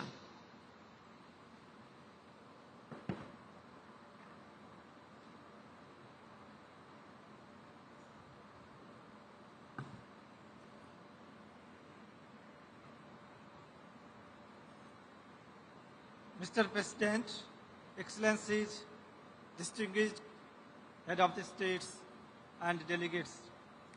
At the outset, allow me to express my sincere appreciation to the government and the people of Brazil for your remarkable leadership and warm hospitality in the heart of the Amazon. It is truly symbolic that we gather here exactly 30 years after the Rio Summit and 10th anniversary of Paris Agreement to advance the same global agenda now with urgency for humanity, solidarity, and shared prosperity. Excellencies, Nepal has long been a front runner in upholding nature-friendly systems, advancing climate actions, and environmental stewardship. Nearly 46% of our land remains under forest cover, protected in close partnership with local communities and indigenous people. Nepal is home to Mount Everest, Sagarmatha, mountain and Himalayas hold existential services, support systems, and provide rich biodiversity, clean air, and fresh water to the billions of downstream people. This makes Nepal a vital contributor to sustaining the global climate system. Despite our negligible carbon footprint, Nepal continues to lead through strong policy and action. Our NDC-3 and National Adaptation Plan exemplify our commitment to the Paris Agreement. We are rapidly transitioning toward electric mobility and clean energy, prioritizing the phase out of fossil fuels. Earlier this year, Nepal convened Sagarmatha Samvad, a global dialogue that reaffirmed our shared commitment to the extended multilateralism and to keep global temperature rise below 1.5 degrees. This Samvad echoed the COP30 presidency vision of multilateral unity in purpose for all and forever. Excellencies, despite these efforts, Nepal faces escalating climatic crisis in recent years. This year alone, over 300 lives were lost to floods, landslides, droughts, glacial lake outbursts, and forest fires triggered by the temperature extremes. For vulnerable mountain countries like Nepal, the climate crisis is not a longer threat, rather it is a daily reality for all. Excellencies, a decade after Paris Agreement, the evidence is clear. It is delivering, but not at the pace and scale needed. For countries like Nepal, access to finance and technology remains costly and complex. It should be easier and accessible to all. Therefore, COP30 must deliver tangible outcomes, delivering on the roadmap for keeping 1.5 degrees on track. The Baku-Belém roadmap for mobilizing $1.3 trillion in climate finance must be realized. Adaptation finance must be tripled and the loss and damage fund must be fully authorized with simplified and direct access for vulnerable countries and alignment with national systems. Excellencies, we no longer have the luxury for delay, and Nepal is committed to align itself with global initiatives to address this urgency. Let us act now together to safeguard our people, their livelihoods, and our planet. Thank you. I thank you.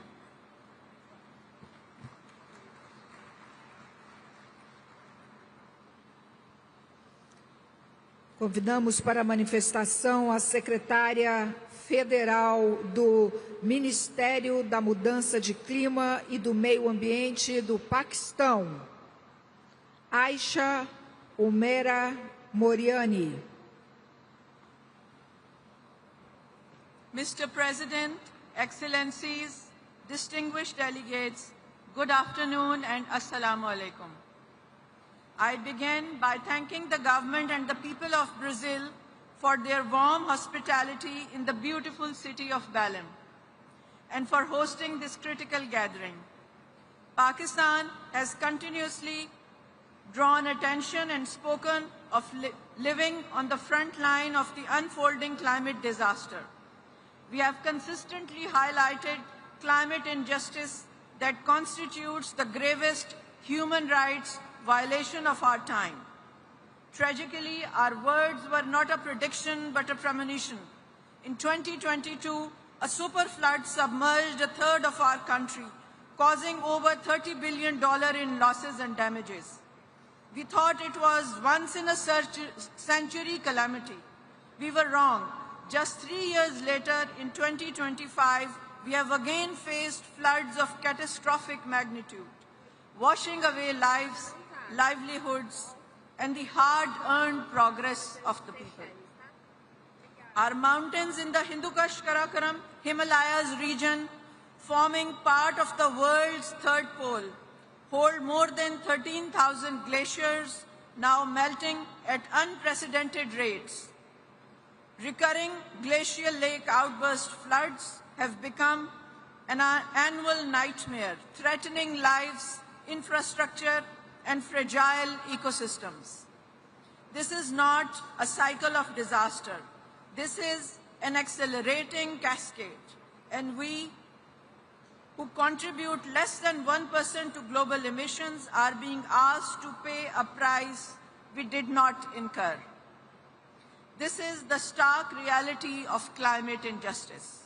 Yet, Pakistan is not here only to lament this injustice. We are here to lead by example. Guided by our Prime Minister's clear vision, Pakistan is translating ambition into action. We are already on a path of climate-resilient development. In NDC's 3.0, we now voluntarily aim to reduce greenhouse gas emissions by up to 50% by 2035. Of this ambitious target, 17% will be achieved unconditionally through domestic resources and policy measures as compared to 15% in NDC's 2.0, while 33% remain conditional on receiving adequate, primarily grant-based international climate finance, supported by technology transfer and capacity building. The total investment required for NDC implementation stands at $565 billion.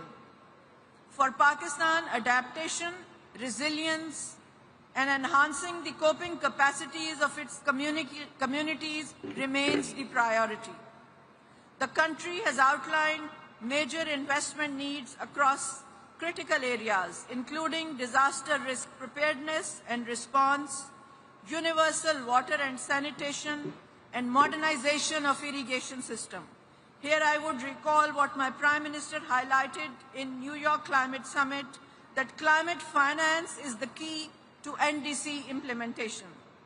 I reiterate that NDC 3.0 represents our solemn commitment to climate action, and we now call upon industrialized nations to honor their historical responsibility and uphold the principles of equity and common but differentiated responsibilities.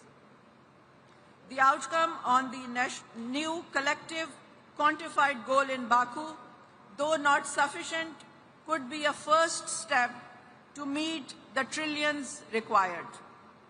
Therefore, from the front line of this crisis, we demand that we operationalize the loss and damage fund with billions, not millions, and make it immediately accessible to countries like Pakistan without creating a new debt trap. The framework for the global goal on adaptation must include clear indicators for means of implementation, because a goal without finance is merely a wish list.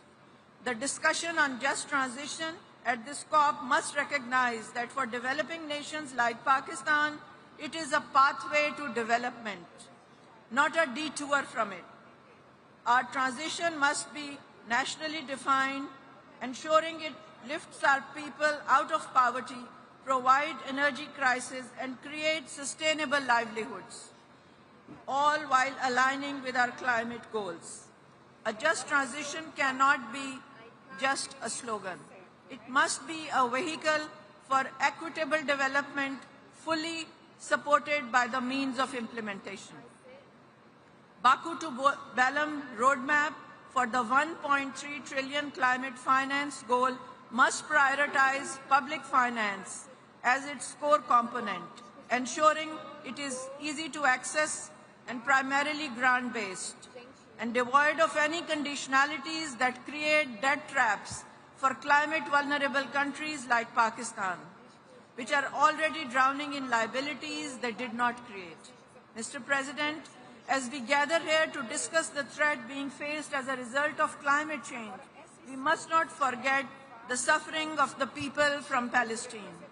The root cause of the ongoing situation in the Middle East is Israel's prolonged illegal occupation of Palestinian territory. Pakistan supports all efforts aimed at ensuring lasting peace and stability in the region. We reiterate the need for the full implementation of the ceasefire, leading to a permanent cessation of hostilities, Israeli withdrawal from Gaza, unfettered humanitarian assistance, and reconstruction of Gaza. Mr. President, the pursuit of climate justice can no longer be deferred. It must be realized through fair finance, technology access, and shared responsibility. Pakistan stands ready to lead by example. But our resolve must be met with global responsibility. Let Belém be the COP where we move from excuses to execution, from empty rhetoric to accountable action, guided by the equity and the principles of common but differentiated responsibility. Let us not be remembered as the generation that watched the planet burn, but as the one that had the courage to save it. Thank you.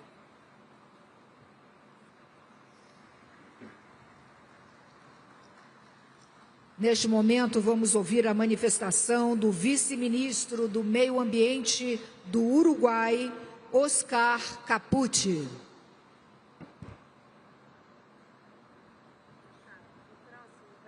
Excelentísimos señores jefes de Estado, honorables ministros, distinguidas autoridades, representantes de organismos internacionales, señoras y señores. En nombre de la República Oriental del Uruguay, deseo expresar nuestro sincero reconocimiento al Gobierno de la República Federativa de Brasil por la hospitalidad brindada y por la organización de esta trascendental reunión de líderes de la COP30 en Belém, corazón de la Amazonia. Este encuentro nos convoca con una responsabilidad histórica: reafirmar nuestro compromiso colectivo con la acción climática, la justicia ambiental y la solidaridad entre los pueblos. Uruguay reitera su pleno compromiso con la Convención Marco de las Naciones Unidas sobre el Cambio Climático y con el Acuerdo de París, como los instrumentos multilaterales legítimos y esenciales para enfrentar la crisis climática de forma colectiva, inclusiva y basada en la ciencia. En esta instancia decisiva, Uruguay hace un llamado a renovar los compromisos en materia de financiamiento climático, con especial énfasis en la adaptación, incluyendo la definición de una nueva meta colectiva y cuantificada que permita fortalecer la resiliencia de los países más vulnerables. Asimismo, es fundamental brindar claridad y previsibilidad sobre el cumplimiento efectivo de los compromisos financieros de los países desarrollados hacia los países en desarrollo. Las brechas que aún existen en los montos y que en las condiciones preferenciales del financiamiento deben ser abordadas con determinación y sentido de justicia.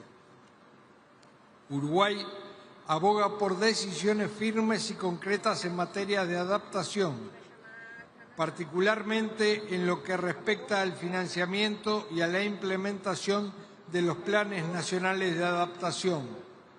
Estos instrumentos son esenciales para fortalecer la capacidad de los países frente a los impactos del cambio climático y constituyen una expresión tangible de la voluntad política y la solidaridad internacional. Asimismo, creemos indispensable que la COP30 emita un mensaje claro sobre la centralidad de la justicia climática en la toma de decisiones. La transición hacia economías bajas en carbono debe ser justa, equitativa e inclusiva, sin dejar a nadie atrás. La acción climática debe avanzar de la mano de la justicia social, la equidad intergeneracional y la participación plena de las comunidades locales, las juventudes y las mujeres. Excelencias, Uruguay se ha posicionado como un país pionero en la integración de la sostenibilidad ambiental con el desarrollo económico productivo. En el ámbito energético, culminamos con éxito una primera transición energética, transformando la matriz eléctrica gracias a la incorporación temprana y estratégica de energías renovables no convencionales que hoy constituyen la base de un sistema limpio, autóctono y resiliente. Esta transformación fue posible gracias a una política de Estado de largo plazo, sostenida por distintos partidos políticos y acompañada por un clima favorable de la inversión y la innovación. En diciembre del 2024, Uruguay presentó su tercera contribución determinada a nivel nacional, en la que, por primera vez, establece límites absolutos de emisiones de gases de efecto invernadero, consolidando así el compromiso de desacoplar el crecimiento económico del aumento de las emisiones. Estos compromisos están alineados con la estrategia climática de largo plazo al 2050, que define la ruta hacia la neutralidad de carbono mediante el impulso de las renovables, el almacenamiento energético, el hidrógeno verde y la reconversión de procesos industriales hacia fuentes limpias. Junto con la mitigación, la adaptación y la resiliencia son ejes centrales de nuestra política climática. Uruguay desarrolla planes nacionales de adaptación sectoriales con un enfoque participativo y territorial que fortalece nuestras capacidades institucionales y sectoriales. Nuestro país cuenta con una sólida arquitectura de gobernanza ambiental mediante la coordinación interinstitucional, continuidad de las políticas de Estado y participación ciudadana, en consonancia con el Acuerdo de Escazú, articulada por el Sistema Nacional de Respuesta al Cambio Climático. En línea con el llamado de la presidencia de la COP30, Uruguay impulsa la red de gobiernos subnacionales frente al cambio climático, convencido de que la adaptación debe ser soberana, local y profundamente anclada en los territorios. Excelencias, la COP30 debe ser recordada como una COP de decisiones firmes y resultados equilibrados. Uruguay aspira a que en Belén surja un marco integral del Objetivo Mundial de Adaptación con indicadores claros y medios de implementación definidos. Un compromiso renovado de financiamiento para la adaptación que honre y amplíe las promesas de Glasgow. Una decisión robusta sobre el programa de trabajo conjunto de transición justa con un enfoque integral que abarque empleo, juventudes, equidad social y comunidades locales. Y la aprobación de un nuevo plan de género y cambio climático que fortalezca capacidades, promueva la participación de las mujeres y reconozca los impactos diferenciados del cambio climático. El camino hacia una economía carbono neutral y resiliente está trazado y lo recorreremos con justicia climática, justicia social y compromiso con las generaciones futuras. Muchas gracias.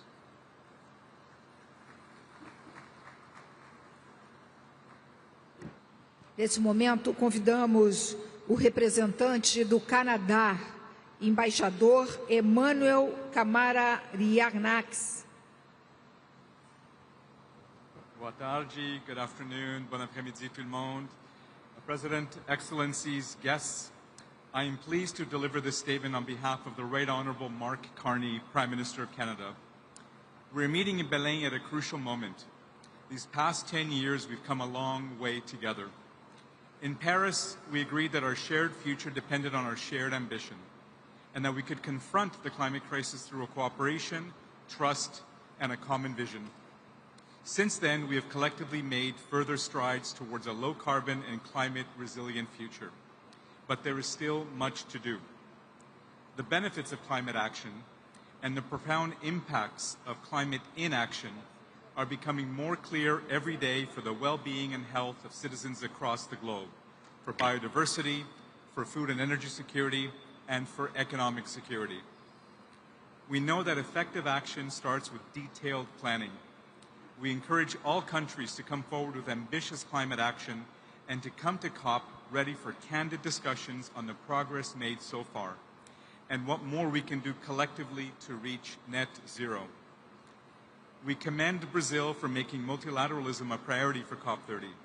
We must signal that climate action remains a common priority and that we will work together relentlessly to address climate change. But planning is only the first step. As governments, we must harness the ideas, the expertise, and the resources of all of our partners to deliver results. At home, the Government of Canada laid out this week its key priorities in its federal budget. These priorities include a new climate competitiveness strategy, positioning our economy to be more competitive by investing in deep decarbonization. Under this strategy, Canada is driving emissions down while investing in clean technology, innovation, and creating good-paying jobs. We are creating the right environment for Canada's industry and private sector to innovate and invest in a low-carbon future. We are reskilling and preparing Canadian workers. And we are teeing up the whole economy for the low-carbon transition.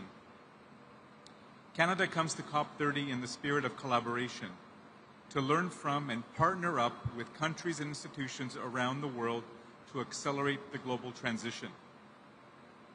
Nous sommes déterminés à faire notre part pour mobiliser les 300 milliards de dollars convenus à la COP29 et soutenir les actions vers l'objectif élargi de 1,3 trillion de dollars.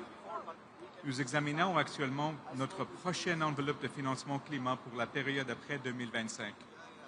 Pour le Canada, le soutien aux membres aux mesures d'atténuation et d'adaptation dans les pays et les communautés pauvres et vulnérables restera une priorité absolue.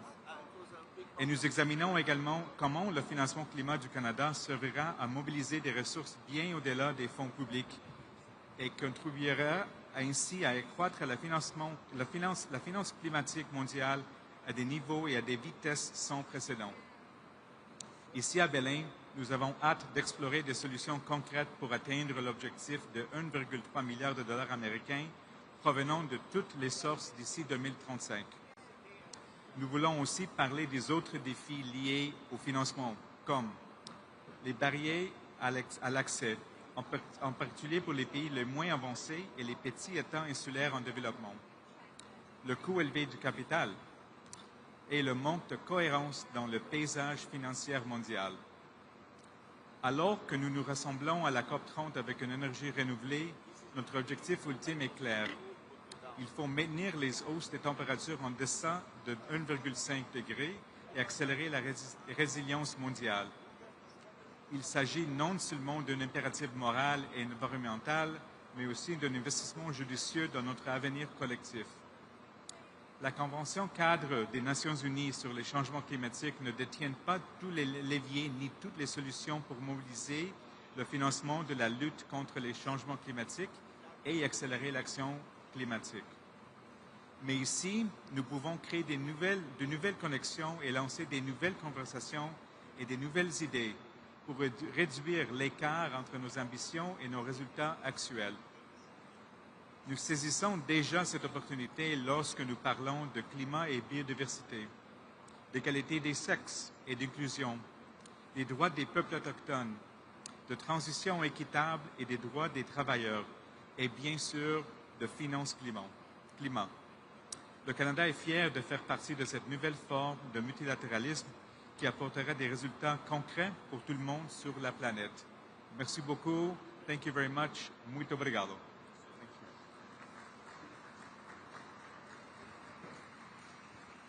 Neste momento, convidamos a embaixadora da Eslováquia, Katarina Tonková.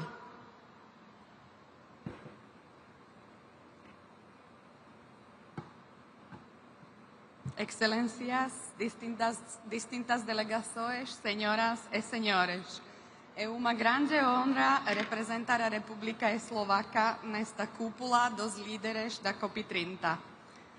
Permítanme transmitir as saudações e os melhores votos do primeiro-ministro Robert Fico, bem como nossa gratidão ao presidente Lula da Silva e ao governo do Brasil pela liderança e hospitalidade nessa conferência tão importante para o nosso futuro.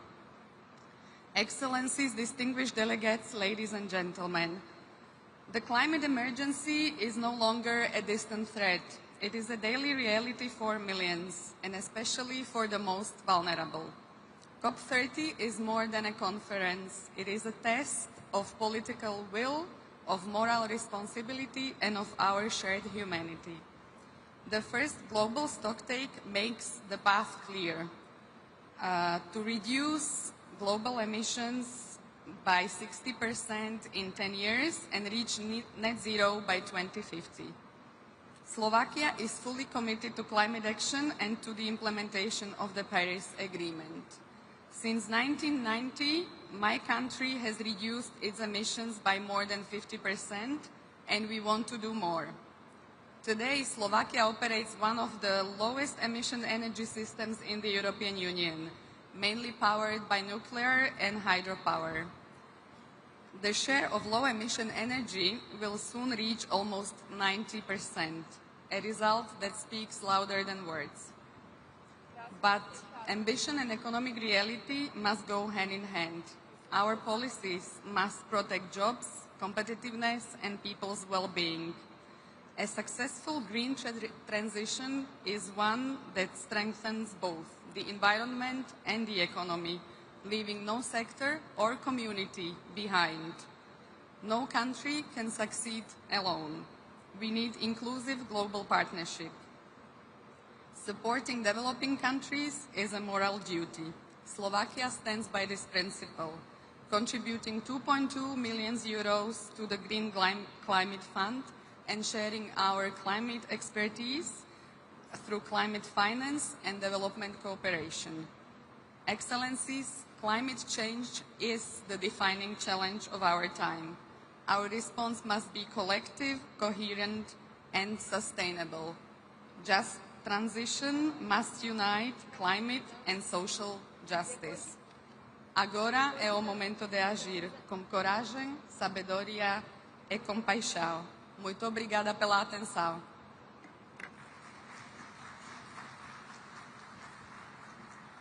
Agora, neste momento, convidamos o embaixador da Etiópia, Leuceged Tadez Abeb.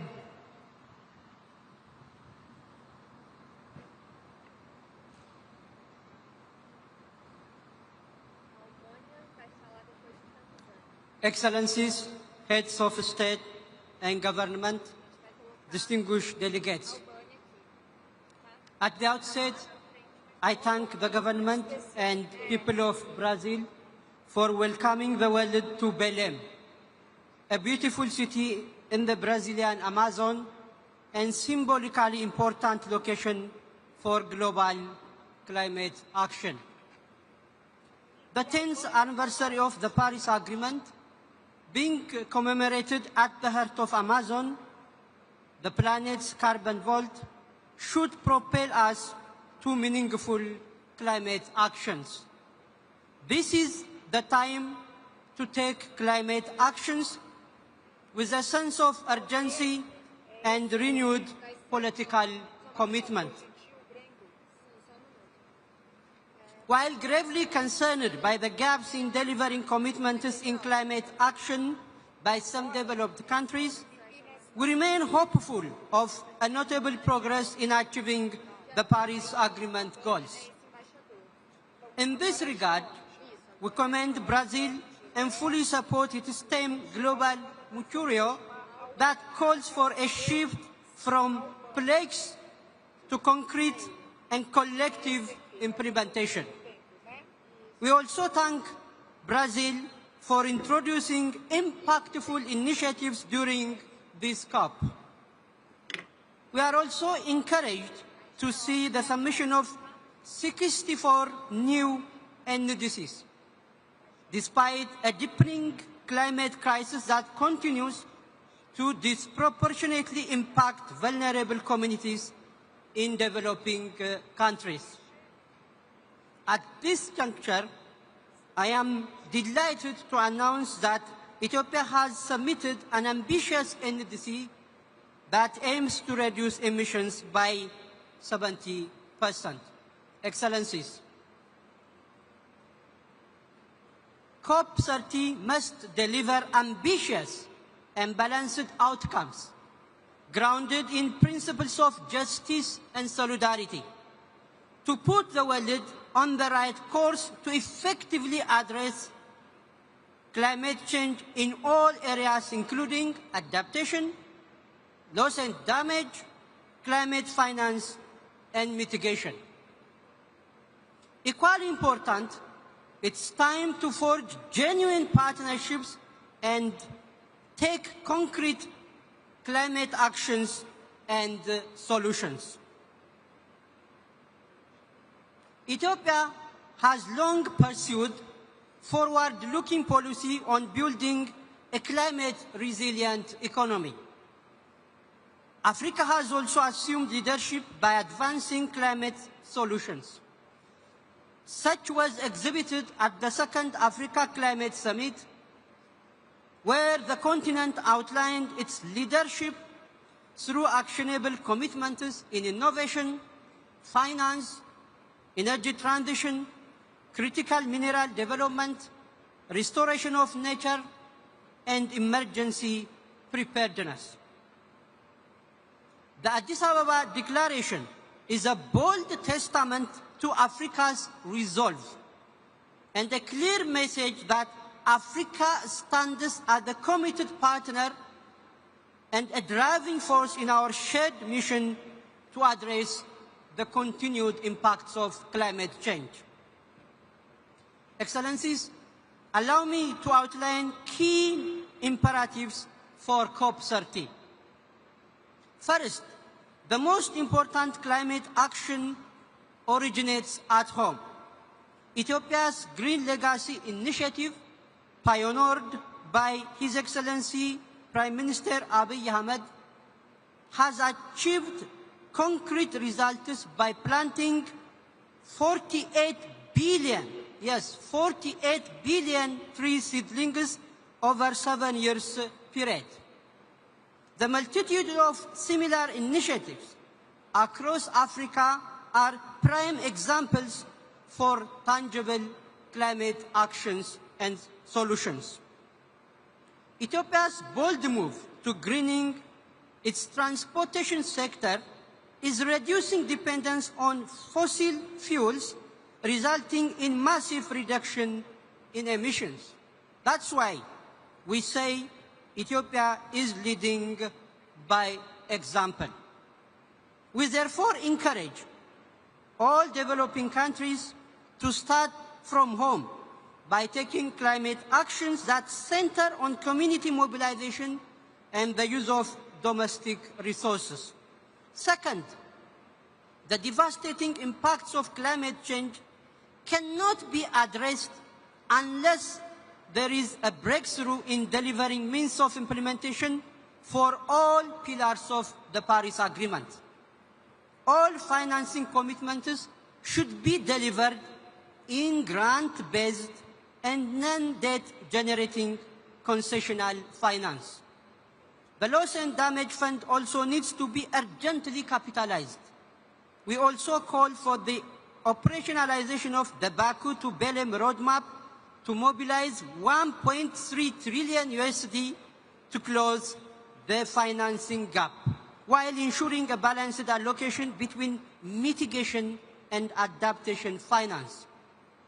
Third, on energy transition, we should honor the COP28 commitments by tripling renewable energy investment for Africa's share of the global 60 billion USD energy investment from just 2% to 20% by 2030. Furthermore, we wish to underscore the urgent need to ensure fair, sustainable and just supply of chains of critical minerals that are key for the development of zero and low emission energy technologies. Excellencies, it is my great honor and pleasure to announce to this August Assembly Ethiopia's bid to host COP32 in 2027 in Addis Ababa, the diplomatic capital of Africa. The government of Ethiopia has already begun preparations, mobilizing leadership, institutions and partnerships to ensure a successful and historic summit in Addis Ababa. Addis Ababa, home to the African Union, the UN Economic Commission for Africa, and over 160 diplomatic missions, avails seamless air connectivity and excellent track record of hosting major conferences. I therefore humbly request your support to bring COP to Africa once again. Finally, Excellencies, allow me to close by joining His Excellency President Lula da Silva in his declaration that is COP30 shall be a conference for truth. Truth that should lead us to realize our commitment is measured not by the promises we make, but by the actions we take to address the devastating consequences of climate change. The time to act is now. I thank you, Excellencies.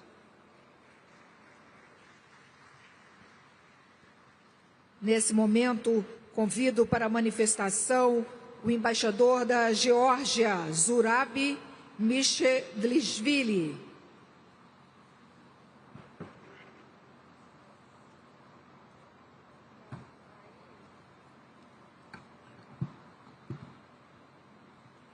Excellencies, ladies and gentlemen, it is particular honor to address you on behalf of the delegation of Georgia.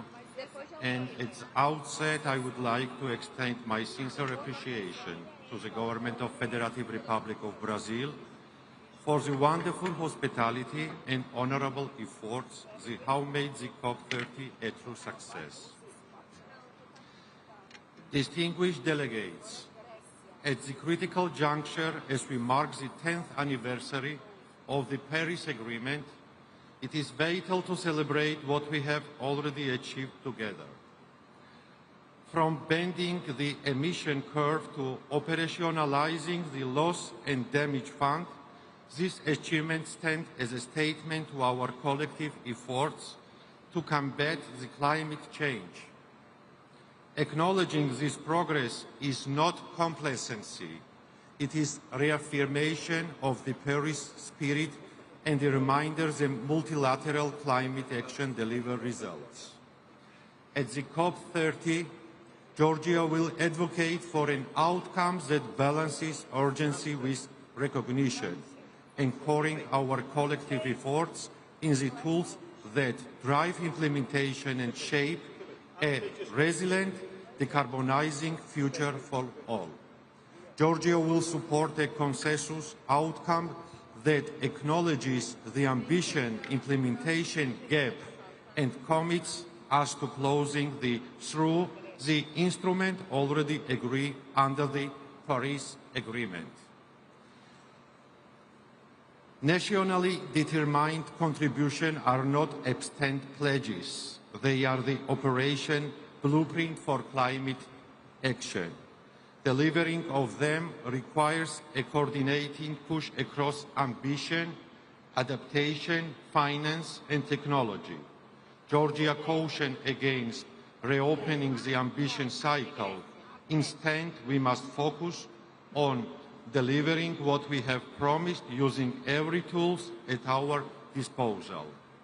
Georgia is preparing its own national adaptation plan and encourages others to do the same, recognizing the resilience is inspirable for the credibility for our climate commitments. Georgia welcomes the Baku to Belém roadmap to $1.3 trillion and calls for it to both credible and inspiring. We support a strong signal of adaptation finance, including consideration of a new goal post 2025.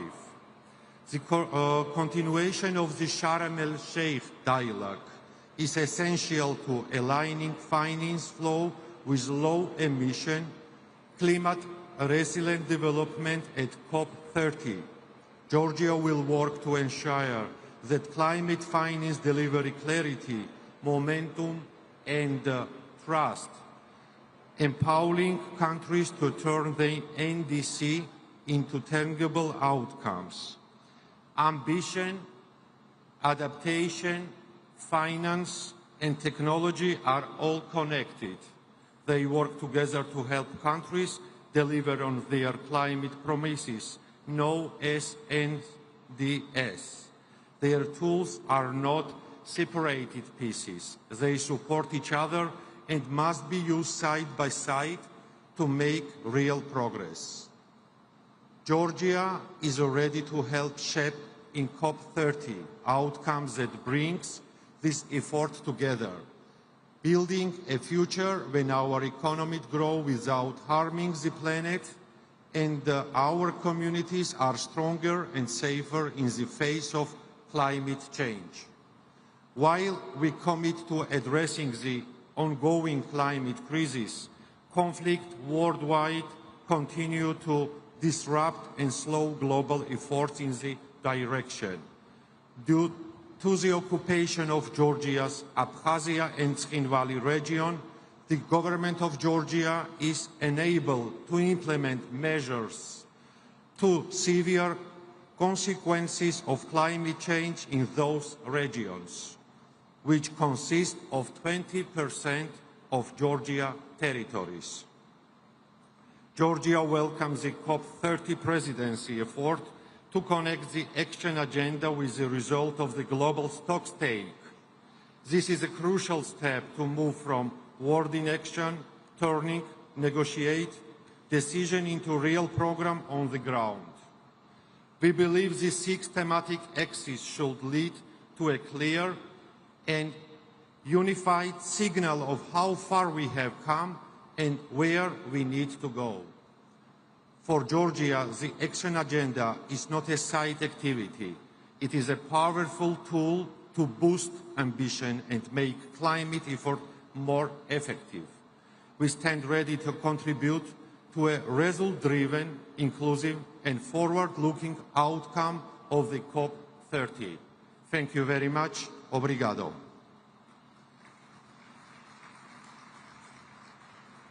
Agora convidamos para a manifestação o embaixador da Grécia, Ioannis Tsisovas Morousis.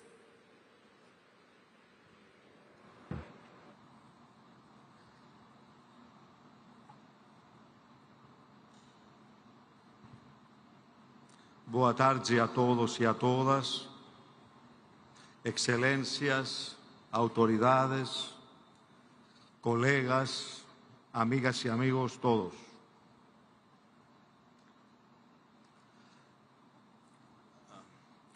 J'ai suivi avec beaucoup d'attention les discours de nos leaders et des présidents et des premiers ministres. Je suis arrivé à la conclusion qu'il y a une espèce d'embarras général. On ne sait pas exactement où on en est. Et le pire, où on veut aller. Il y a plein de contradictions. Nous avons fait campagne pendant des années, pendant des décennies, pour les énergies propres. Et maintenant, comme les choses ont changé, surtout aux États-Unis, nous allons nous adapter aux nouvelles conditions et nous allons suivre une route différente. Drill, baby, drill. Je crois qu'il faut qu'on prenne des décisions et s'y tenir et ne pas changer tous les 3 ans notre politique. On m'avait préparé un discours très long. Je ne lirai pas, ce sont 10 pages. À la place, je vous dirai quelques aspects de la politique de la Grèce à propos de notre sujet de changement climatique. Hier, à Athènes, nous avons reçu la visite de 4 ministres des États-Unis. Ministre d'énergie, économie, intérieur. Le but de la visite était de voir avec les autorités de mon pays des moyens de faire de la Grèce l'entrée du gaz naturel liquéfié, gaz natural licuado. La idea es que barcos de los armadores griegos, metaneros, de bateaux metaneros, van a transportar el gas licuado de Estados Unidos para Grecia, 2 puertos adaptados, y después desde la Grecia para toda Europa oriental. Y nous avons signé des contrats dans ce sens avec les autorités des États-Unis. Alors le LNG, c'est un combustible qui est un combustible de transition. Ce n'est pas définitif. C'est pour passer avec aisance à l'usage des énergies propres. Donc la politique de mon pays, c'est une transition juste, graduelle et efficace, qui ne met pas en cause les équilibres sociaux et géopolitiques.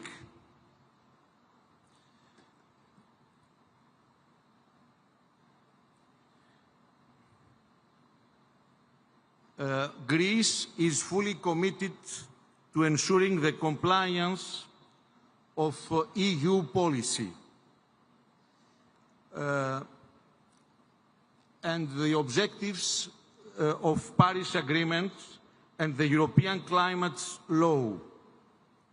Specifically, Greece is committed to implement the EU legal framework Fit for 55 set of proposals with the aim of ensuring that policies are in line with reduction of net GHG emissions of EU by at least 55% at the least by 2030, in comparison with 1990 levels. So our emissions in Greece are down 45% in comparison with 2005. And lignite used to provide much more than 50% of our power generation is share today is just 6%. Our commitments to equip by 2030 at least 12 ports, 12 harbors in Greece with cold ironing and their simultaneous transformation to energy hubs will assist the decarbonization of the shipping sector, which is very important in my country. So we will decrease the emission and as well the climate change mitigation will take place. So, la conclusion, nous allons continuer notre politique énergétique et notre politique de changement climatique en accord avec l'Union européenne et avec tout ce qui a été dit hier par la présidente de la Commission européenne, Ursula von der Leyen, et par le président du Conseil, Antonio Costa. Thank you very much.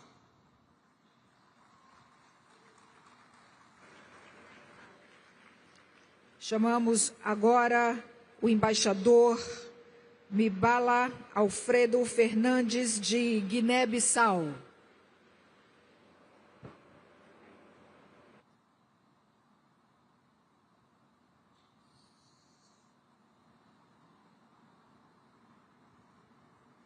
Boa tarde a todos. Gostaria, em primeiro lugar, de saudar a todos os que estão aqui nesta sala, bem acolhedora, até esta tarde para podermos falar daquilo que nos trouxe aqui de vários cantos do mundo, que é a COP30. Quero aqui cumprimentar todas as autoridades presentes nesta sala, autoridades civis e militares e todo o protocolo que nos foi reservado até este momento pelas autoridades brasileiras. É com grande honra que a Guiné-Bissau toma a palavra nessa 30ª Conferência das Partes da Convenção 4 das Nações Unidas sobre as Mudanças Climáticas aqui em Belém, símbolo da maior floresta e da nossa responsabilidade comum partilhada a nível do planeta.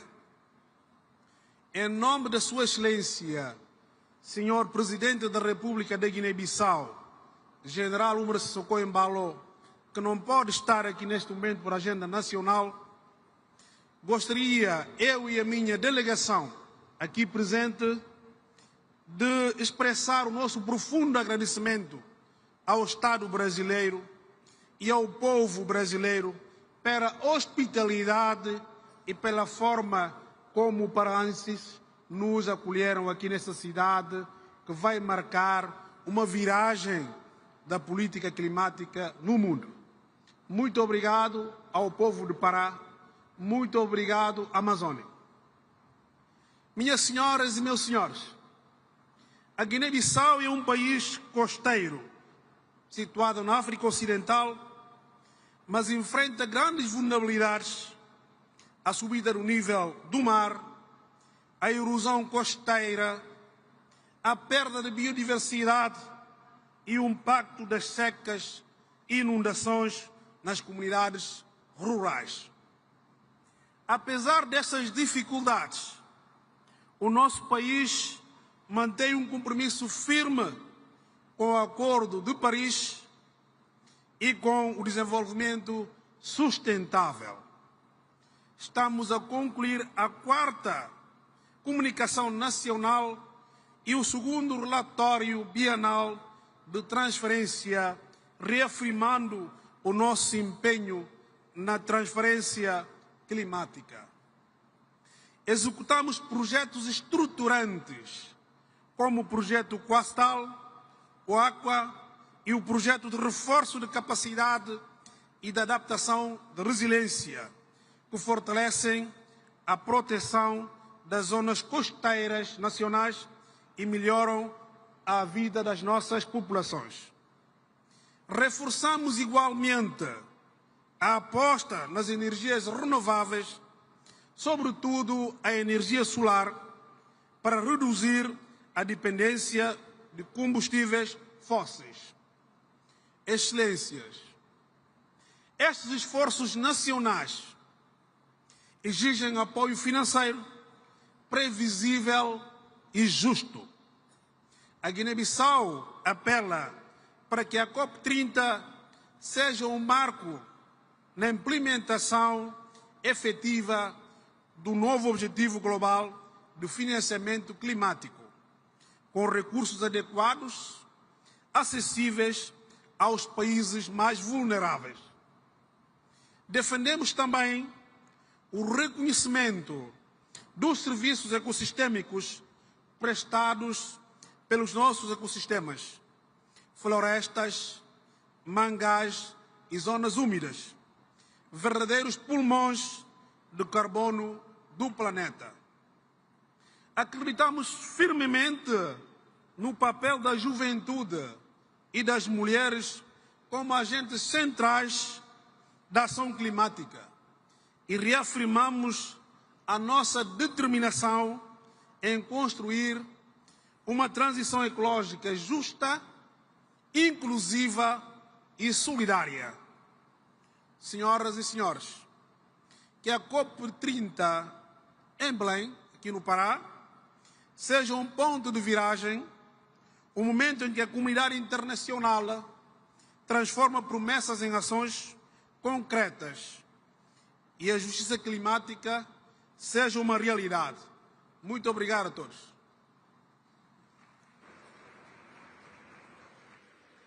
Chamamos neste momento o embaixador da Índia, Dinesh Bhatia.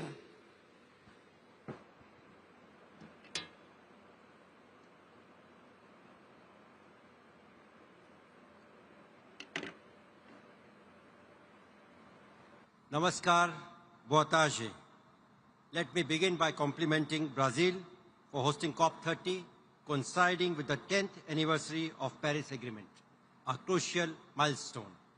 This is an opportunity to reflect on our response to the challenge of global warming. It is also an opportunity to celebrate the 33-year legacy of the Rio Summit, where the UNFCCC Convention Principles of Equity and Common but Differentiated Responsibilities and Respective Capabilities were adopted, laying the foundation for the international climate regime, including the Paris Agreement that continues to guide our collective action. Over the past decade, India has consistently striven to drive its development along a low-carbon pathway. Under the leadership of Prime Minister Shri Narendra Modi, India has steadily met its climate targets ahead of schedule. Between 2005 and 2020, we reduced the emission intensity of GDP by 36%, and this trend continues. Non-fossil power installed capacity now accounts for over 50% of our total installed capacity, enabling us to reach our revised NDC target 5 years ahead of schedule. India has not only conserved but also expanded its forests and tree cover, which now stands at 25.17% of the total geographical area, witnessing the third highest annual net gain. As per the FAO's Global Forest Resources Assessment 2025, creating an additional carbon sink of 2.29 billion tons of carbon dioxide, equivalent from 2005 to 2021. With around 200 gigawatt of renewable energy, India is now the world's third largest producer of renewable energy, while ambitious programs in solar, wind, green hydrogen, and biofuels are transforming its energy landscape. The International Solar Alliance, launched globally by India and France in 2015, now unites over 120 countries, promoting affordable solar energy and South-South collaboration. 10 years after the Paris Agreement, global ambition remains inadequate. Many nations' indices fall short. While developing countries continue to take decisive climate action, developed countries that have disproportionately appropriated the global carbon budget must accelerate emission reductions and deliver the promised adequate and predictable support. Given the rapid depletion of the meager remaining carbon budget, developed countries must reach net zero much sooner than they have declared and invest substantially in reaching net negative emissions. While mitigation is important, it is equally important to focus attention on adaptation to address climate risk and vulnerabilities at the local level, more so in developing countries. For developing nations like India, access to affordable finance, technology, and capacity building is vital to implement ambitious NDCs. Equitable, predictable, and concessional climate finance remains the cornerstone for achieving global climate goals. On the occasion of COP30, India reaffirms its commitment to multilateralism and towards preserving and safeguarding the architecture of the Paris Agreement, built on the foundations of the Convention. As a firm believer in climate action, we stand ready to collaborate with all nations to implement solutions and transition to sustainability in ways that are ambitious, inclusive, fair, and equitable, based on the principles of CBDR, RC, and national circumstances, thereby ensuring that climate action uplifts communities globally, protects livelihoods, and honors the principles of justice and equity. India welcomes and supports Brazil's initiative in establishing the Tropical Forests Forever Facility, representing a significant step towards collective and sustained global action for the preservation of tropical forests. India is pleased to join the facility as an observer. Finally, together, let us ensure that the next decade of climate action is defined not only by targets, but by implementation, resilience, and shared responsibility based on mutual trust and fairness. Thank you, dhanyavad, namaskar, muito obrigado.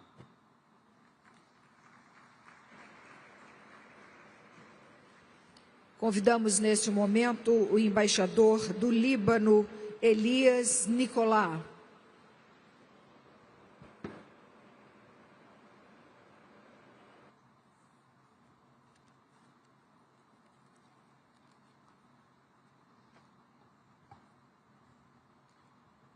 Mr. President Luiz Inácio Lula da Silva, Your Excellencies, distinguished delegates, ladies and gentlemen, on behalf of the President of the Republic of Lebanon, His Excellency General Joseph Aoun, allow me first to convey to the government and people of Brazil our sincere gratitude and deepest appreciation for hosting this important conference and for their continued commitment to advancing the goals we collectively set a decade ago in Paris. As we gather here in the heart of the Amazon, under the theme Delivering on Implementation, this COP marks an important milestone in our shared journey. It's a moment to move from promises to practice, from ambition to delivery. As our common challenges are getting more pressing, our credibility now depends on what we achieve together, on the actions we take, the systems we strengthen, and the trust we rebuild through tangible progress on the ground. Our summit today is a clear testimony that multilateralism is still standing and attuned to the necessity of scaling up the efforts towards the UN SDGs. Lebanon continues to face severe political, economic, social, and environmental challenges that have tested its resilience.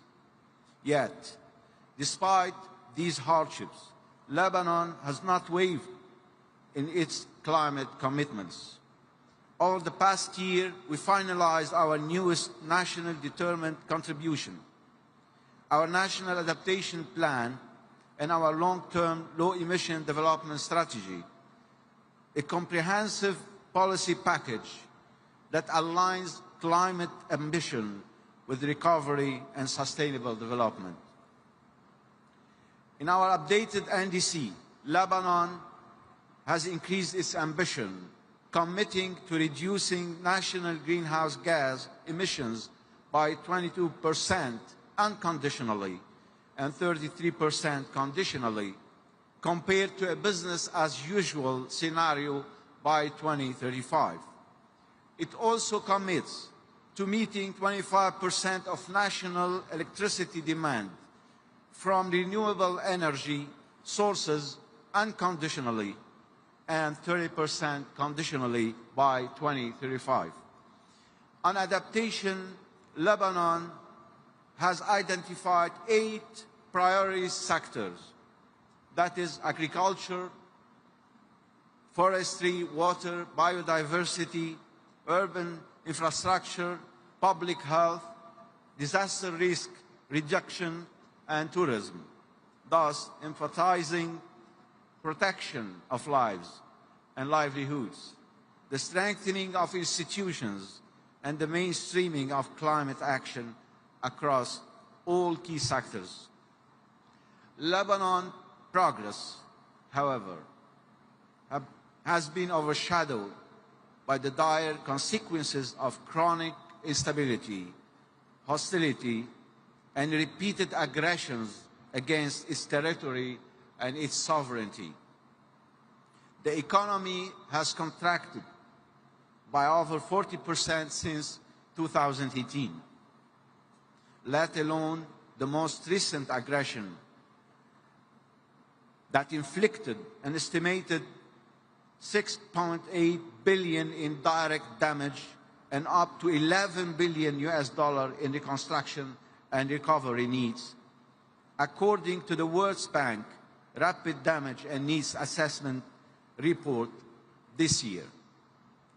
These crises have also caused extensive environmental degradation, reversing years of effort to safeguard biodiversity, forests, and productive lands.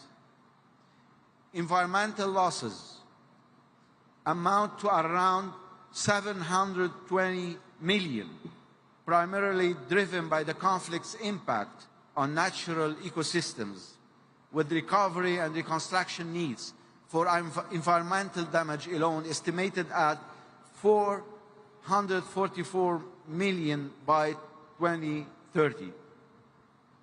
These sad facts remind us that peace, stability, and environmental protection are deeply interconnected, and that climate resilience must be pursued hand in hand with human security and peace efforts. To enable countries under strain not to lag behind when it comes to realizing the objectives we all aim at, predictable and accessible climate finance remains indispensable. The Loss and Damage Fund must become fully operational, with direct access for vulnerable countries, and the new global finance goal beyond 2025 must guarantee equitable and transparent support for developing nations. Such mechanisms are essential for rebuilding resilience, scaling renewable energy, and advancing adaptation efforts on the ground. At the same time, the global goal on adaptation must move beyond dialogue to delivery. For Lebanon, this means securing the means of implementation to act on our national priorities and operationalize our LD-LATs through cleaner energy, sustainable transport, and waste-to-energy transitions, all while ensuring that our path toward decarbonization remains just and inclusive. Excellencies, ladies and gentlemen, Lebanon's message today is clear. Lebanon's message today is clear. Despite all the constraints we face, we continue to plan, to reform, and to act. Climate action for Lebanon is not separate from recovery. It is at the heart of it. As we deliberate in Belém, let us make COP30 the moment when ambition is matched by implementation and solidarity by action. The world expects results, and it's our collective duty to deliver on them. Thank you. Obrigado.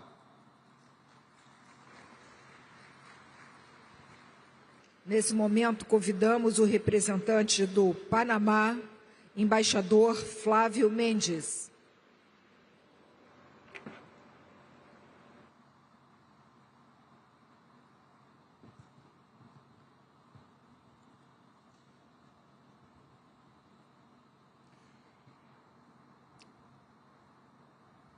Buenas tardes.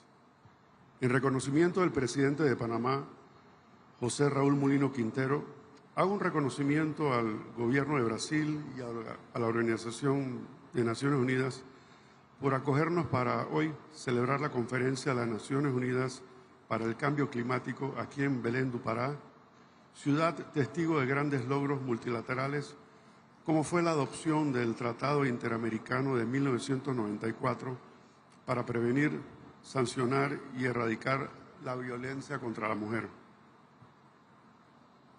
Aprovechando que tuve la oportunidad en la infancia, por ser hijo de diplomáticos, de aprender el idioma portugués y luego estudios posteriores, me motiva a interpretar el discurso en portugués para poder compartir con la mayor fidelidad posible el mensaje del pueblo panameño al pueblo belenense y brasileño que nos ha acogido con tanta afección. Estamos vivendo tempos de grandes retos que convergem à aceleração da mudança do clima, a persistência da pobreza, a falta de oportunidade, o surgimento de riscos sanitários e tecnológicos de alcance global. Estes fenômenos transacionais, por natureza, nos obrigam a reconhecer que nenhum Estado, por si só, está em capacidade de dar resposta a estes retos.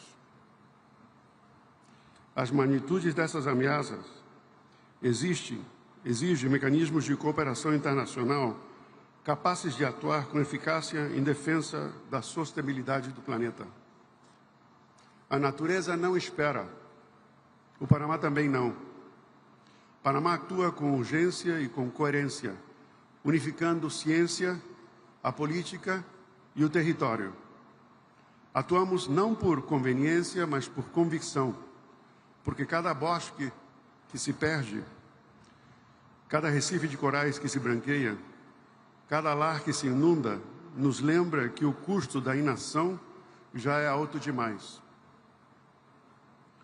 Durante décadas, o mundo tem tentado avançar na luta contra a mudança do clima, na proteção da biodiversidade e do manejo sustentável da terra, como se fossem três caminhos separados.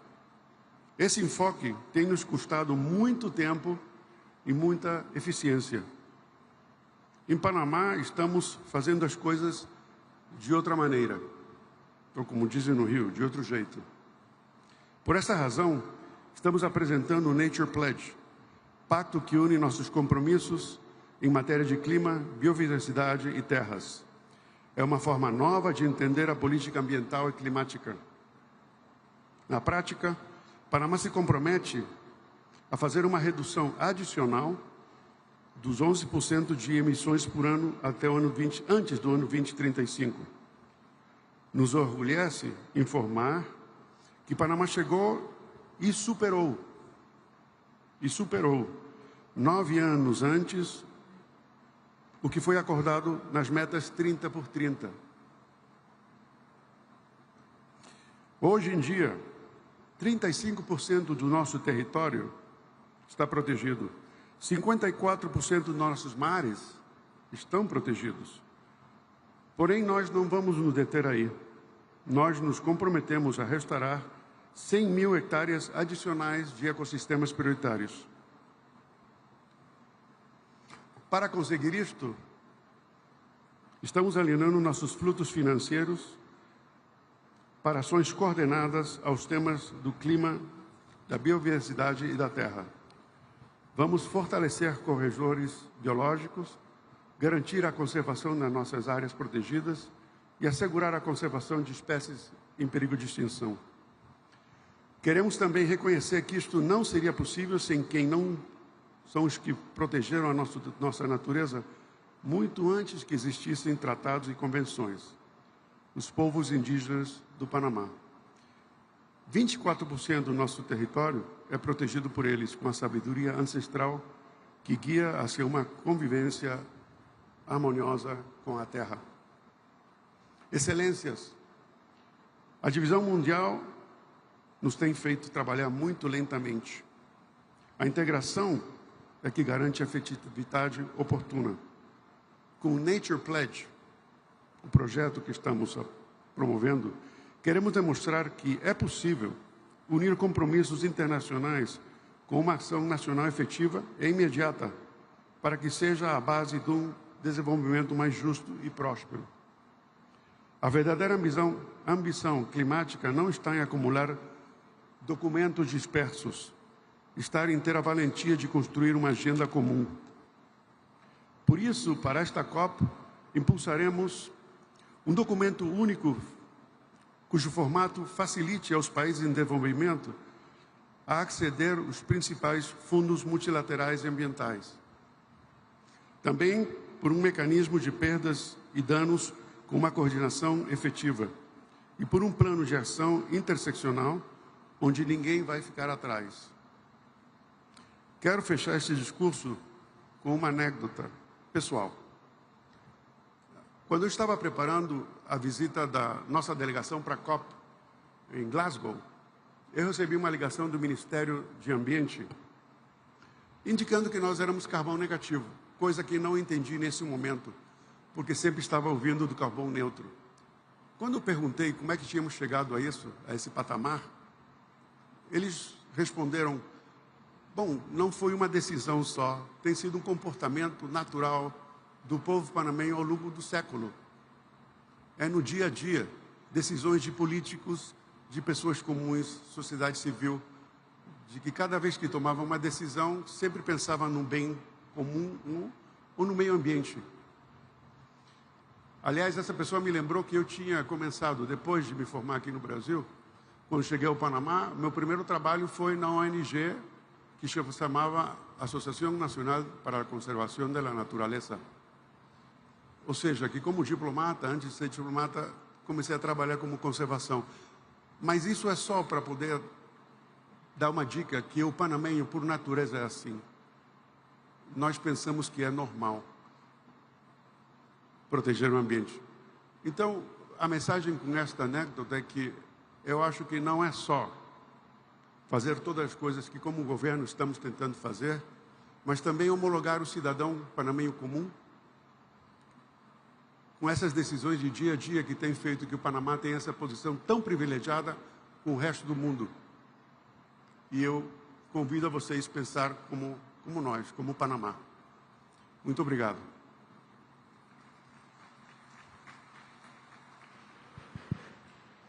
Convidamos agora representante da Polônia, o embaixador Andrzej Trzaskowski.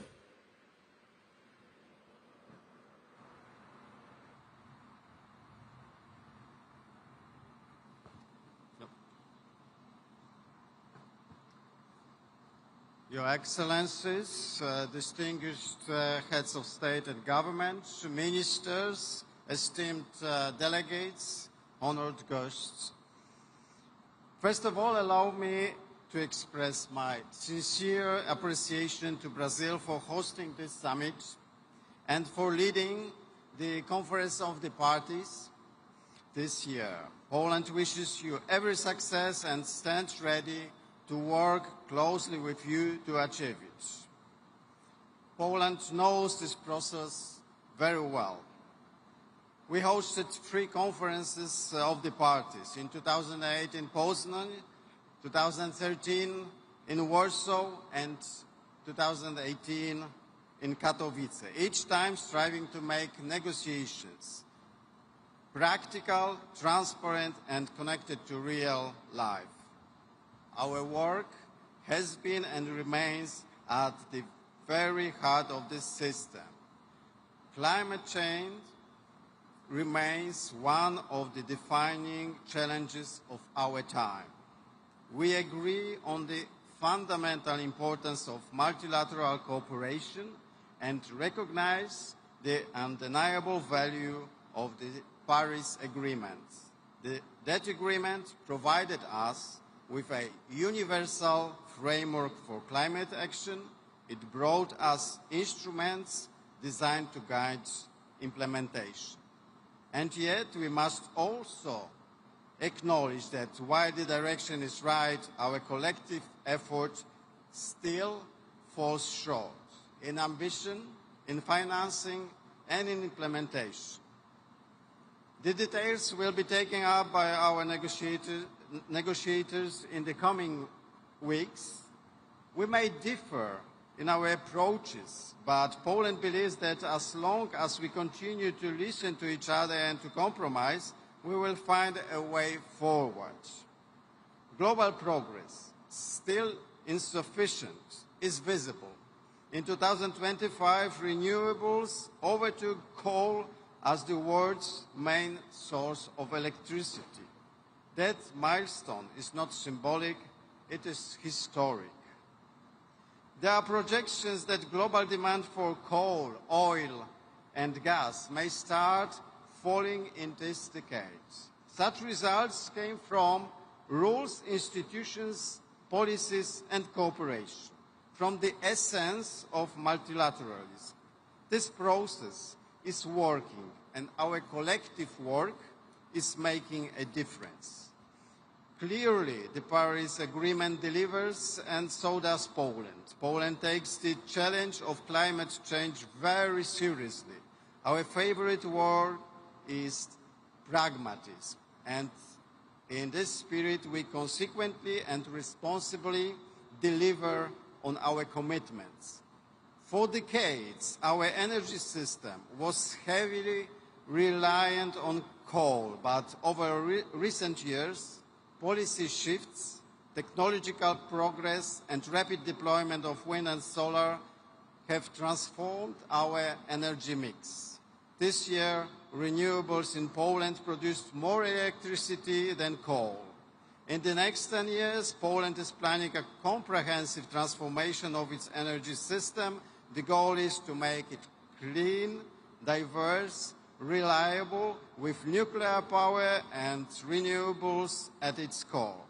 This transformation strengthens not only our climate policy, but also our energy security and economic resilience, and ability to adapt to climate change. We believe that just and resilient energy transition will help us to build a sustainable future. Poland's example shows that economic growth, energy transition, and climate adaptation are not the opposing goals. They can progress together. Yet, we know that no country can face the climate crisis alone. It's a global challenge that demands a truly global response. Poland remains fully committed to this process, the one we have helped to shape and to working with all partners towards a fair, effective and successful energy transition. Together we can achieve more. Together we can deliver. Thank you very much. Muito obrigado.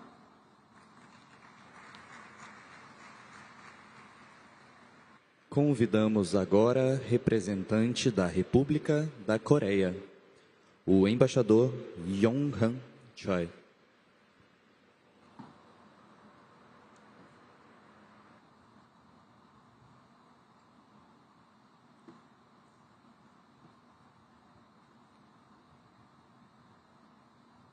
Your Excellencies, distinguished delegates, good afternoon, boa tarde.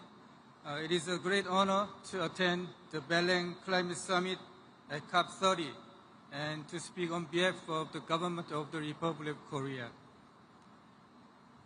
Today, we gather at a critical moment as the climate crisis accelerates. Last year, for the first time, the global average temperature rise exceeded 1.5 degrees above pre-industrial levels. Climate disasters are becoming more frequent, hard to predict, and increasingly devastating in their impact and scale. Faced with these realities, our collective response and cooperation have never been more crucial. The Republic of Korea expresses its deep appreciation to the COP30 presidency for its leadership and dedication in preparing for today's summit. As we mark the 10th anniversary of the Paris Agreement, the coming 2 weeks represent a defining moment to reaffirm our shared resolve to strengthen global climate action. In particular, COP30 should serve as the bridge where ambition transforms into implementation. With the first global stocktake in 2023 and the submission of the first biennial transparency reports and 2035 nationally determined contributions this year, the Paris Agreement ambition cycle is now fully underway. While progress has been made in lowering projected temperature increases, the NDC synthesis report indicates that further acceleration of climate action is needed to keep the 1.5 degrees goal within reach. Therefore, at COP30, we must address both the ambition and implementation gaps and send a unified signal of determination to translate our pledges into concrete action. The Korean government is committed to contributing to this process by placing climate action and energy transition at the core of our national agenda. Korea remains steadfast in the implementation of our 2030 NDC, and at the same time, we are formulating an ambitious and implementable 2035 NDC and developing a mid to long-term emission reduction roadmap beyond 2035 as a forward-looking milestone toward carbon neutrality by 2050. Our 2035 NDC target is now in its final stage of confirmation, and we look forward to announcing it in the coming weeks. The Korean government is also committed to addressing the interlinkages between climate and energy. The establishment of the Ministry of Climate, Energy and Environment well reflects this mandate. We are pursuing a major energy transition centered on renewables and aim to enhance energy efficiency and connectivity by leveraging technologies such as artificial intelligence, energy storage systems, and a more resilient power grid. National action alone is not enough. Implementation must extend beyond borders. Through contributions to multilateral organizations such as the Green Climate Fund and the Global Green Growth Institute, and continuing support through Green ODA, Korea is supporting developing countries in adaptation and green transition demonstrating that climate action is both a global task requiring joint efforts and a new opportunity for prosperity. Moreover, as the host of APEC 2025, Korea will continue to work together, not only within our region, but also beyond, towards the vision of building a sustainable tomorrow. Lastly, it is deeply meaningful that COP30 is being held in the Amazon, reminding us of our shared responsibility for preserving nature and advancing climate action. COP30 can be an opportunity to highlight the importance of synergies across climate, oceans, and biodiversity, which deserve greater attention as they are essential for delivering core benefits for adaptation and mitigation. In particular, Korea will work towards advancing the ocean climate agenda by hosting the 4th United Nations Ocean Conference in 2028, together with Chile. We hope that Muchirao, the spirit of solidarity and cooperation rooted in the indigenous traditions of Brazil, will bring us together to reinvigorate multilateralism. The Republic of Korea stands ready to work with all parties toward a successful COP30, one that will be remembered as the moment when ambition turned into implementation and confidence in multilateralism was renewed. Thank you very much. Muito obrigado. Convidamos agora representante da Sérvia, o embaixador Aleksandar Ristic.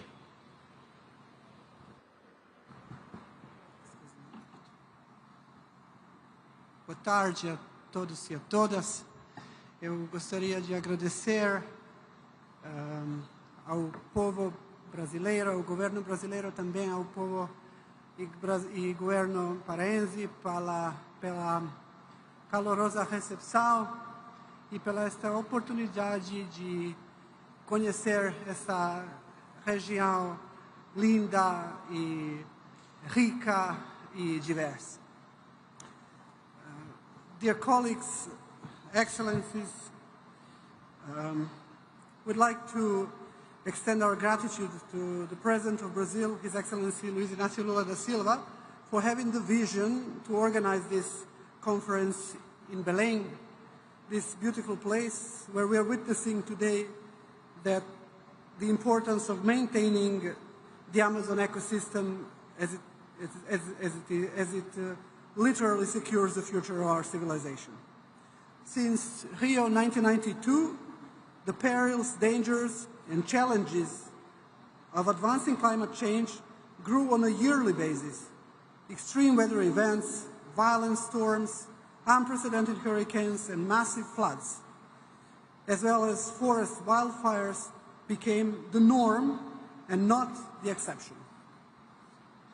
Serbia is located in southeastern Europe, in a geographic area that is affected in an above-average manner by climate change. Over the past 5 years, the mean annual temperature has been 2.5 degrees higher than the baseline, with consecutive record-breaking year after year. Droughts, heat waves, floods, and extreme storms have intensified, causing over 10 billion euros in losses since year 2000, including 1 billion euros in the summer of 2024 alone, when 92% of our territory suffered from severe drought. Not to mention the floods of 2014 that we are still recovering from, one of the reasons why the Serbian people expressed its solidarity with the people of Rio Grande do Sul, because we know the best what the floods can do in our nations. These impacts threaten our agriculture, water resources, forests, biodiversity, public health, and infrastructure.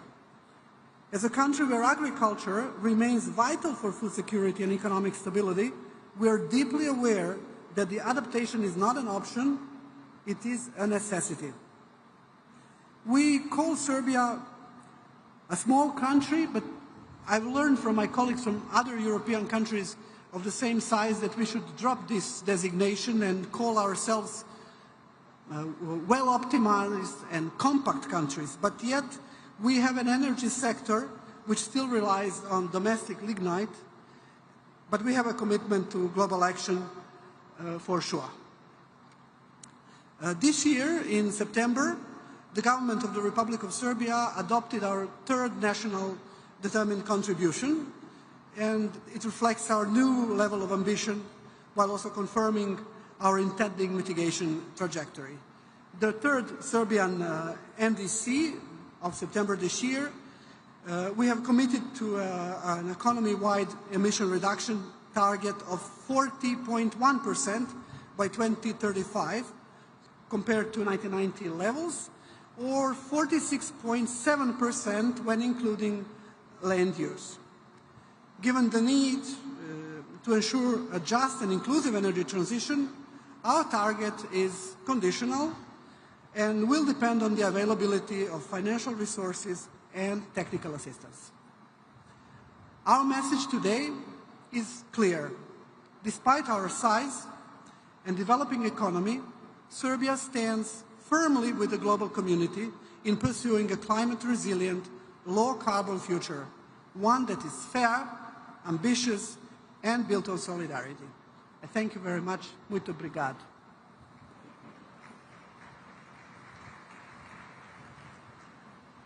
Neste momento, convidamos para a manifestação o embaixador do Sudão, Ahmed Etgani Suar.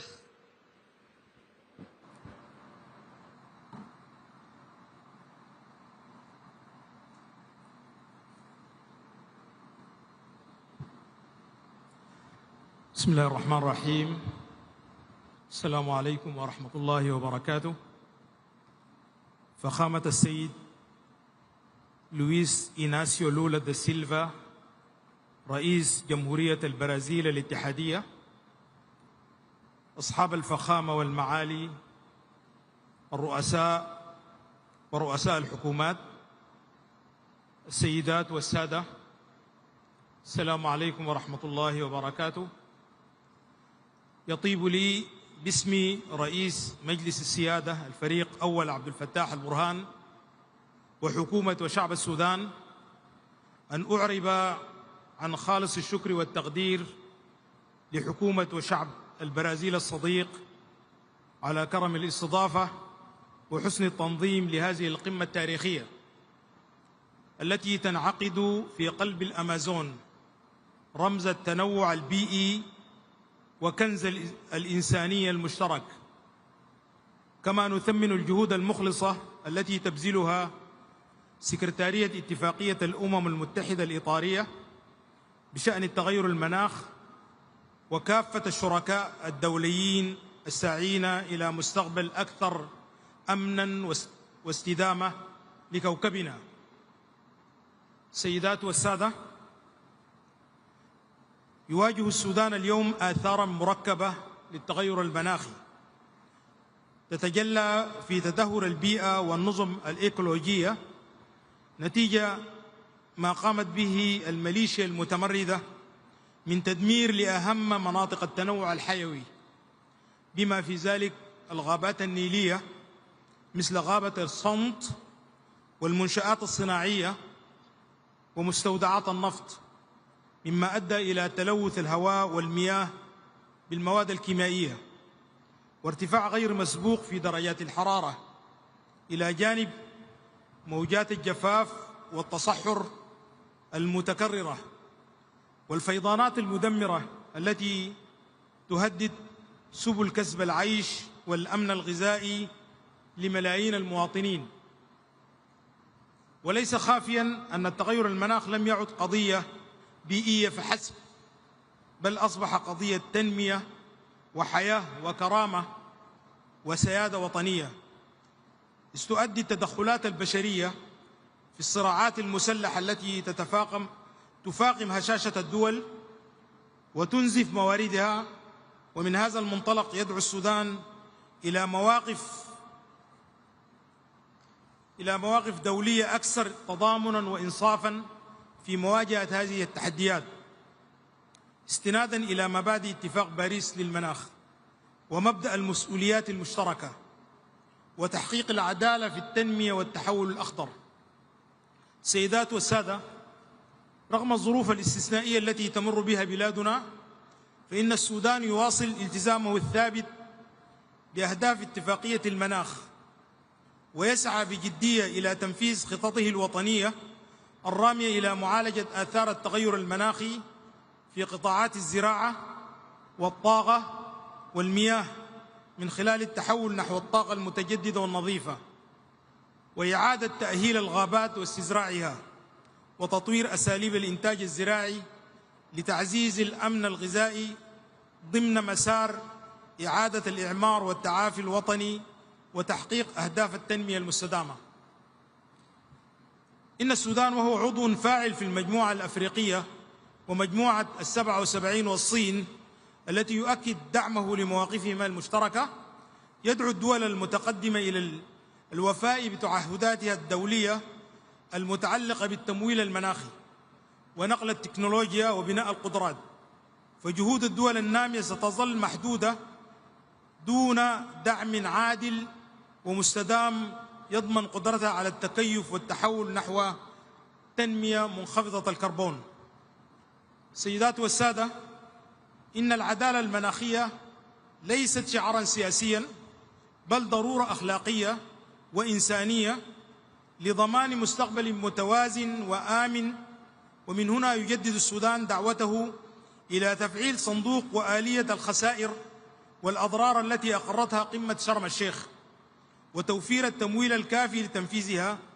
فالقارة الأفريقية رغم مساهمتها المحدودة في الانبعاثات العالمية تتحمل العبء الأكبر من تداعيات التغير المناخي، الأمر الذي يجعل تحقيق العدالة البيئية شرطاً أساسياً للسلام والاستقرار والتنمية في عالمنا. إن اجتماعنا اليوم في البرازيل، الدولة الرائدة في التنمية الزراعية وحماية البيئة، يمثل فرصة تاريخية لتعزيز التعاون بين دول العالم لبناء اقتصاد أخضر شامل وعادل.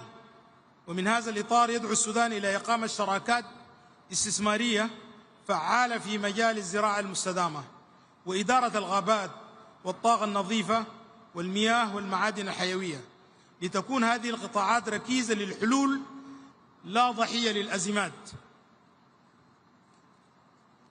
إن السودان وهو يسعى لتجاوز التحديات الراهنة وبناء مستقبل أفضل لأبنائه، يحمل هذه القمة رسالة أمل وشراكة، ويدعو الجميع إلى الوقوف والتأمل في هذه الصراعات وتعزيز الدور الإيجابي من أجل إحلال السلام الدائم والتنمية الشاملة من أجل كوكب آمن ومستقبل مزدهر للبشرية جمعاء. شكرا جزيلا، والسلام عليكم ورحمة الله وبركاته.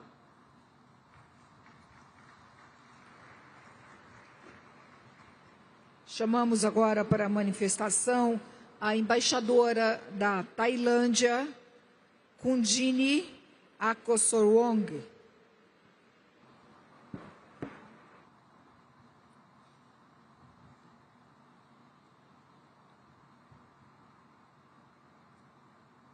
Mr. President, Excellencies, distinguished delegates, ladies and gentlemen, since becoming a party to the Paris Agreement in 2016, Thailand has translated its commitment and obligation into concrete policies and actions and has continuously raised our bold ambition. Our nationally determined Contribution 3.0 feature a more ambitious absolute emission reduction target, reflecting our commitment to a deeper cut by 2035 in line with the 1.5 degrees Celsius goal of the Paris Agreement. Our NDC 3.0 also incorporates an investment plan, align climate goals with investment prioritization, climate finance mechanism, and collaboration with international and private sector partners.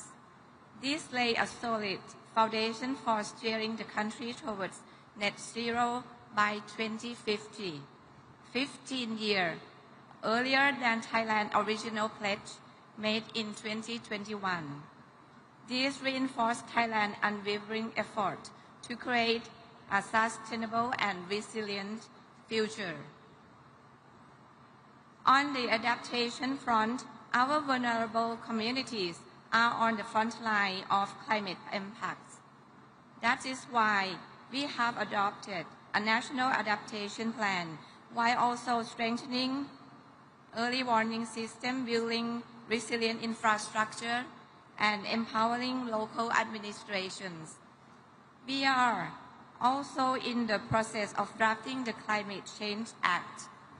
This legislation is designed as a comprehensive and balanced framework to fulfill Thailand's international climate commitment to foster a rapid transformation toward a low-carbon, climate-resilient economy and society, encompassing both mitigation and adaptation obligations, while providing adequate support to all sectors.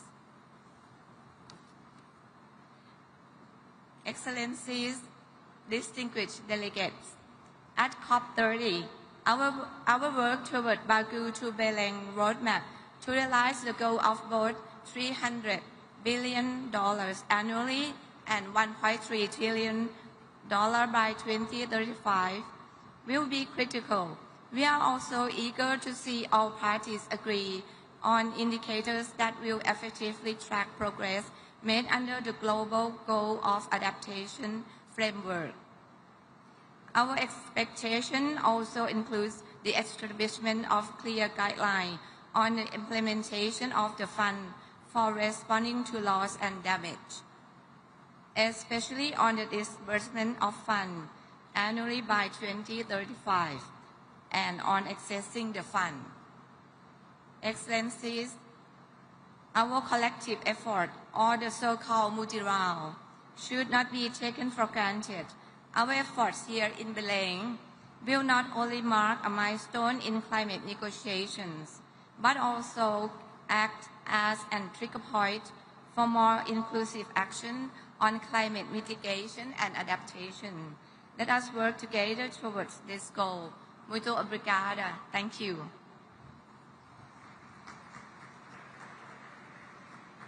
Nesse momento, convido o embaixador da Tanzânia, John Stephen Simbachawene.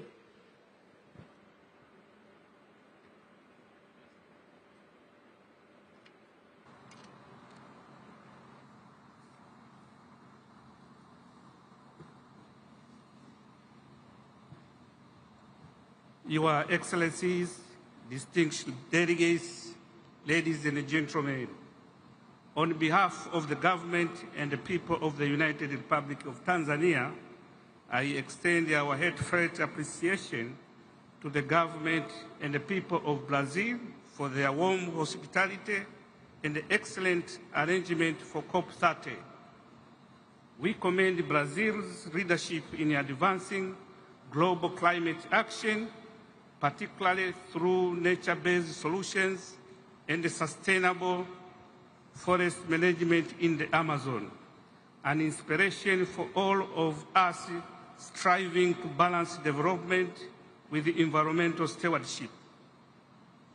Excellencies, we meet at a decisive moment after more than 30 years of the UNFCCC and a decade of the Paris Agreement. Climate change is no longer a distant threat. It is our daily reality. Developing countries, including Tanzania, bear a disproportionate burden. Rising temperature, droughts, and floods are reversing development gains and threatening lives and livelihood. In Tanzania, floods have doubled since the 1980s, causing losses of over USD 460 million annually. The 2023 and the 2024 El Nino and the Cyclone Hidaya caused an additional USD 553 million in damages and claim 170 lives. Yet we come to COP30 not with despair, but with conviction that climate action must be accelerated through predictable, equitable, and inclusive support that addresses the realities of those most affected. Excellencies, Africa is already accelerating climate action. Under Tanzania's Development Vision 2050, our agenda, inclusive climate action for the resilience and a sustainable future, places environment integrity and climate resilience at the heart of our growth. Over 70% of Tanzania depend directly on land, water, and the forests. For us, climate resilience means food security, clean water, and surface in our communities. We are implementing bold measures by integrating climate priorities into national policies, including the National Environmental Policy of 2021, the Blue Economy Policy of 2024, NDC 3 for the period of 2025 to 2035, and the National Adaptation Plan. We have also established the National Carbon Monitoring Center to enhance transparency and the capacity in carbon trading. Excellencies, as chair of the African Group of Negotiators, Tanzania works with all African parties and the African Union to ensure our collective voice is heard. However, progress remains constrained by limited access to predictable and grant-based finance, technology, and the capacity. The Back to Belém roadmap and the commitment to mobilize USD 1.3 trillion by 2035 are crucial. We call for the agreed USD 300 billion annually by 2035 to be delivered in line with the principles of the Convention and the Paris Agreement. Excellencies, Tanzania NDC 3 alone requires USD 48.6 billion to achieve its goal. We urge our partners to move from pledges to disbursement and from bureaucracy to delivery so that ambition translates into real action on the ground. Excellencies, let Belém be remembered not only for raising ambition, but for accelerating implementation. Let this COP mark a turning point where commitments are honored and the climate action deliver hope for present and the future generation. I thank you. Muito obrigado.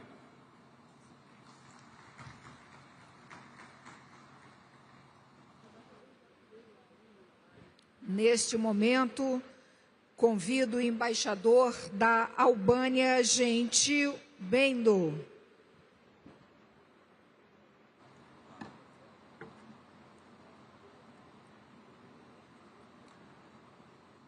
Excellencies, distinguished delegates, ladies and gentlemen, I first want to thank all the staff here. Maybe some of the previous speakers missed this. I think that the conference could have been such a successful meeting without the excellent work of the supportive staff of the Secretariat. And I also am very appreciative of the hospitality of the government of Brazil.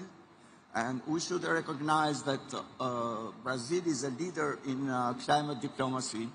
And in a way, my country, Albania, is also trying to make the climate topic a central pillar of our country diplomacy. And in this way, we have demonstrated that solidarity between large and small nations is the key to collective success. Albania was among the countries that co-sponsored and supported the Vanuatu resolution in the United Nations General Assembly, an act reaffirming the importance of advisory opinion of the International Court of Justice on the obligation of states concerning climate change and this turning point of the international law which can guide to global policy towards a fair and accountable climate order. We believe that climate justice is inseparable from social justice, and small nations can have a big impact when they speak with a voice of fairness and principle.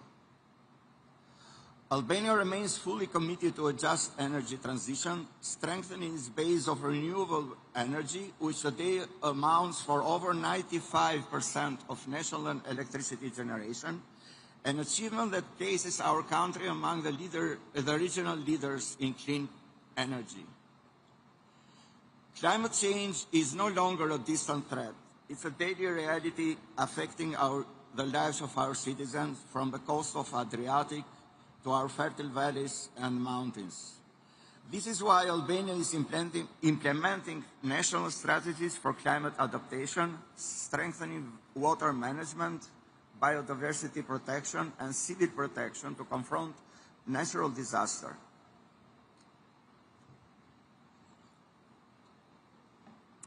Ladies and gentlemen, in fulfilling our obligations under the UNFCCC and the Paris Agreement, Albania has taken concrete steps to strengthen national climate governance and to build long-term resilience.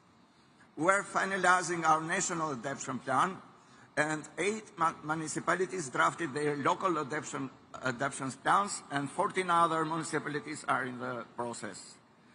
In parallel, we are integrating adaptation priorities into national development planning and mobilizing investments to safeguard our coastal zones, ensure water security, support climate-smart agriculture, and increase the resilience of infrastructure and public health system.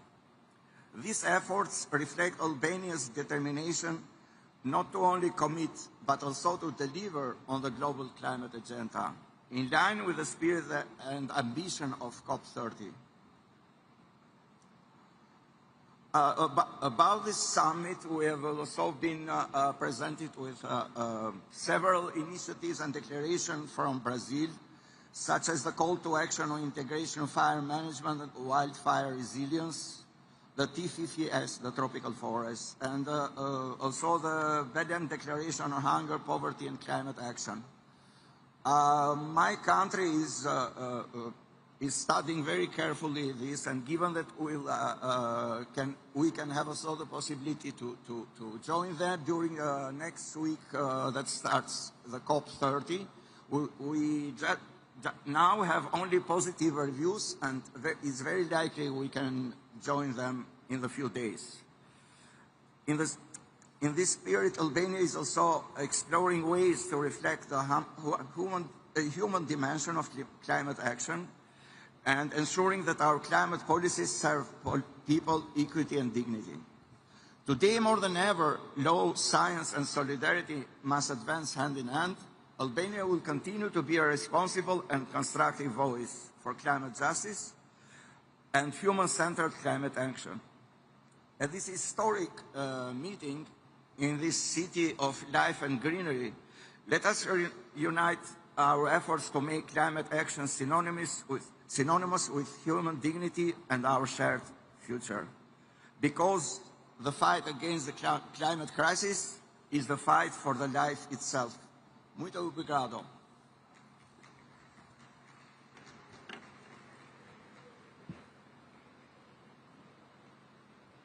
Convido, nesse momento, para a manifestação, o representante da República Dominicana, vice-presidente executivo do Conselho Nacional para a Mudança do Clima e Mecanismo de Desenvolvimento Limpo, Maximiliano Puig.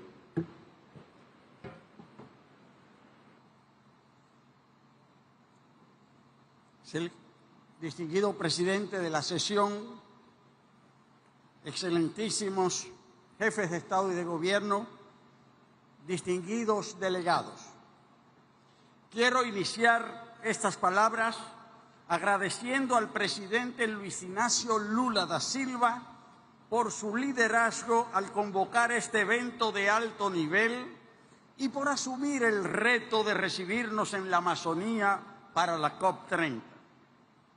El simbolismo de esa decisión es poderoso. Desde la República Dominicana, que ocupa una de las vicepresidencias de la COP, respaldamos los esfuerzos de Brasil para que esta sea una COP enfocada en resultados, en acciones concretas, en los 30 objetivos que este extraordinario país ha compartido con el mundo. La República Dominicana reitera hoy su firme compromiso con el Acuerdo de París. Trabajaremos para un mundo de no más de 1.5 grados. Nuestra acción climática está centrada en proteger a nuestra gente y nuestros recursos naturales, la preservación de cuencas y costas, la gestión sostenible del agua, la resiliencia agrícola, la salud y la protección social adaptativa para los más vulnerables. Para nosotros, la resiliencia climática es una cuestión de seguridad nacional, estabilidad económica y justicia social.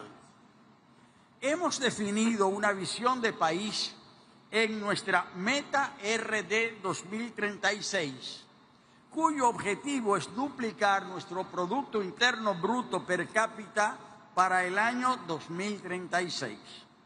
Pero ese crecimiento debe ser sostenible, inclusivo y resiliente, o no será crecimiento real.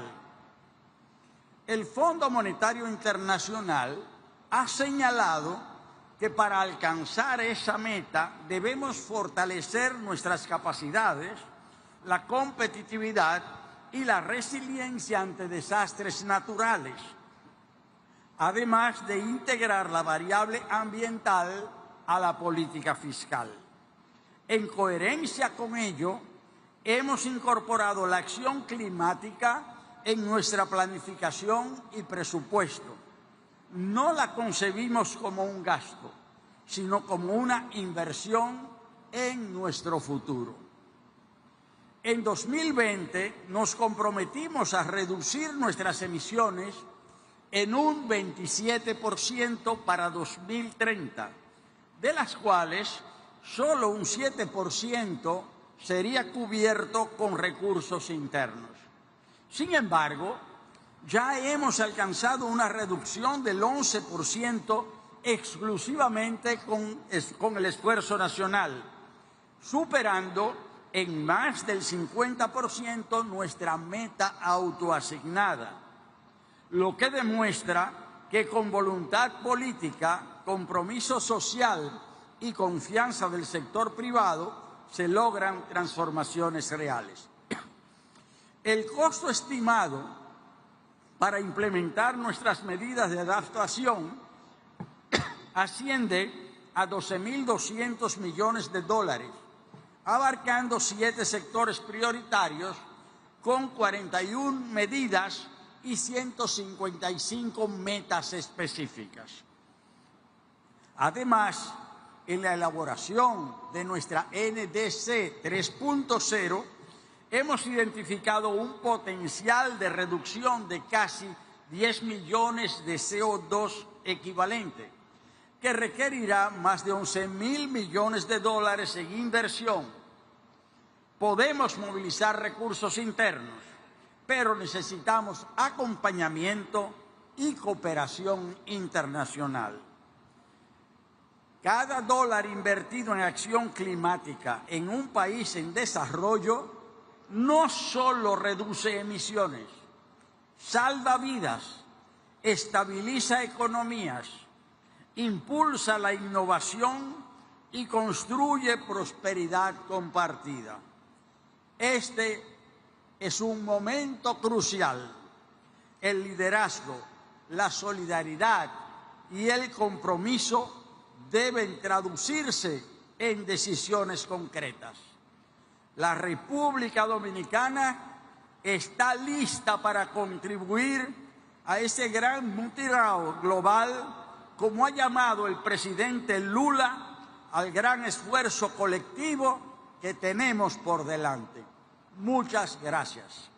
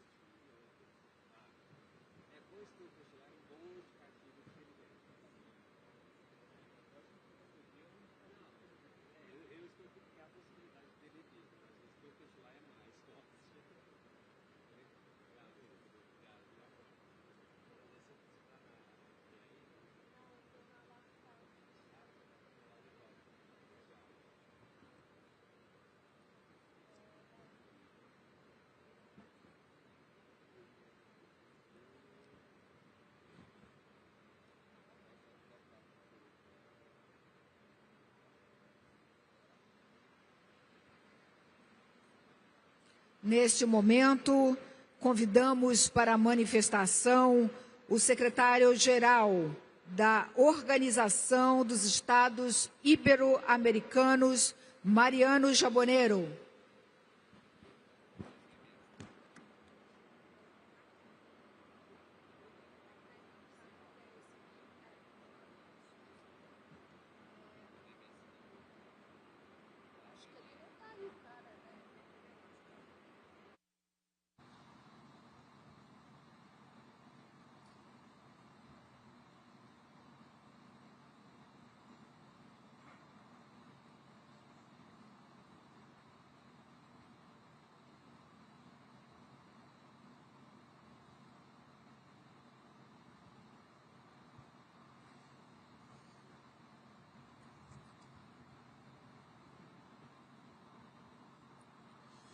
Buenas tardes a todos y a todas.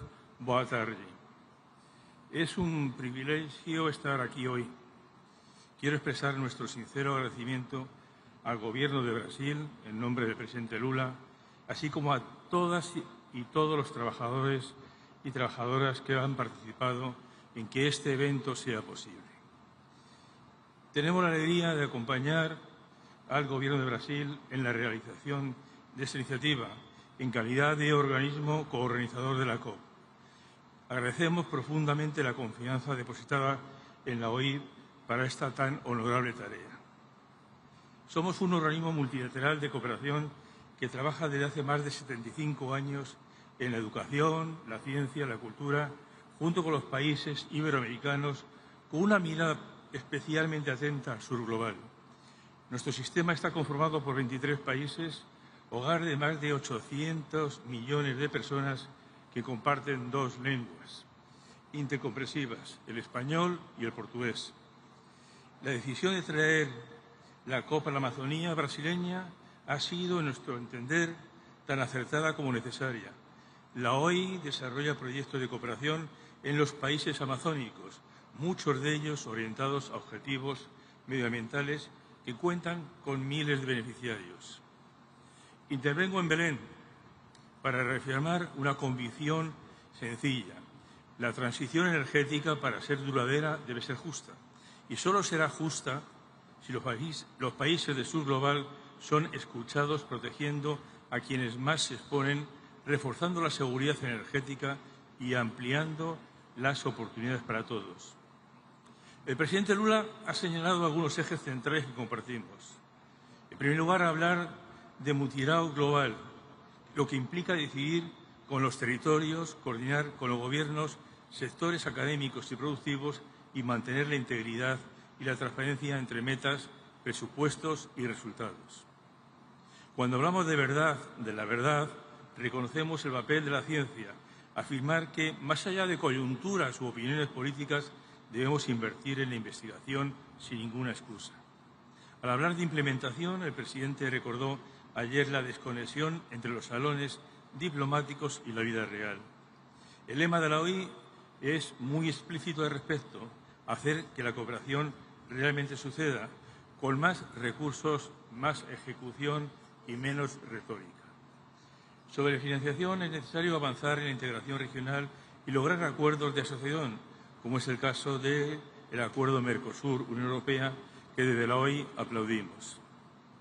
Quiero enfatizar que la COP no es un punto de llegada, es un punto de partida. Es la culminación de todo lo que se ha hecho antes, durante y lo que se hará después de este evento. Y un gran proyecto de futuro que nos une y al cual la OI siempre acompañará, como hace en esta ocasión, haciendo sostenible a través de la educación, la cultura y la ciencia, que, insisto, son lo que le harán sostenibles.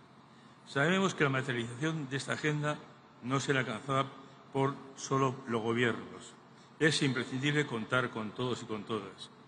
La OI pone su cooperación iberoamericana al servicio de este rumbo para convertir los acuerdos de protección real para las personas y territorios y para dejar un legado institucional más sólidas, o instituciones más sólidas, servicios de calidad que permanezcan y una ciudadanía capacitada para conducir este desafío.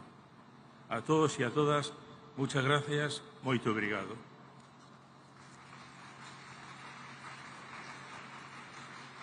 Neste momento, convidamos para a manifestação a subsecretária-geral da ONU e diretora executiva da ONU Habitat, Ana Cláudia Rosbach.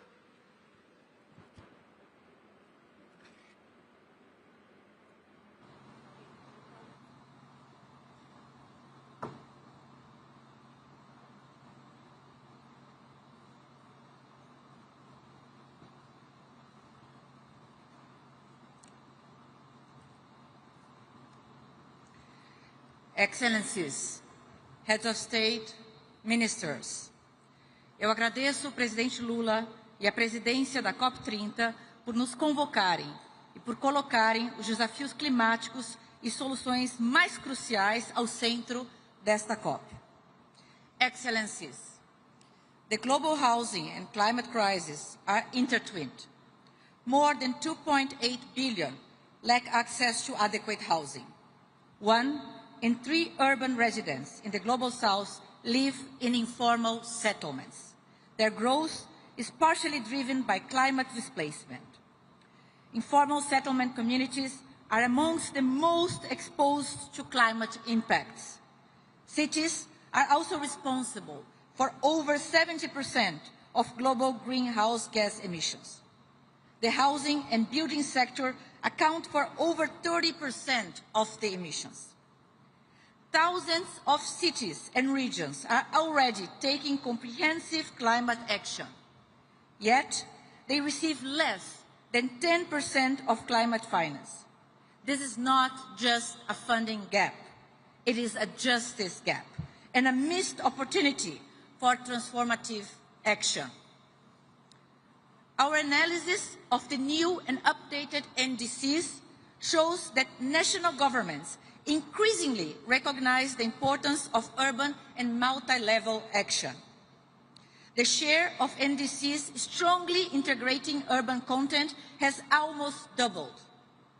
3/4 of NDCs clearly describe sector-specific climate responses in urban areas, making a shift from planning to delivery. Recognition of housing and informal settlements remains limited, but it is growing, with approximately 1/3 of NDCs mentioning housing and informal settlements-related climate action. Since COP27, we have co-hosted ministerial meetings on urbanization and climate change to facilitate multi-level climate action to keep the goals of the Paris Agreement alive. UN Habitat supports countries in strengthening the urban content of their NDCs, in developing national and city-level plans that integrate urban solutions. And we support cities in accessing climate finance and implementing of tailored climate action. Such finance needs to increasingly reach the most vulnerable, especially informal settlements. Local leaders met in Rio earlier this week. They are committed to driving climate action in partnership with national governments. I invite you to next week's ministerial meeting on urbanization and climate change, which will further advance concrete multi-level climate action. Local climate action will also be key to the 13th World Urban Forum on the theme of Housing the World, Safe and Resilient Cities and Communities in Baku, Azerbaijan next year.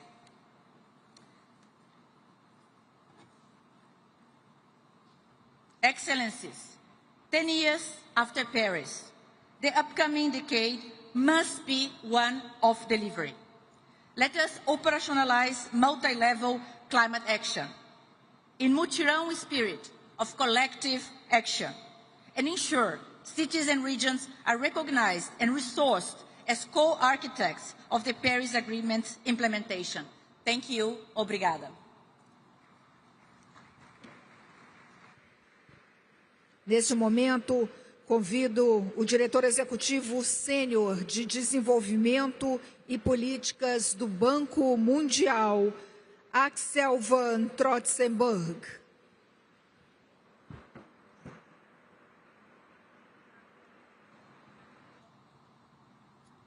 Excellencies, good afternoon. At the World Bank Group, we are committed to helping countries grow, create jobs, and lift people out of poverty while facing droughts, storms, and floods. The demographic surge in emerging markets presents an opportunity for the future. If young people have access to clean air and water, education, healthcare, and jobs, that's why we focus on smart development, resilient, fiscally sound, efficient, and built to last. Last year, 48% of World Bank Group financing across sectors from education to waste management, agriculture to transport realized climate co-benefits exceeding expectations. To put the 48% in perspective, climate finance was about $50 billion of the World Bank. That's about double the amount compared to 5 years ago. Investments to make to make countries and communities more resilient comprise 43% of the public sector portfolio, and that's up from a third 2 years ago. Of our IDA financing for low-income countries, 53% are directly supporting adaptation investment, i.e. building resilient communities, companies, and economic assets. On IDA 21, we have started implementing. There are clear commitments taken on climate financing. We have committed ourselves to provide at least 45% of climate financing of the IDA commitments, and half of it will be in the adaptation area. And turning to crisis preparedness and response, we have completed our toolkit in helping countries better deal with crisis, including introducing climate resilient debt clauses that are being currently implemented. But it is also important to recall that we are able to react fast and immediately when crisis hit. For instance, Jamaica is receiving a full payout of $150 million after Hurricane Melissa hit the country, and this is provided under the catastrophic insurance coverage. Our private sector arm is also stepping up its investment in climate. IFC delivered about $8.1 billion in long-term health development finance with climate co-benefits and mobilized an additional $16.5 billion. So totally almost $25 billion. But behind these numbers, we need to say there are key outcomes. Last year, we supported with this climate financing about 136 million people with enhanced resilience, about 210 million people with strengthened food security, and about 93 million hectares of land and sea under improved management. But international finance alone is not enough.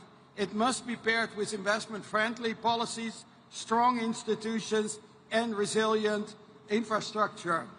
And most importantly, what we need to realize, it is apart from all these policies, what we need is commitment, and commitment to climate action and climate implementation. And you can count on the World Bank Group to continue its effort to improve not only climate outcomes in developing countries, but also provide that through finance and technical advice as well as studies. Thank you very much.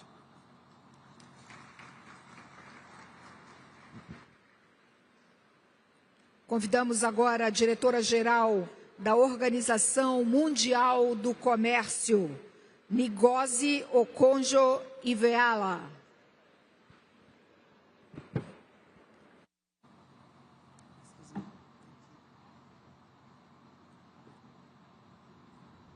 Thank you, President Lula, Excellencies, ladies and gentlemen.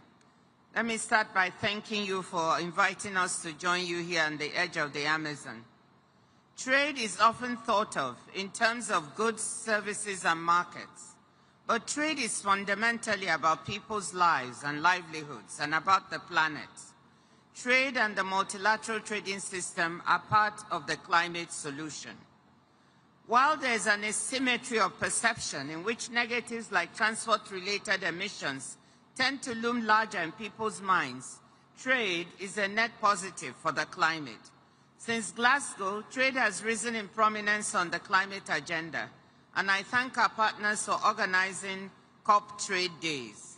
We take note of the launch of the Integrated Forum on Climate Change and Trade and look forward to seeing if and how our members take it forward, because the world cannot succeed at fighting climate change without trade. First, not every country can manufacture all the low-carbon technologies needed to make the transition. And even those that can need to import critical minerals and other inputs that are central to low or zero emissions technologies. Trade is essential for production and deployment. The specialization, scale, and competition that comes with trade drive down the cost of green technology so much so that they now routinely undercut fossil energy. Second, although many countries' nationally determined contributions have typically overlooked trade, this may be changing. At COP28, the WTO launched a menu of trade policy tools to turbocharge climate action, such as appropriate tariff policies that incentivize the import of new or zero carbon emissions goods and services over higher emissions products, or using the roughly $13 trillion in annual public procurement spending to create new markets for green goods and services. And we are seeing good examples, like Fiji's duty-free imports for renewable energy equipment, or Japan's rules requiring the procurement of materials with a low environmental impact. Further, as governments implement trade facilitating measures, border wait times are falling, and with them the emissions from idling trucks. Third, and as I mentioned in the session on oceans and forests, harmful subsidies should be part of the trade and climate conversation. The WTO agreement on harmful fisheries subsidies just entered into force, and I want to compliment WTO members for doing this. Cutting $22 billion of harmful fisheries subsidies that encourage illegal, unreported, and unregulated fishing of our high seas delivers SDG 14.6 and will free up resources that could be redirected to the green transition. Reforming harmful fossil fuel subsidies and trade-distorting agricultural support would have even greater impact. I know this is politically difficult to accomplish, but imagine if only 1/3 of the harmful fisheries subsidies were repurposed to serve climate objectives. It could add $7 billion, 9 times more than what we now have in the Loss and Damage Fund. So let us join hands to make trade work even more effectively for people, for climate, and for nature. Thank you.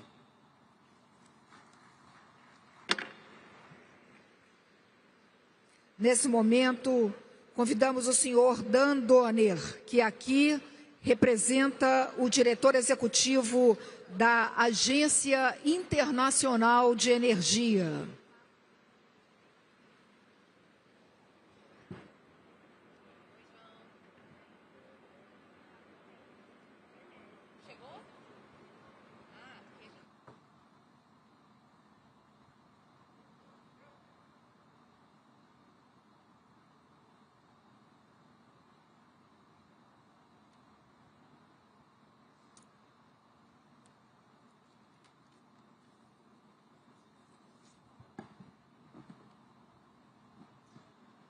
Excellencies, distinguished delegates, 10 years ago, when world leaders gathered in Paris, a key question confronting them was whether their climate commitments might harm their economic and development goals.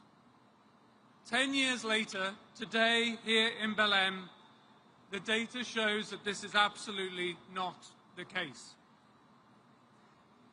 10 years ago, global energy investment was around $2 trillion. $1 trillion of that was in fossil fuels, and $1 trillion of that was in clean energy. 1 to 1. 10 years later, today, fossil fuel investment is still $1 trillion, but clean energy investment is no longer $1 trillion, but now exceeds $2 trillion. The ratio has now moved to 2 to 1. And at the same time as investment has grown, so too the unit costs have fallen precipitously, meaning that we now get much more for each and every dollar we invest. And again, more than that, we now see that we have also created more than 10 million new clean energy jobs over that period. But we also know that much more must be done. Global improvements in electricity access, for example, have stalled.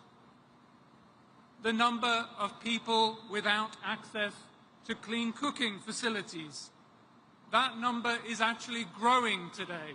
The situation is getting worse, not better. And as we know, energy sector CO2 emissions continue to rise. So in this context, praise to Brazil for its focus on implementation at COP30. The International Energy Agency has been honored to co-chair a series of energy transition dialogues this year with the COP30 presidency, and we bring from those dialogues 3 concrete priorities into COP30. First, boost investment in electricity grids urgently. In 2024, 700 gigawatts of renewables were added globally. And yet, despite this, emissions still grew by around 1%. And another 1,700 gigawatts of renewables are still awaiting connections to the grid. And if those 1,700 gigawatts had also been connected in 2024, rather than seeing an increase in emissions in that year, we would have seen a decrease in emissions. They would have gone down and not up. Second, the IEA has been honored to support Brazil in the development of its Belém 4X pledge on sustainable fuels. Scaling up sustainable fuels in line with this pledge can complement electrification and energy efficiency, supporting transition and energy diversification. We see this pledge as a positive rallying call in this important area that needs further action. Third and last, we must ensure that the benefits of energy transition are felt much more widely than they are today. More energy investment must flow into emerging and developing economies. Only 2% of clean energy investment today is in Africa. Only 2%. And more must also be done to overcome the tragic fact that 1/4 of the global population still cooks with traditional toxic fuels that link to 2.7 million premature deaths each year. We at the International Energy Agency will continue to work with our partners to overcome such terrible energy inequalities. And we are so grateful to President Lula and Brazil for putting such a strong focus on the most vulnerable and the least responsible in society. We must ensure that no one is left behind. Thank you. Obrigado.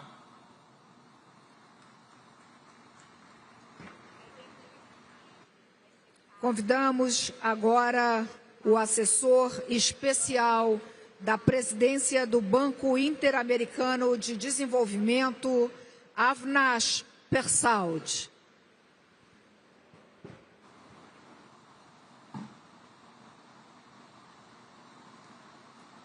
Your Excellencies, Ministers, friends, bon dia. I speak to you on behalf of Ilan Goldfein, President of the Inter-American Development Bank.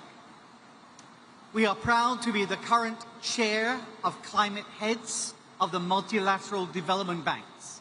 The MDBs have been acting in recent years as a system, and I can report to you, pleased to report to you, that that system is strong and stronger than ever before. Last year, the multilateral development banks delivered a record $118 billion mobilized and invested directly to low and middle income countries on climate action. Within that figure, the proportion, the amount for resilience and adaptation has doubled since 2019. We want to do more. We're on track to do more. But we recognize that, especially for vulnerable countries, more debt, however low cost it is, however long term it is a challenge.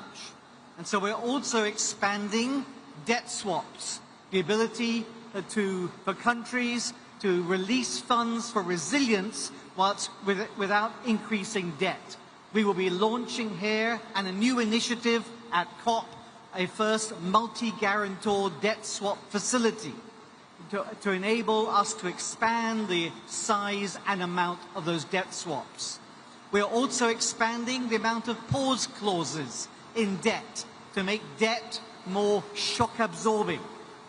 We recognize the importance of investing in resilient public infrastructure, but we're also prioritizing ways to catalyze the private sector to mobilize that money into national development priorities. We know that the billions to trillions has so far been elusive, and we propose some new instruments here at COP, Reinvest Plus, where the multilateral development banks may act as a bridge between those with the money and the capital internationally, but without the risk appetite, and with those locally with the experience of navigating local conditions, but without the money. We can act as a bridge to catalyze and get us from the billions to trillions. We're also launching Colabara, because we need not just debt, but we also need equity. And here in Belém, at the doorstep of the Amazon, we are scaling up our Amazonia Forever, an umbrella of holistic programs, because we know that we cannot stop deforestation unless we're also building resilient livelihoods. Here in Belém, vision can become reality. We believe that with partnership, with innovation, with collective purpose, we can turn ambition into action and action into implementation. Thank you very much. Neste momento, convidamos para ouvir a manifestação do senhor Pablo Gentili, que aqui representa a presidência executiva da Corporação Andina de Fomento.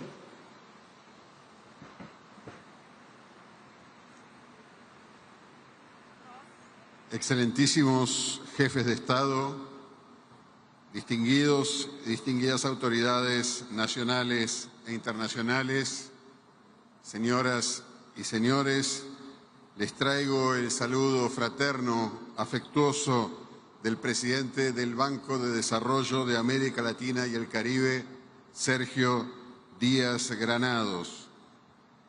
Gracias, presidente Lula, por recibirnos nuevamente en su casa, aquí, en esta tierra generosa, en Belén, corazón del Amazonas, corazón del planeta. La enorme acogida de esta plenaria y de las sesiones que la acompañan, así como el éxito que le espera a la COP30, ratifican a Brasil como un potente motor de integración. CAF, el Banco de Desarrollo de América Latina y el Caribe, es la principal fuente de financiación al desarrollo de la región y vamos camino a ser el banco de desarrollo con mayor cobertura geográfica. Tenemos 57 años de historia y 24 países accionistas. Ese crecimiento sostenido está conectando los ecosistemas estratégicos de la región. Somos el Banco Verde y Azul de América Latina y el Caribe y lo demostramos con los hechos. Hace 4 años nos comprometimos a destinar $25.000 millones a operaciones verdes en un lapso de 5 años y ya hemos alcanzado el desembolso de más de $20.000 millones. Hoy, más del 40% de nuestro financiamiento es verde y hemos hecho de la innovación financiera nuestro sello institucional. Desde 2021, el banco ha crecido un 33% y sus aprobaciones se han duplicado. Pero debemos, podemos y queremos hacer más. Nuestros países socios nos han autorizado a buscar nuevos aliados. Podemos hacerlo y para eso podemos contar con mecanismos tales como intercambios de cartera, bonos híbridos o el uso de los derechos especiales de giro de los cuales somos tenedores autorizados. La puerta de nuestro banco estará siempre abierta en la región y fuera de ellas.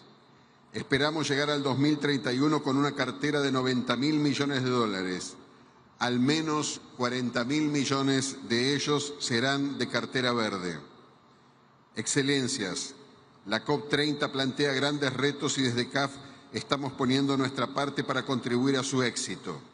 Más ambición, más financiación y acción transformadora desde el corazón de la Amazonia, poniendo el foco en la adaptación y protección de la biodiversidad. En estos ejes tenemos metas a 2030 y alzamos la voz de la región en el contexto global. Les pedimos a ustedes, los y las lideresas globales, su respaldo para que la nuestra siga siendo una institución que crezca y nuestra región, que hoy los acoge, que hoy nos acoge generosamente con los brazos abiertos, siga siendo un territorio de esperanza y de soluciones globales. Muchas gracias.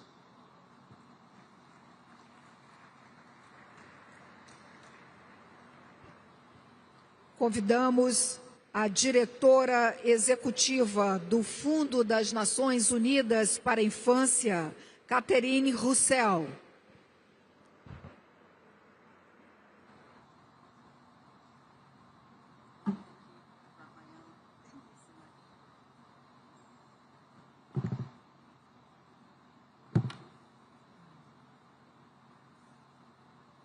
Excellencies, thank you very much for giving me the floor, and thank you to His Excellency President Lula and the COP30 presidency for convening us here in Belém. Children today live in a world that is hotter and more polluted than the one we all grew up in. This crisis is at its heart a child rights crisis. Children make up 1/3 of the world's population and half of all people living in extreme poverty. Half the world's children live in countries at extreme risk of climate change. Because children are smaller, with less developed systems, they are much more vulnerable to climate change than adults are. The risks to children begin even before they take their first steps. For every 1 degree Celsius increase in temperature, the odds of a pregnant woman experiencing a preterm or stillbirth rise by 5%. Once born, the threats continue. During heat waves, children's bodies heat up faster and sweat less efficiently, putting them at greater risk. They also breathe twice as fast as adults, which means they inhale more polluted air. By the 2050s, children's exposure to heat waves is projected to increase 8-fold. Already, 1 in 5 children experiences at least double the number of extremely hot days each year compared to when their grandparents were children. Climate events are growing in frequency and severity. The science is clear about what needs to be done. What is less clear is, will we meet the challenge? Will the world act to protect children? We know what we must urgently do, which is to reduce emissions. A just energy transition will bring enormous benefits for children, reducing air pollution, which accounts for 15% of all under 5 deaths, and creating new opportunities for young people in the green economy. We must scale up investments in adaptation and in the response to loss and damage, particularly in the basic services children rely on to survive and thrive: health, education, water and sanitation, nutrition, and social protection. UNICEF welcomes the growing recognition of children's needs in national plans and the COP process. Today, 70% of the nationally determined contributions include child-sensitive commitments, and 70 governments have signed the Declaration on Children, Youth, and Climate Action. We commend your leadership and reaffirm UNICEF's readiness to support your efforts. Children need and deserve a cleaner, safer planet. The question for all of us is, will we meet that challenge? Thank you very much.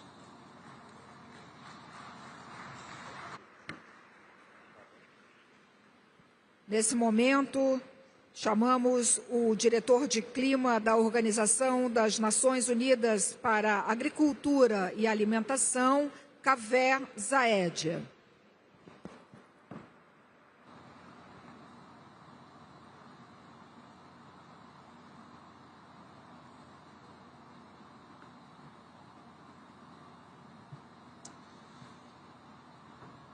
Excellencies, ladies and gentlemen, dear colleagues. Achieving climate goals will require a systems change, fast and at scale, as was made clear during the global stocktake at COP28. And at the center of this change is the transformation of global agri-food systems to be more efficient, more inclusive, more resilient, and more sustainable. This transformation is essential for achieving the Paris Agreement and much more.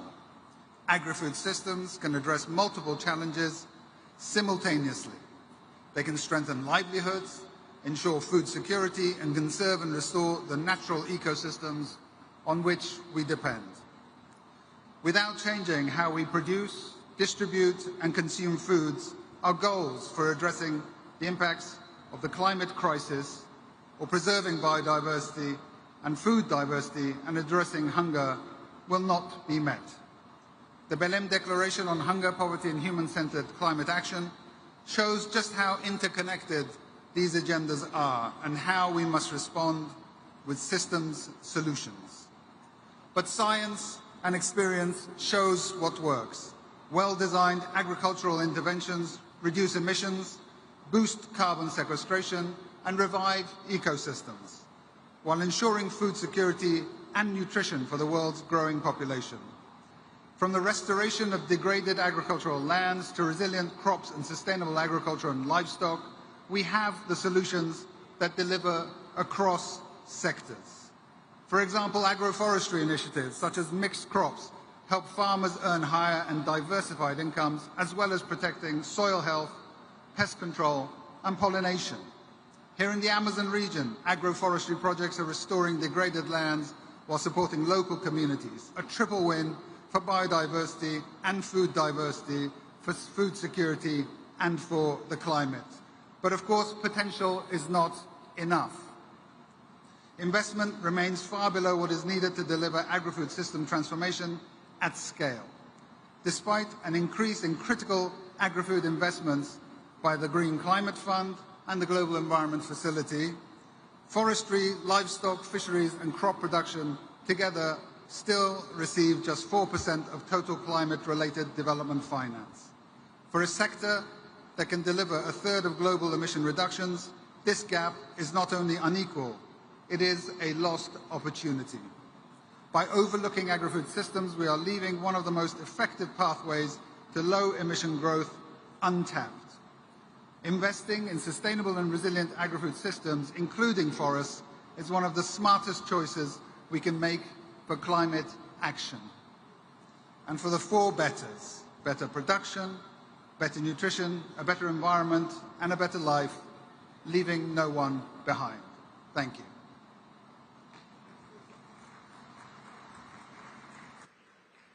Nesse momento, teremos a manifestação do diretor-geral da Organização Mundial de Saúde, Dr. Tedros Adhanom Ghebreyesus.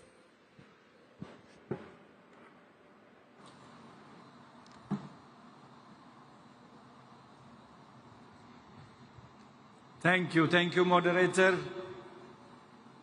Your Excellency President Lula, Excellencies, dear colleagues and friends. WHO thanks Brazil for hosting COP30. Here in the heart of the Amazon, the lungs of the earth, we're reminded that healthy people depend on a healthy planet. If our planet were a patient, it would be admitted to intensive care. Its vital signs are alarming. It's running a high fever, with the average global temperatures increasing year after year. Its lung capacity is compromised, with the destruction of forests that absorb carbon dioxide and produce oxygen. And many of the Earth's water sources, its lifeblood, are contaminated.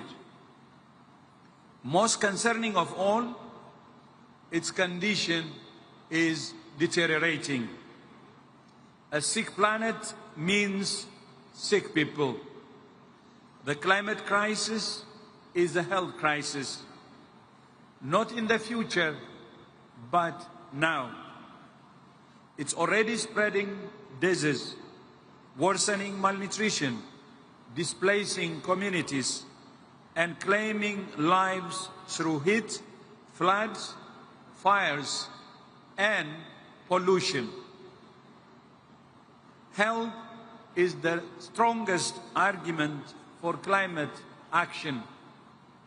It's much easier to convince people of the need to protect their own health or that of their children than to protect glaciers or ecosystems. Both are important. One is a lot closer to home. We welcome Brazil's leadership through the Belém Health Action Plan and the inclusion of health in the COP30 activation agenda. And we commend the Baku COP President's Continuity Coalition for Climate and Health, which is an important step to institutionalize health as a central part of COP presidencies. WHO is supporting more than 100 countries to build climate-friendly and climate-resilient health systems through the Alliance for Transformative Action on Climate and Health, or ATTACH. But there is still one step to go, making health a formal topic in UN climate negotiations. It's also worrying that health-specific climate action remains severely underfunded, capturing only 2% of adaptation funding and 0.5% of multilateral climate funding. So our call today is simple. Put health at the center of every climate decision. Direct climate finance towards protecting lives and livelihoods. And recognize health as a measure of climate ambition and success, because there can be no healthy people on a sick planet. I will repeat, because there can be no healthy people on a sick planet. Obrigado. I thank you.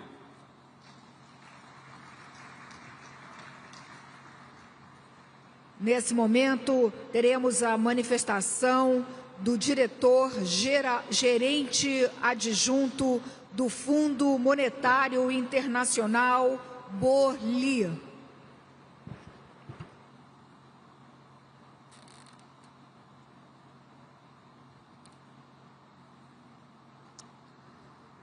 Excellencies, distinguished guests, COP30 takes place in a challenging context. Growth is not as strong as we need, and uncertainty is high. Poor and vulnerable countries face additional challenges, such as high debt service costs and cuts to development assistance. In this context, unfortunately, the world is not on track to achieve goals of the Paris Agreement, as shown by a forthcoming IMF paper. There is an ambition gap. NDCs, including new pledges submitted ahead of COP30, would cut emissions by only 7% from 2019 levels, compared to the 30% needed to limit temperature increase to 1.5 degrees. And there is an implementation gap as well. IMF analysis suggests the gap between promises and practice is such that current policies will see global emissions rise by 9% by 2035. In part, the shortfall is driven by explicit fossil fuel subsidies, which amounted to $800 billion last year alone, that effectively constitute a negative carbon price. By making it cheaper to burn oil, coal, and gas, these subsidies are in direct opposition to our climate goals. Putting emissions on a path compatible with the Paris Agreement would entail significant macroeconomic shifts. Many countries working towards their national mitigation goals call on us to examine the macroeconomic implications of these shifts. The IMF can discuss the most efficient and fiscally sound policy options to achieve countries' climate objectives. For fossil fuels exporting countries facing potential revenue losses, we discussed economic and fiscal diversification strategies, such as putting revenue into sovereign wealth funds or developing low-carbon exports. Climate change and extreme weather events already threaten economic stability and put pressure on budgets and external positions in many countries. The IMF is working to map these threats into macroeconomic and debt sustainability frameworks. When relevant, we have also included climate-related risks into our financial sector assessment programs. We advise on policies to enhance resilience, including through technical assistance, data and capacity development. Through the Resilience and Sustainability Trust, we also provide affordable lending to reduce climate-related risks to prospective balance of payment stability in low-income and vulnerable middle-income countries. We have approved 26 countries with RSF arrangements so far, with total commitments of about $14 billion. In the context of ongoing RSFs, we can also work with country authorities to help them mobilize and coordinate climate finance by convening dedicated roundtables. One thing we found through these roundtables is that public sector and private sector have to work together to scale up climate finance. Public sector has to assume more risk by providing equity investment or providing guarantees as a way to de-risk for the private sector. And private sector have to be innovative and also look through short-term fluctuation for long-term gains and long-term profitability. Thank you.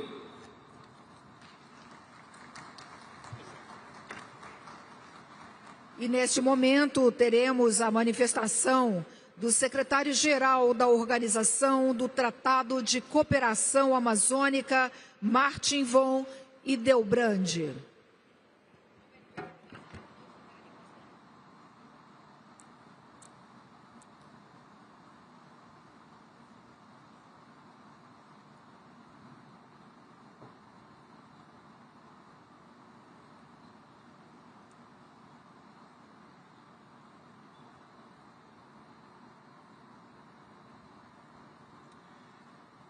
Excelencias, distinguidos delegados, muy buenas tardes. Es un honor dirigirme en nombre de la Organización del Tratado de Cooperación Amazónica, OTCA, una organización de los países amazónicos Bolivia, Brasil, Colombia, Ecuador, Guyana, Perú, Surinam y Venezuela. Y allí trabajamos juntos para cuidar la Amazonía y a casi 50 millones de personas que aquí viven, celebrando una de las mayores diversidades culturales del planeta. La Amazonía reúne más de 500 pueblos indígenas y centenares de lenguas en paisajes rurales y también urbanos, con casi el 70% de su población en ciudades. Es una región plural, contemporánea y en permanente cambio. Esta floresta, manejada ancestralmente por pueblos diversos, es esencial para el equilibrio climático, para la vida de millones de todos en el planeta. La humedad que llega desde el Atlántico se recicla sobre la selva por evaporación y transpiración y forma ríos voladores que llevan lluvias a gran parte de Sudamérica. Los países amazónicos sabemos que el equilibrio y funcionamiento de esos ciclos es imperativo para mantener nuestro bienestar. Hemos avanzado mucho en ese sentido, pero también sabemos que podemos y debemos hacer mucho más. Estamos comprometidos con detener la deforestación y la degradación en nuestros territorios, pero si el calentamiento global no se frena, la ciencia advierte que la Amazonía puede colapsar a pesar de nuestros esfuerzos locales. Mantener el funcionamiento de la selva y su conectividad con los océanos es una responsabilidad global. Del lado de los países amazónicos, gobiernos y sociedades civiles hemos avanzado. El 47% de la Amazonía está bajo figuras de protección legalmente reconocidas, lo que vale a casi 300 millones de hectáreas, de las cuales la mitad es territorio indígena. Estas cifras representan un logro extraordinario, fruto de la cooperación y del compromiso regional durante las últimas 3 décadas. Aún así, quedan muchas tareas por hacer.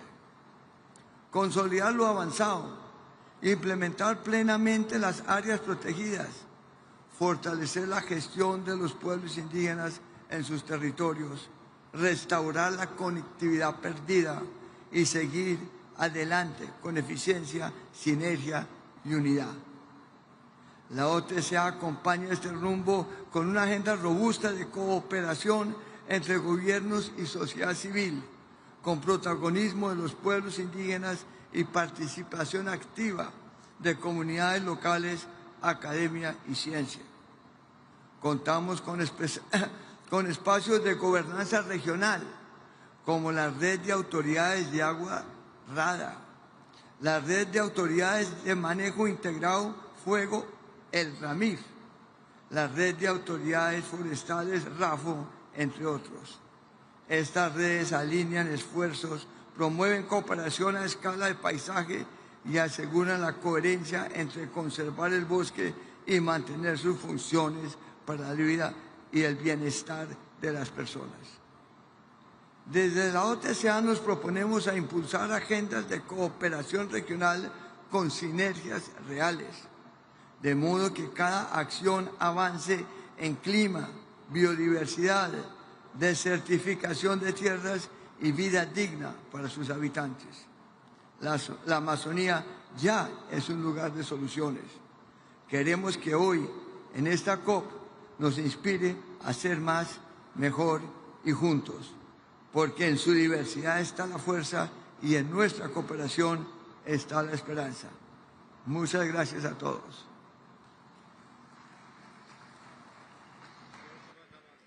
Neste momento, convido para a manifestação o diretor da Divisão de Mudança do Clima do PNUMA, Martin Kraus.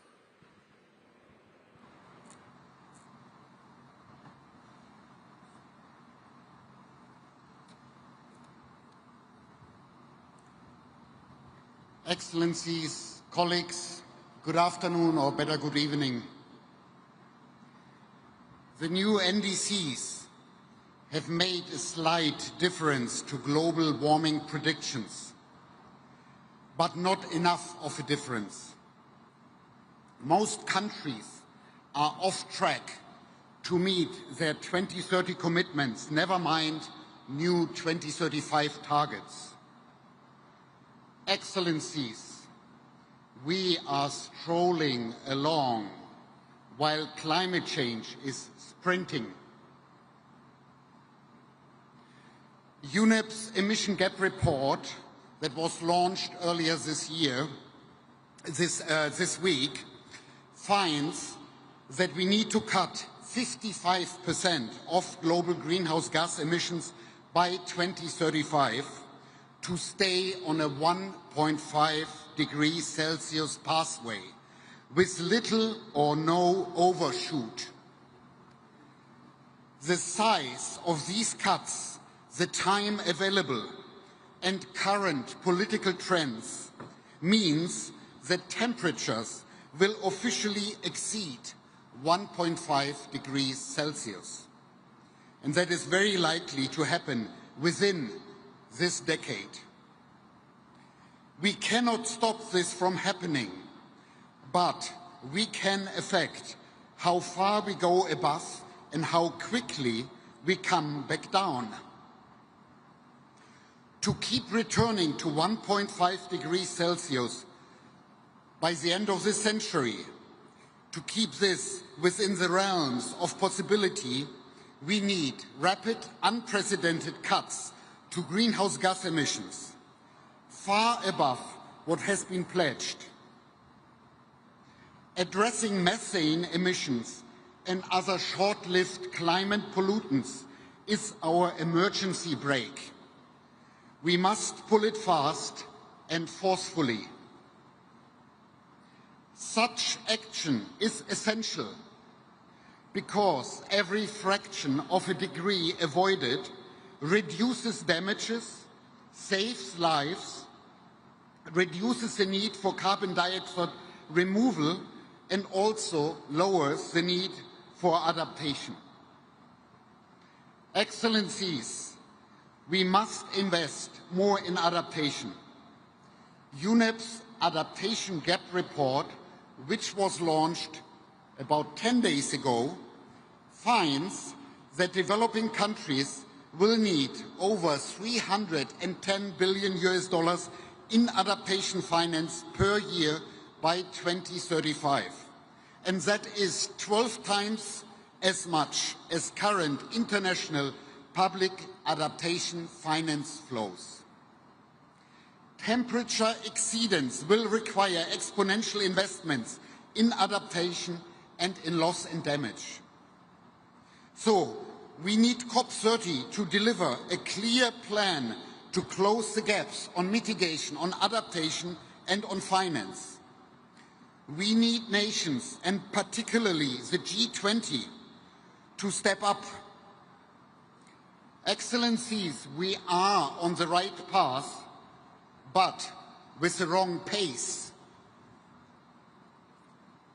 UNEP is working with nations to deliver solutions, particularly those that bring socio-economic benefits, such as protecting forests, tackling short-lived climate pollutants such as methane, implementing cooling solutions, transforming the building and construction sector, and backing also early warning systems. Excellencies, investing in and implementing these solutions can rapidly bring down emissions, can save lives and deliver trillions of dollars in economic benefits. And that is what this COP must deliver. We welcome the COP focusing on implementation and on action. And we are pleased to be partners of the Beat the Heat, the wildfires and other mutiraos. Many thanks. Obrigado.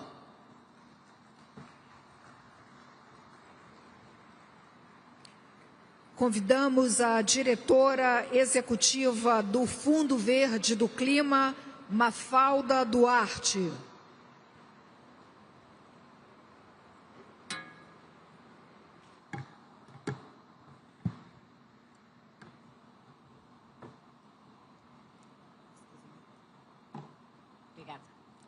Excellencies, colleagues, caros amigos brasileiros, let me begin by recognizing Brazil's leadership and thanking President Lula and the COP30 presidency for bringing us together here in Belém, no coração da Amazônia. Standing at the heart of the world's largest tropical forest reminds us what's at stake: a stable climate in support of human prosperity, resilient ecosystems, and the dignity and inclusion of the people and communities who depend on them. We commend the Presidency for establishing the 4 leadership circles, which have created new bridges across ministries, financial institutions, civil society, indigenous and traditional communities, political leadership, and cultural sectors. The Circle of Finance Ministers, in particular, has been instrumental in guiding inputs to the Baku to Belém roadmap's bold target of mobilizing at least 1.3 trillion per year by 2035. We also recognize how the People's Circle and the Global Ethical Stocktake Circle have ensured that the voices, rights, and knowledge of indigenous people, Afro-descendant, and traditional communities are integrated in the global conversation. We further value the Mutirão for Climate Action as a principle that has amplified inclusivity throughout the process leading into Belém. This COP has rightly been called the implementation COP because promises kept matter more than promises made. It is time to focus on accountability and to stop pretending that there are trade-offs between climate ambition and human development. To recognize that climate finance, of which Green Climate Fund is at the heart of this system, has been critical in reducing the green premium of critical investments and helping prevent suffering for the poorest and most vulnerable. In that spirit, at this COP, we are highlighting our support to the Tropical Forest Forever Facility countries, advancing multi-level climate action, particularly for adaptation, and will soon unveil new momentum on country platforms in support of greater scale and impact of investments. These are all priorities in the COP's presidency action agenda. Excellencies, as most speakers have alluded, we gather at a defining moment in history and in a world shaken by overlapping crises. And amidst of all of this, last year, for the first time, we entered a 1.5-degree world. And partly because of the compounding crisis the world is facing, multilateralism and the post-Second World War is being tested. But 10 years after the Paris Agreement, we must recognize that multilateralism is delivering. Together, we have reduced projected global warming by around 1 degree. In many countries, emissions are falling even as economies grow. And as another example, renewable power is expanding faster than total energy demand. Change is happening, and the Green Climate Fund is helping drive it. Now, 10 years since we first approved our first project, we have grown into the world's largest multilateral climate fund for developing countries, delivering capital at scale, strengthening national systems, and building partnerships for lasting impact. With our $20 billion of investments and the $60 billion from our partners, we are on track to support 1.7 billion become more resilient to the impacts of climate change and reduce 3.2 billion tons of CO2 equivalent. These figures reflect the real-world change that happens when finance reaches where it can achieve the greatest impact. This year, we've achieved our highest volume of investments, more than $3 billion, a result of the reforms now taking hold as we work to build a $50 billion fund by 2030. one capable of mobilizing far greater volumes of public and private capital in alignment with the new collective quantified goal.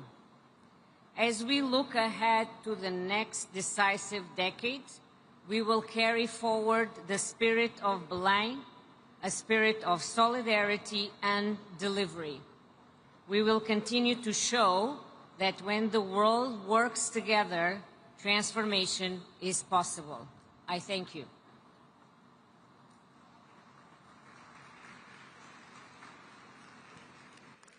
Neste momento, encerramos a plenária da Cúpula do Clima de Belém. A todos e todas, muito obrigada pela presença e tenham uma boa noite.